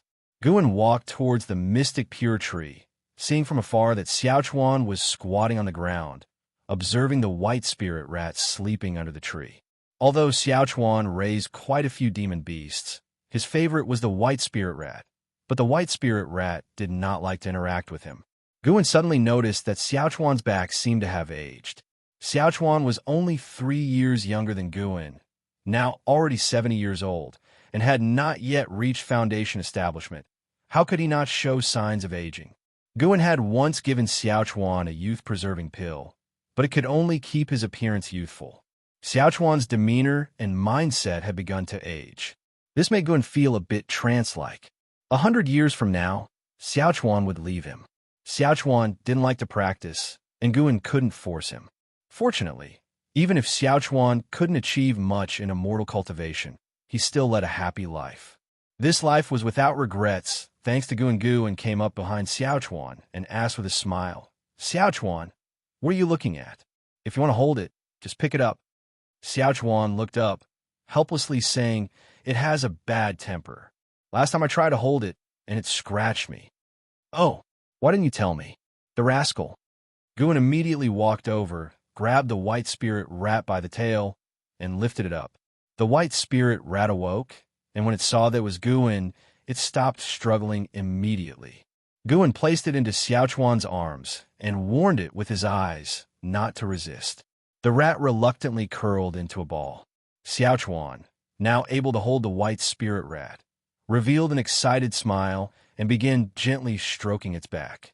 At this moment, Guan sensed battle aura coming from afar. A mystic heart realm battle. One of the auras was Xianxia's. He only glanced at it, having no intention of intervening. As long as the Mahayana realm cultivators of the Ephemeris sect did not make a move, he was too lazy to step in. This was the calamity of the 9 dynasties, not his alone, and he couldn't let Supreme Sect develop a dependency on Sword Venerable Fudao. After chatting with Xiaochuan for a little while longer, Guan finally left.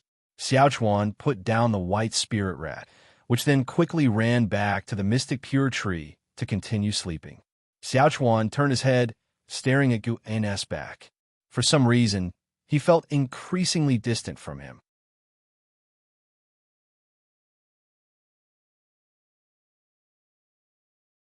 Additionally, this divine power could also accelerate the growth of plants.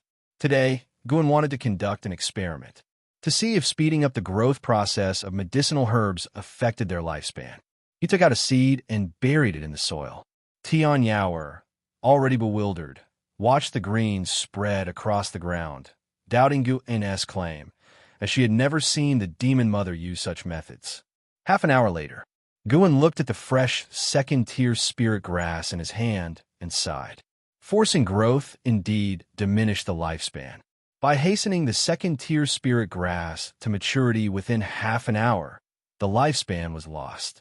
According to his lifespan detection, this second-tier spirit grass was approaching its end, but the detection couldn't show the number of months left, making it hard for him to judge directly. It seemed he still needed to farm patiently. Guan cursed his greed inwardly. His ability to seize lifespans was already very exaggerated, yet he wanted it faster. He stood up, and likewise, Tianyao followed, mimicking him. "Don't you have anything to do?" Guan couldn't help but ask. Tianyao blinked and asked, "Like what? Aren't you seeking revenge?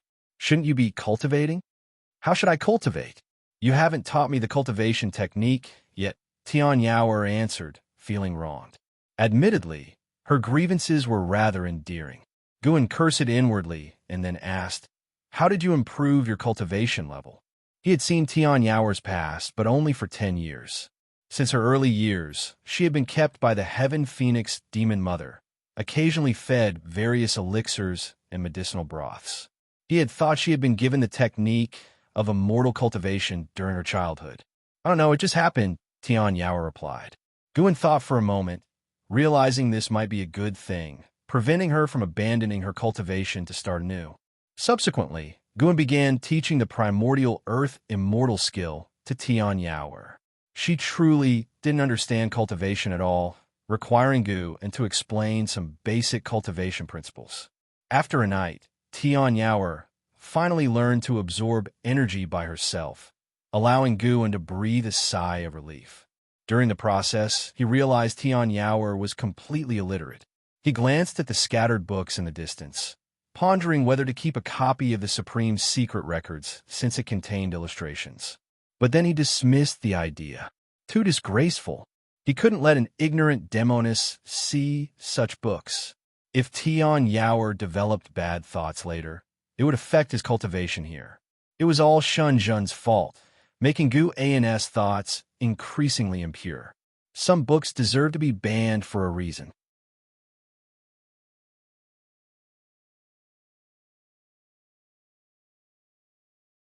Chapter 138, The Mountain God Descends. Punishment. The autumn wind was desolate.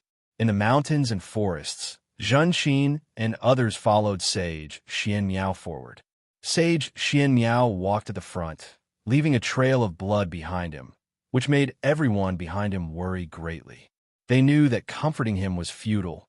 They could only try their best not to disturb him. Boom! A deafening explosion came from afar.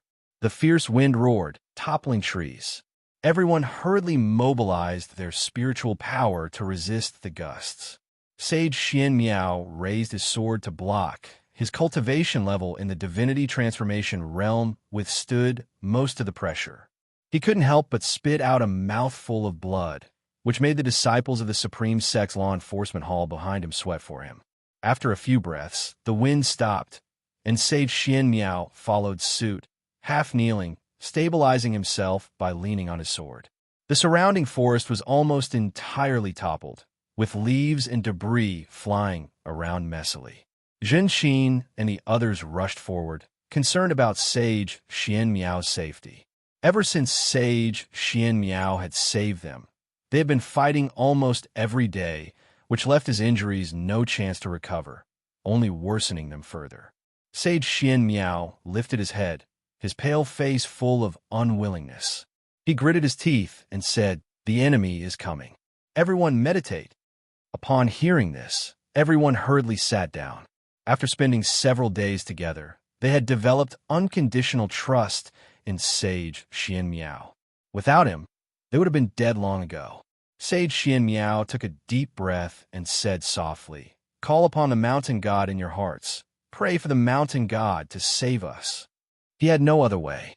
His spiritual power was insufficient to cast the divine-reaching mystic gate. He could only think of the mountain god. Although this place was far from the mountain god's domain, he believed the mountain god would be able to sense it. Everyone was astonished upon hearing him. Some disciples even panicked, not fleeing now, calling for the mountain god. Indeed, the world is in chaos, battles everywhere. Maybe we can escape amid the chaos. Next, we'll take turns carrying you. We will surely escape alive. We can't just sit and wait to die. Is there really a mountain god in this world? If there was, why would the ephemeris sect run rampant? The more the disciples spoke, the more agitated they became. They could also feel a powerful aura approaching. Sage Xianxiao said, "We can't escape. They have already locked onto us. Sit quickly, do as I say, and there's still a chance. If we delay and they capture us, we will neither live nor die." Upon hearing this, the disciples could only grit their teeth and sit down. Zhenxin sat among the crowd, closed her eyes, and began calling out to the mountain god in her heart. She did not want to die here. For a moment, everyone sat on the ground, calling the mountain god's name in their hearts. In the intersect city, Guan was selecting seeds of high-rank medical herbs in the elixir hall when he suddenly sensed something. His expression turned strange. Mysteriously, it seemed someone was calling him. This feeling was very mysterious. It had never happened before. He extended his divine sense, encompassing the lands of the 9 dynasties, and soon locked on his Sage Xianxiao. It was Sage Xianxiao who was calling him. Although others around Sage Xianxiao were also meditating, Guan could clearly sense it was only Sage Xianxiao calling him. He couldn't hear Sage Xianxiao's thoughts, but could feel his strong desire to see him. Could it be because of his mountain god identity? Guan was curious. He suspected it was related to the Nirvana realm. He had known Sage Xianxiao for some time and never had this feeling before breaking through. Guan noticed Zhenxin's presence as a group of ephemeris sect cultivators was approaching them. After hesitating for a moment, Guan put down the seeds in his hand and turned to walk towards the door. In the mountains of the North Sea, among the fallen trees, Sage Xianxiao, Zhenxin, and others sat in meditation, their eyes tightly closed, as if they were ready to die. A group of black-robed cultivators flew in from the horizon, led by an elder holding a wooden staff. He had a head full of white hair, a face covered in brown spots, and a large python coiled on his shoulders, making him look malevolent and terrifying. He looked down at Sage Xianxiao and said, "Sage Xianxiao, are you surrendering?" He hadn't attacked immediately. According to the information, Sage Xianxiao possessed a divine skill capable of summoning great cultivators. Many of ephemeris sect's great cultivators had died by this skill. Sage Xianxiao ignored him, continuing to chant silently in his heart. The elder with the wooden staff scanned the others, his gaze flickering with hesitation. The disciples of the law enforcement hall were extremely tense, most of them sweating on their foreheads. They didn't dare to open their eyes and could only frantically call the mountain god in their hearts or pray for a miracle. After a while, the elder with the wooden staff snorted coldly. He raised his staff and in an instant, demonic chi surged from the bottom of the staff, quickly covering the sky for 10 miles around. The disciples of the Supreme Sect's law enforcement hall sensed something and opened their eyes. In their view, it was as if they had suddenly been plunged into night, with the ephemeral sect cultivators in the air looking like deathly ghosts staring down at them. Everyone was extremely tense, their faces filled with despair and fear, including Xianxia. Sage Xianmiao also opened his eyes, sighed, and looked towards the sky, his gaze becoming calm. Disappointed, a voice entered Sage Xianmiao's ear, making him instinctively turn his head. Immediately, he widened his eyes, full of surprise and joy. Mountain God! Others turned their heads when they heard those words. When their eyes fell on Sage Xianmiao's shoulder, they all widened their eyes. On Sage Xianmiao's left shoulder stood a small man in white, wearing an opera mask, whose head was not even as high as Sage Xianmiao's ear. Some disciples thought they were hallucinating, some even rubbed their eyes. The elder with the wooden staff frowned deeply, also seeing the small man in white.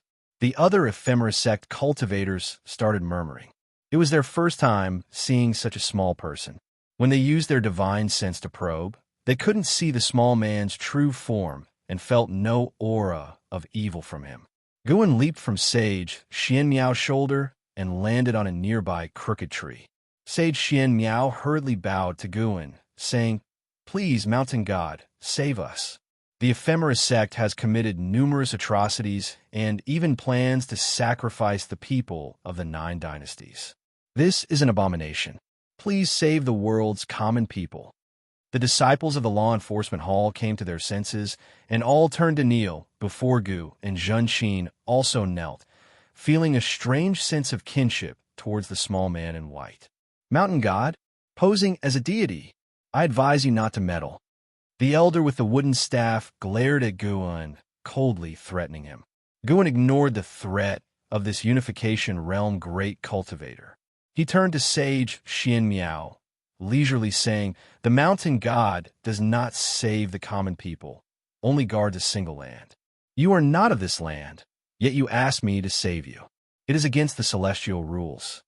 Sage Xianmiao quickly replied, "If you help, we will offer you our worship." Sincerity is effective. Guan turned to the elder with the wooden staff, too lazy for further words. He raised his right hand, palm facing up. As he raised his hand, the earth trembled violently, astounding everyone. Boom, boom, boom. Huge tree roots broke through the ground, rushing toward the sky like a horde of serpents, forcing the elder with the wooden staff to dodge. Other ephemera sect cultivators couldn't evade in time and were pierced by tree roots, their bodies shattered, blood spraying through the air. The demonic chi in the sky dissipated instantly, sunlight pouring down. Upon seeing the spectacle ahead, Xianxia and the rest were all stupefied. Even Sage Xianmiao was moved. One by one, giant trees shot up to the sky. Looking to both ends, one couldn't see the end, as if a green mountain suddenly rose, piercing the clouds, shocking everyone's eyes. The elder with the wooden staff quickly dodged, wielding his wooden staff and casting imposing spells. Demonic chi surged, shaking the heavens.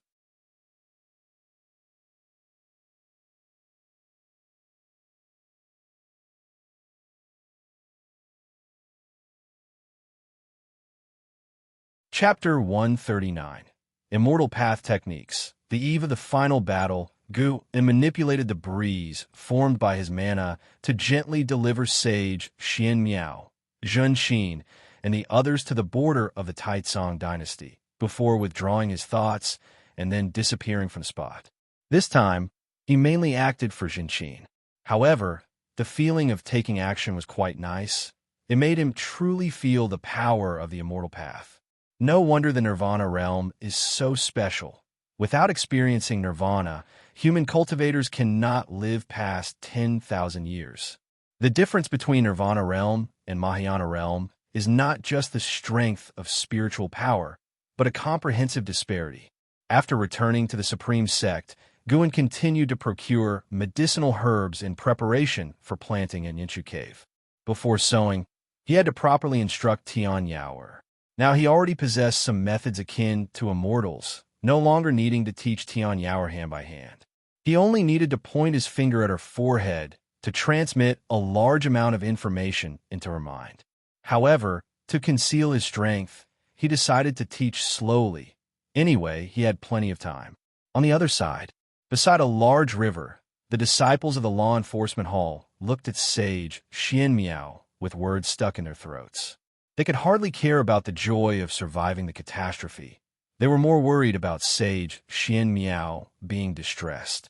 If not for saving them, how could Sage Xianxia have ended up in such a state? Sage Xianxia washed his face, stood up, and smiled at everyone, saying, "You don't need to worry about me. My cultivation was merely sealed by the mountain god for a year. Indeed, this was my ordeal due to my failure to keep my promise." The disciples all spoke up, taking the responsibility onto themselves, but Sage Xianxia merely laughed freely. Having his cultivation suppressed to the Foundation establishment realm did not cause him any pain. On the contrary, he felt more exhilarated. Now he was completely convinced that the mountain god was a true immortal. The mountain god's methods made him feel incredulous and also very excited. The road of immortal cultivation can truly lead to success. All right, everyone, now that we have returned to the Taicang dynasty, it is time to part ways. Remember, do not reveal the existence of the mountain god to anyone. Sage Xianxia cupped his hands as he spoke. All the disciples hastily returned the salute and promised not to reveal it. Considering that even someone as strong as Sage Xianxia had his cultivation sealed, how could they dare to provoke the mountain god? They shared the same feeling as Sage Xianxia, one of excitement, for they had seen unprecedented hope. The path to immortality is vast. Whether there are immortals has always been a persistent debate in the immortal cultivation world. Having witnessed immortals, they would be more steadfast than others. Autumn passed, winter arrived, and snow gradually covered the mystic valley. Xianxia came back to visit him, telling him about the chaos outside. There are just too many people in the Ephemeris sect.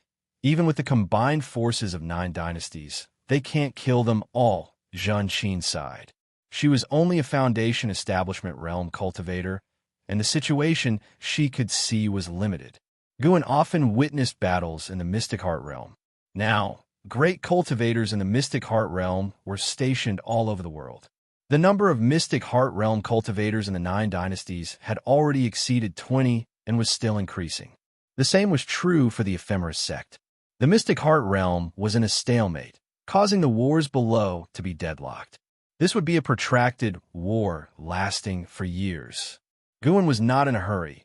He was just waiting for that Mahayana realm cultivator to show up, and the moment he did, he would kill him. His divine sense could cover the entire 9 dynasties, but the main lineage of the Ephemeris sect was inside the 9 Nether Road, so he hadn't detected the Mahayana realm cultivator's whereabouts yet. He did not plan to go into the 9 Nether Road to capture him. He wanted to wait until the other party revealed himself so that news of his death could spread. At that time, the Ephemeris sect, leaderless, could only disperse. After Xianxia finished speaking, Guan poured her a cup of tea and asked with a smile, "Why do you seem so excited? Compared to before you left, your spirit state is completely different." Xianxia laughed and said, "Although there is killing everywhere outside, after this experience, I found greater motivation for cultivation. Master, I plan to go into seclusion next. Our batch of disciples has completed our mission, and the law enforcement hall allows us to rest next." Guan took out a few bottles of elixirs from his storage bag, handed them to her, and said, "Cultivate well. In the future, Master will rely on you." Xianxia did not reject them. While accepting the elixirs, she laughed and said, "When I become an immortal, I will concoct an elixir of immortality for Master." Her spirited look made Guan want to laugh. Since the departure of Su Han and Yi Yin, Xianxia often came to Mystic Valley, still treating it as her home. Guan never felt annoyed. He was always happy to see her. After Xianxia left Mystic Valley, Guan began wandering inside, admiring his cultivation results. Time continued to pass. Although the immortal cultivation world was in chaos, the Supreme Sect was not attacked, and Guan's days in the sect were still leisurely. After the end of the year came the new year.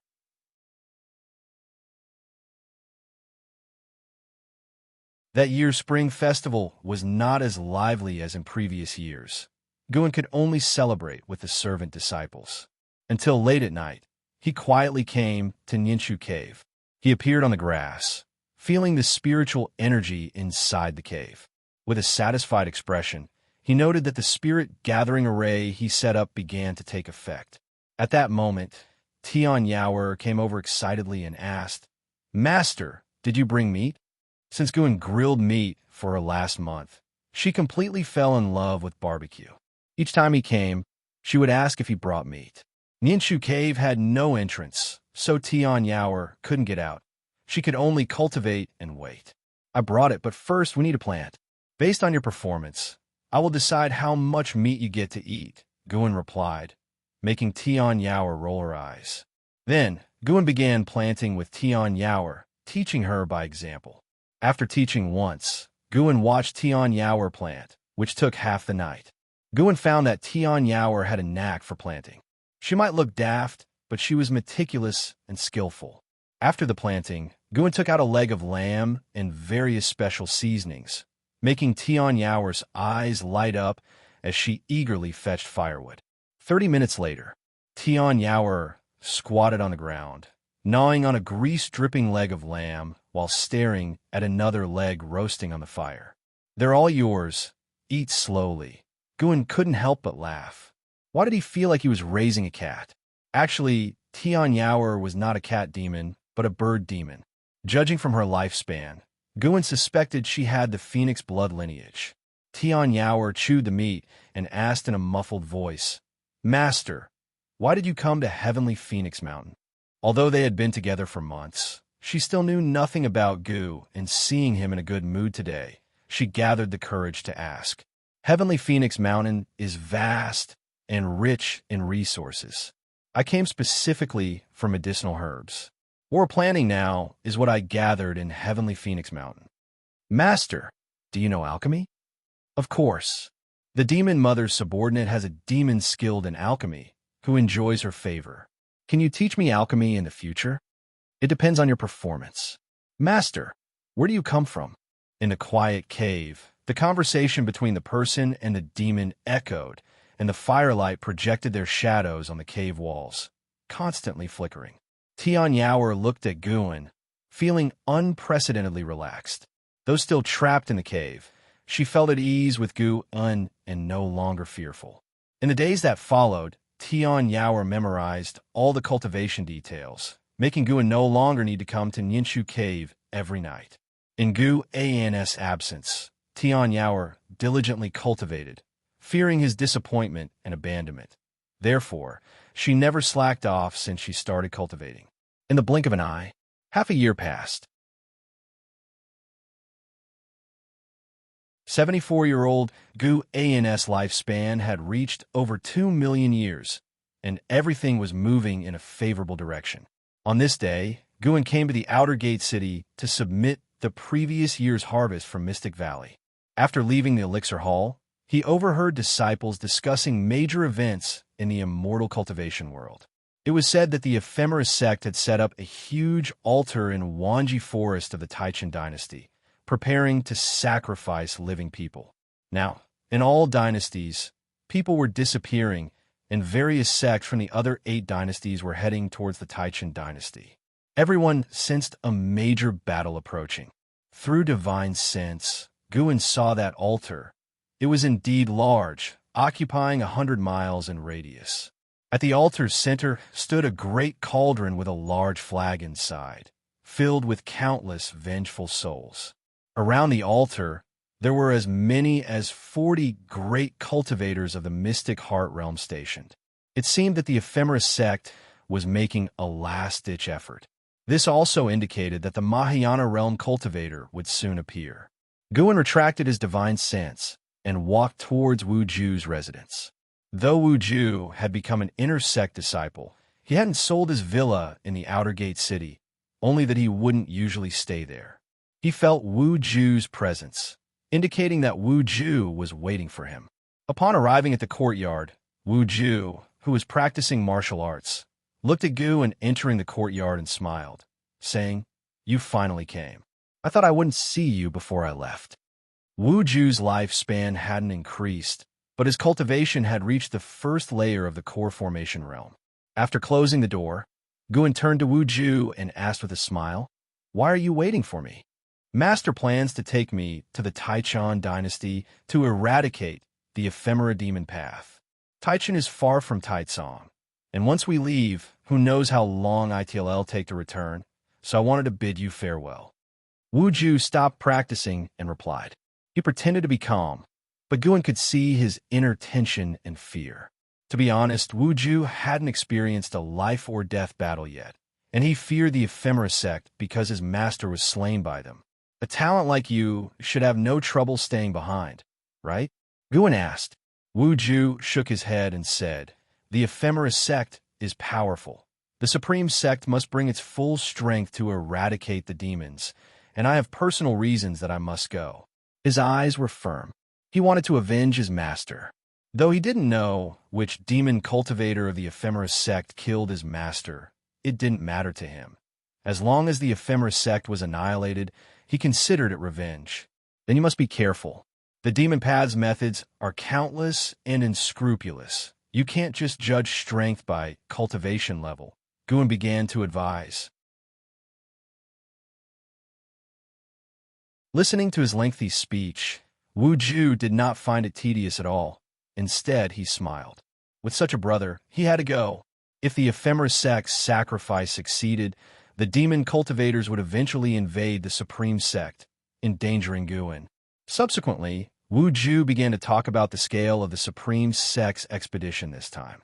The sect leader dispatched 1/3 of the inner sect disciples to Wanji Forest, illustrating the importance attached to this mission.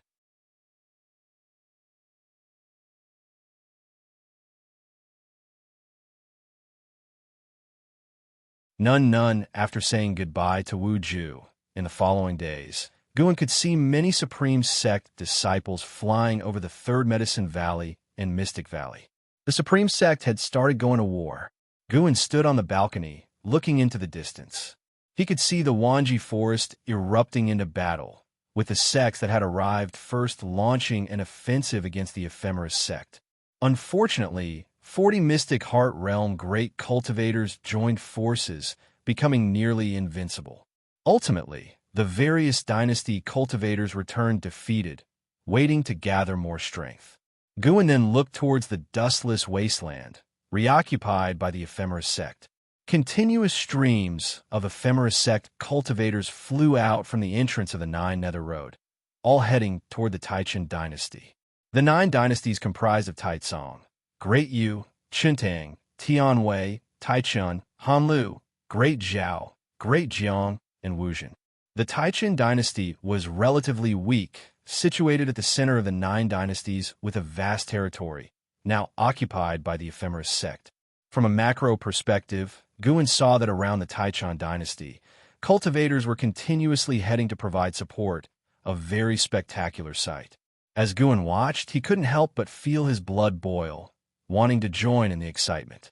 However, he needed to guard his Medicine Valley, as that was the most important task. Moreover, if he acted prematurely, that Mahayana cultivator might not show up. The opponent had been silent until now, making Guan believe they were definitely preparing something.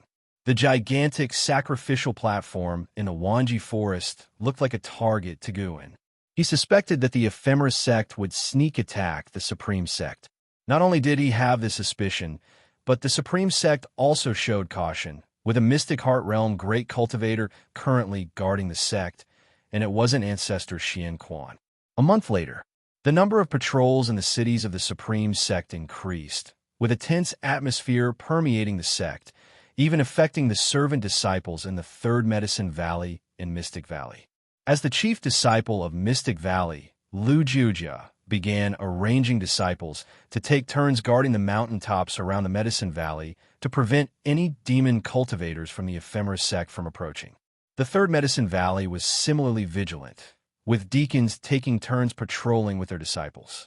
On this morning, in the Third Medicine Valley, after morning exercises ended, Guan was walking towards his pavilion when he seemed to sense something, his expression changing slightly though he did not stop walking. Boom! A thunderous roar suddenly echoed across the sky, startling everyone in the valley, making them turn and look.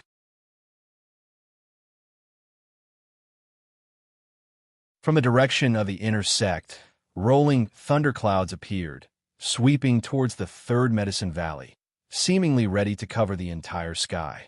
What was that sound just now? Could it be an attack from the ephemeris sect?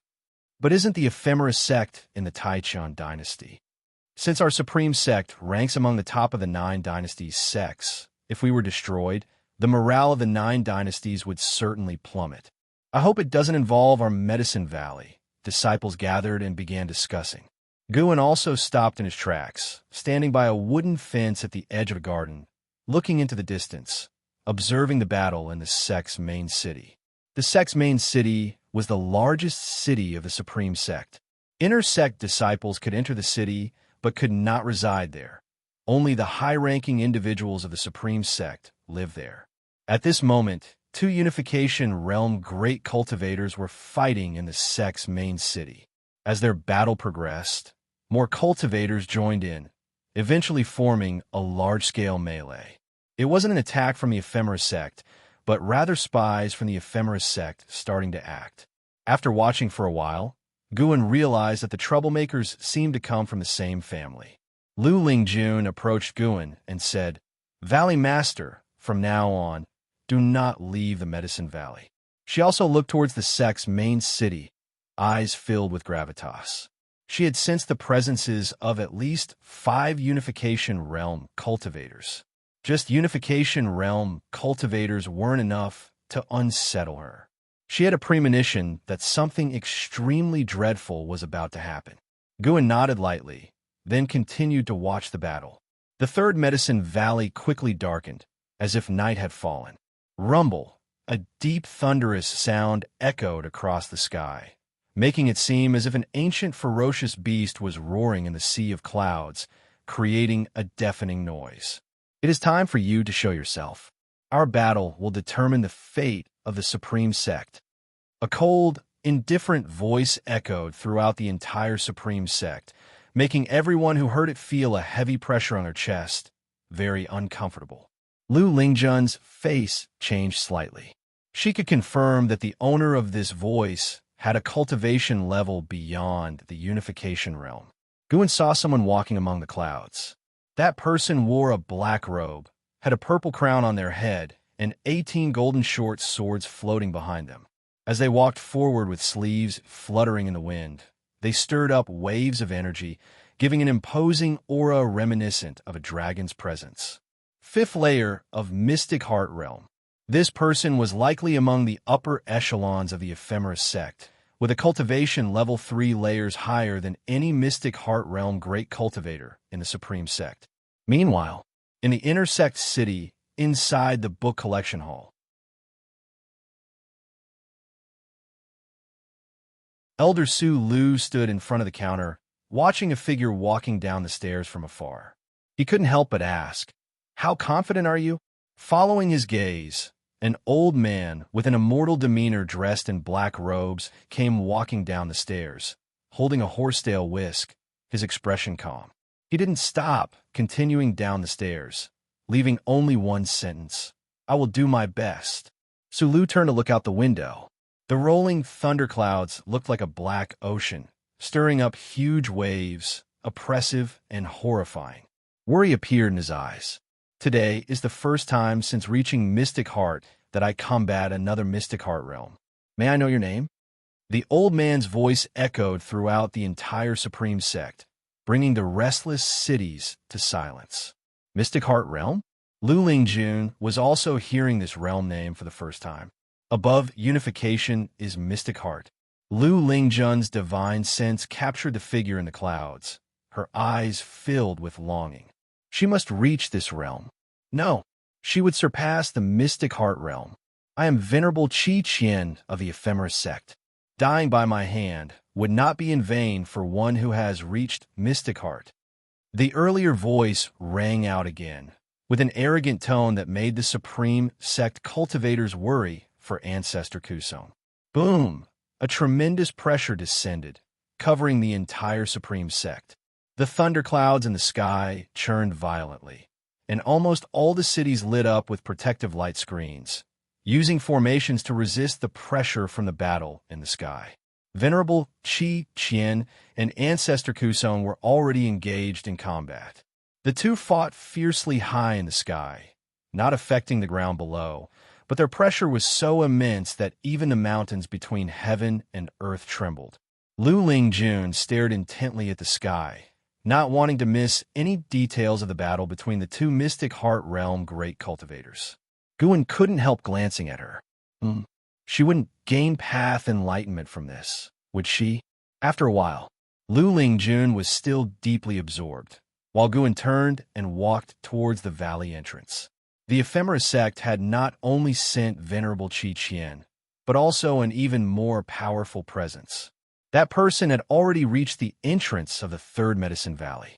From a distance, Guan saw a woman in white walking towards the valley entrance, wearing a bamboo hat, looking very mysterious.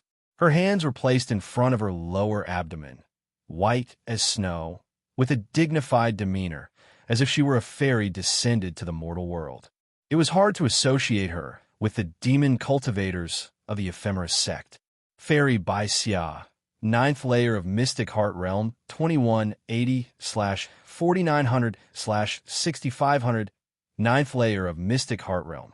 This truly was an attempt to flatten the Supreme Sect in one fell swoop. Guan sighed inwardly and walked quickly.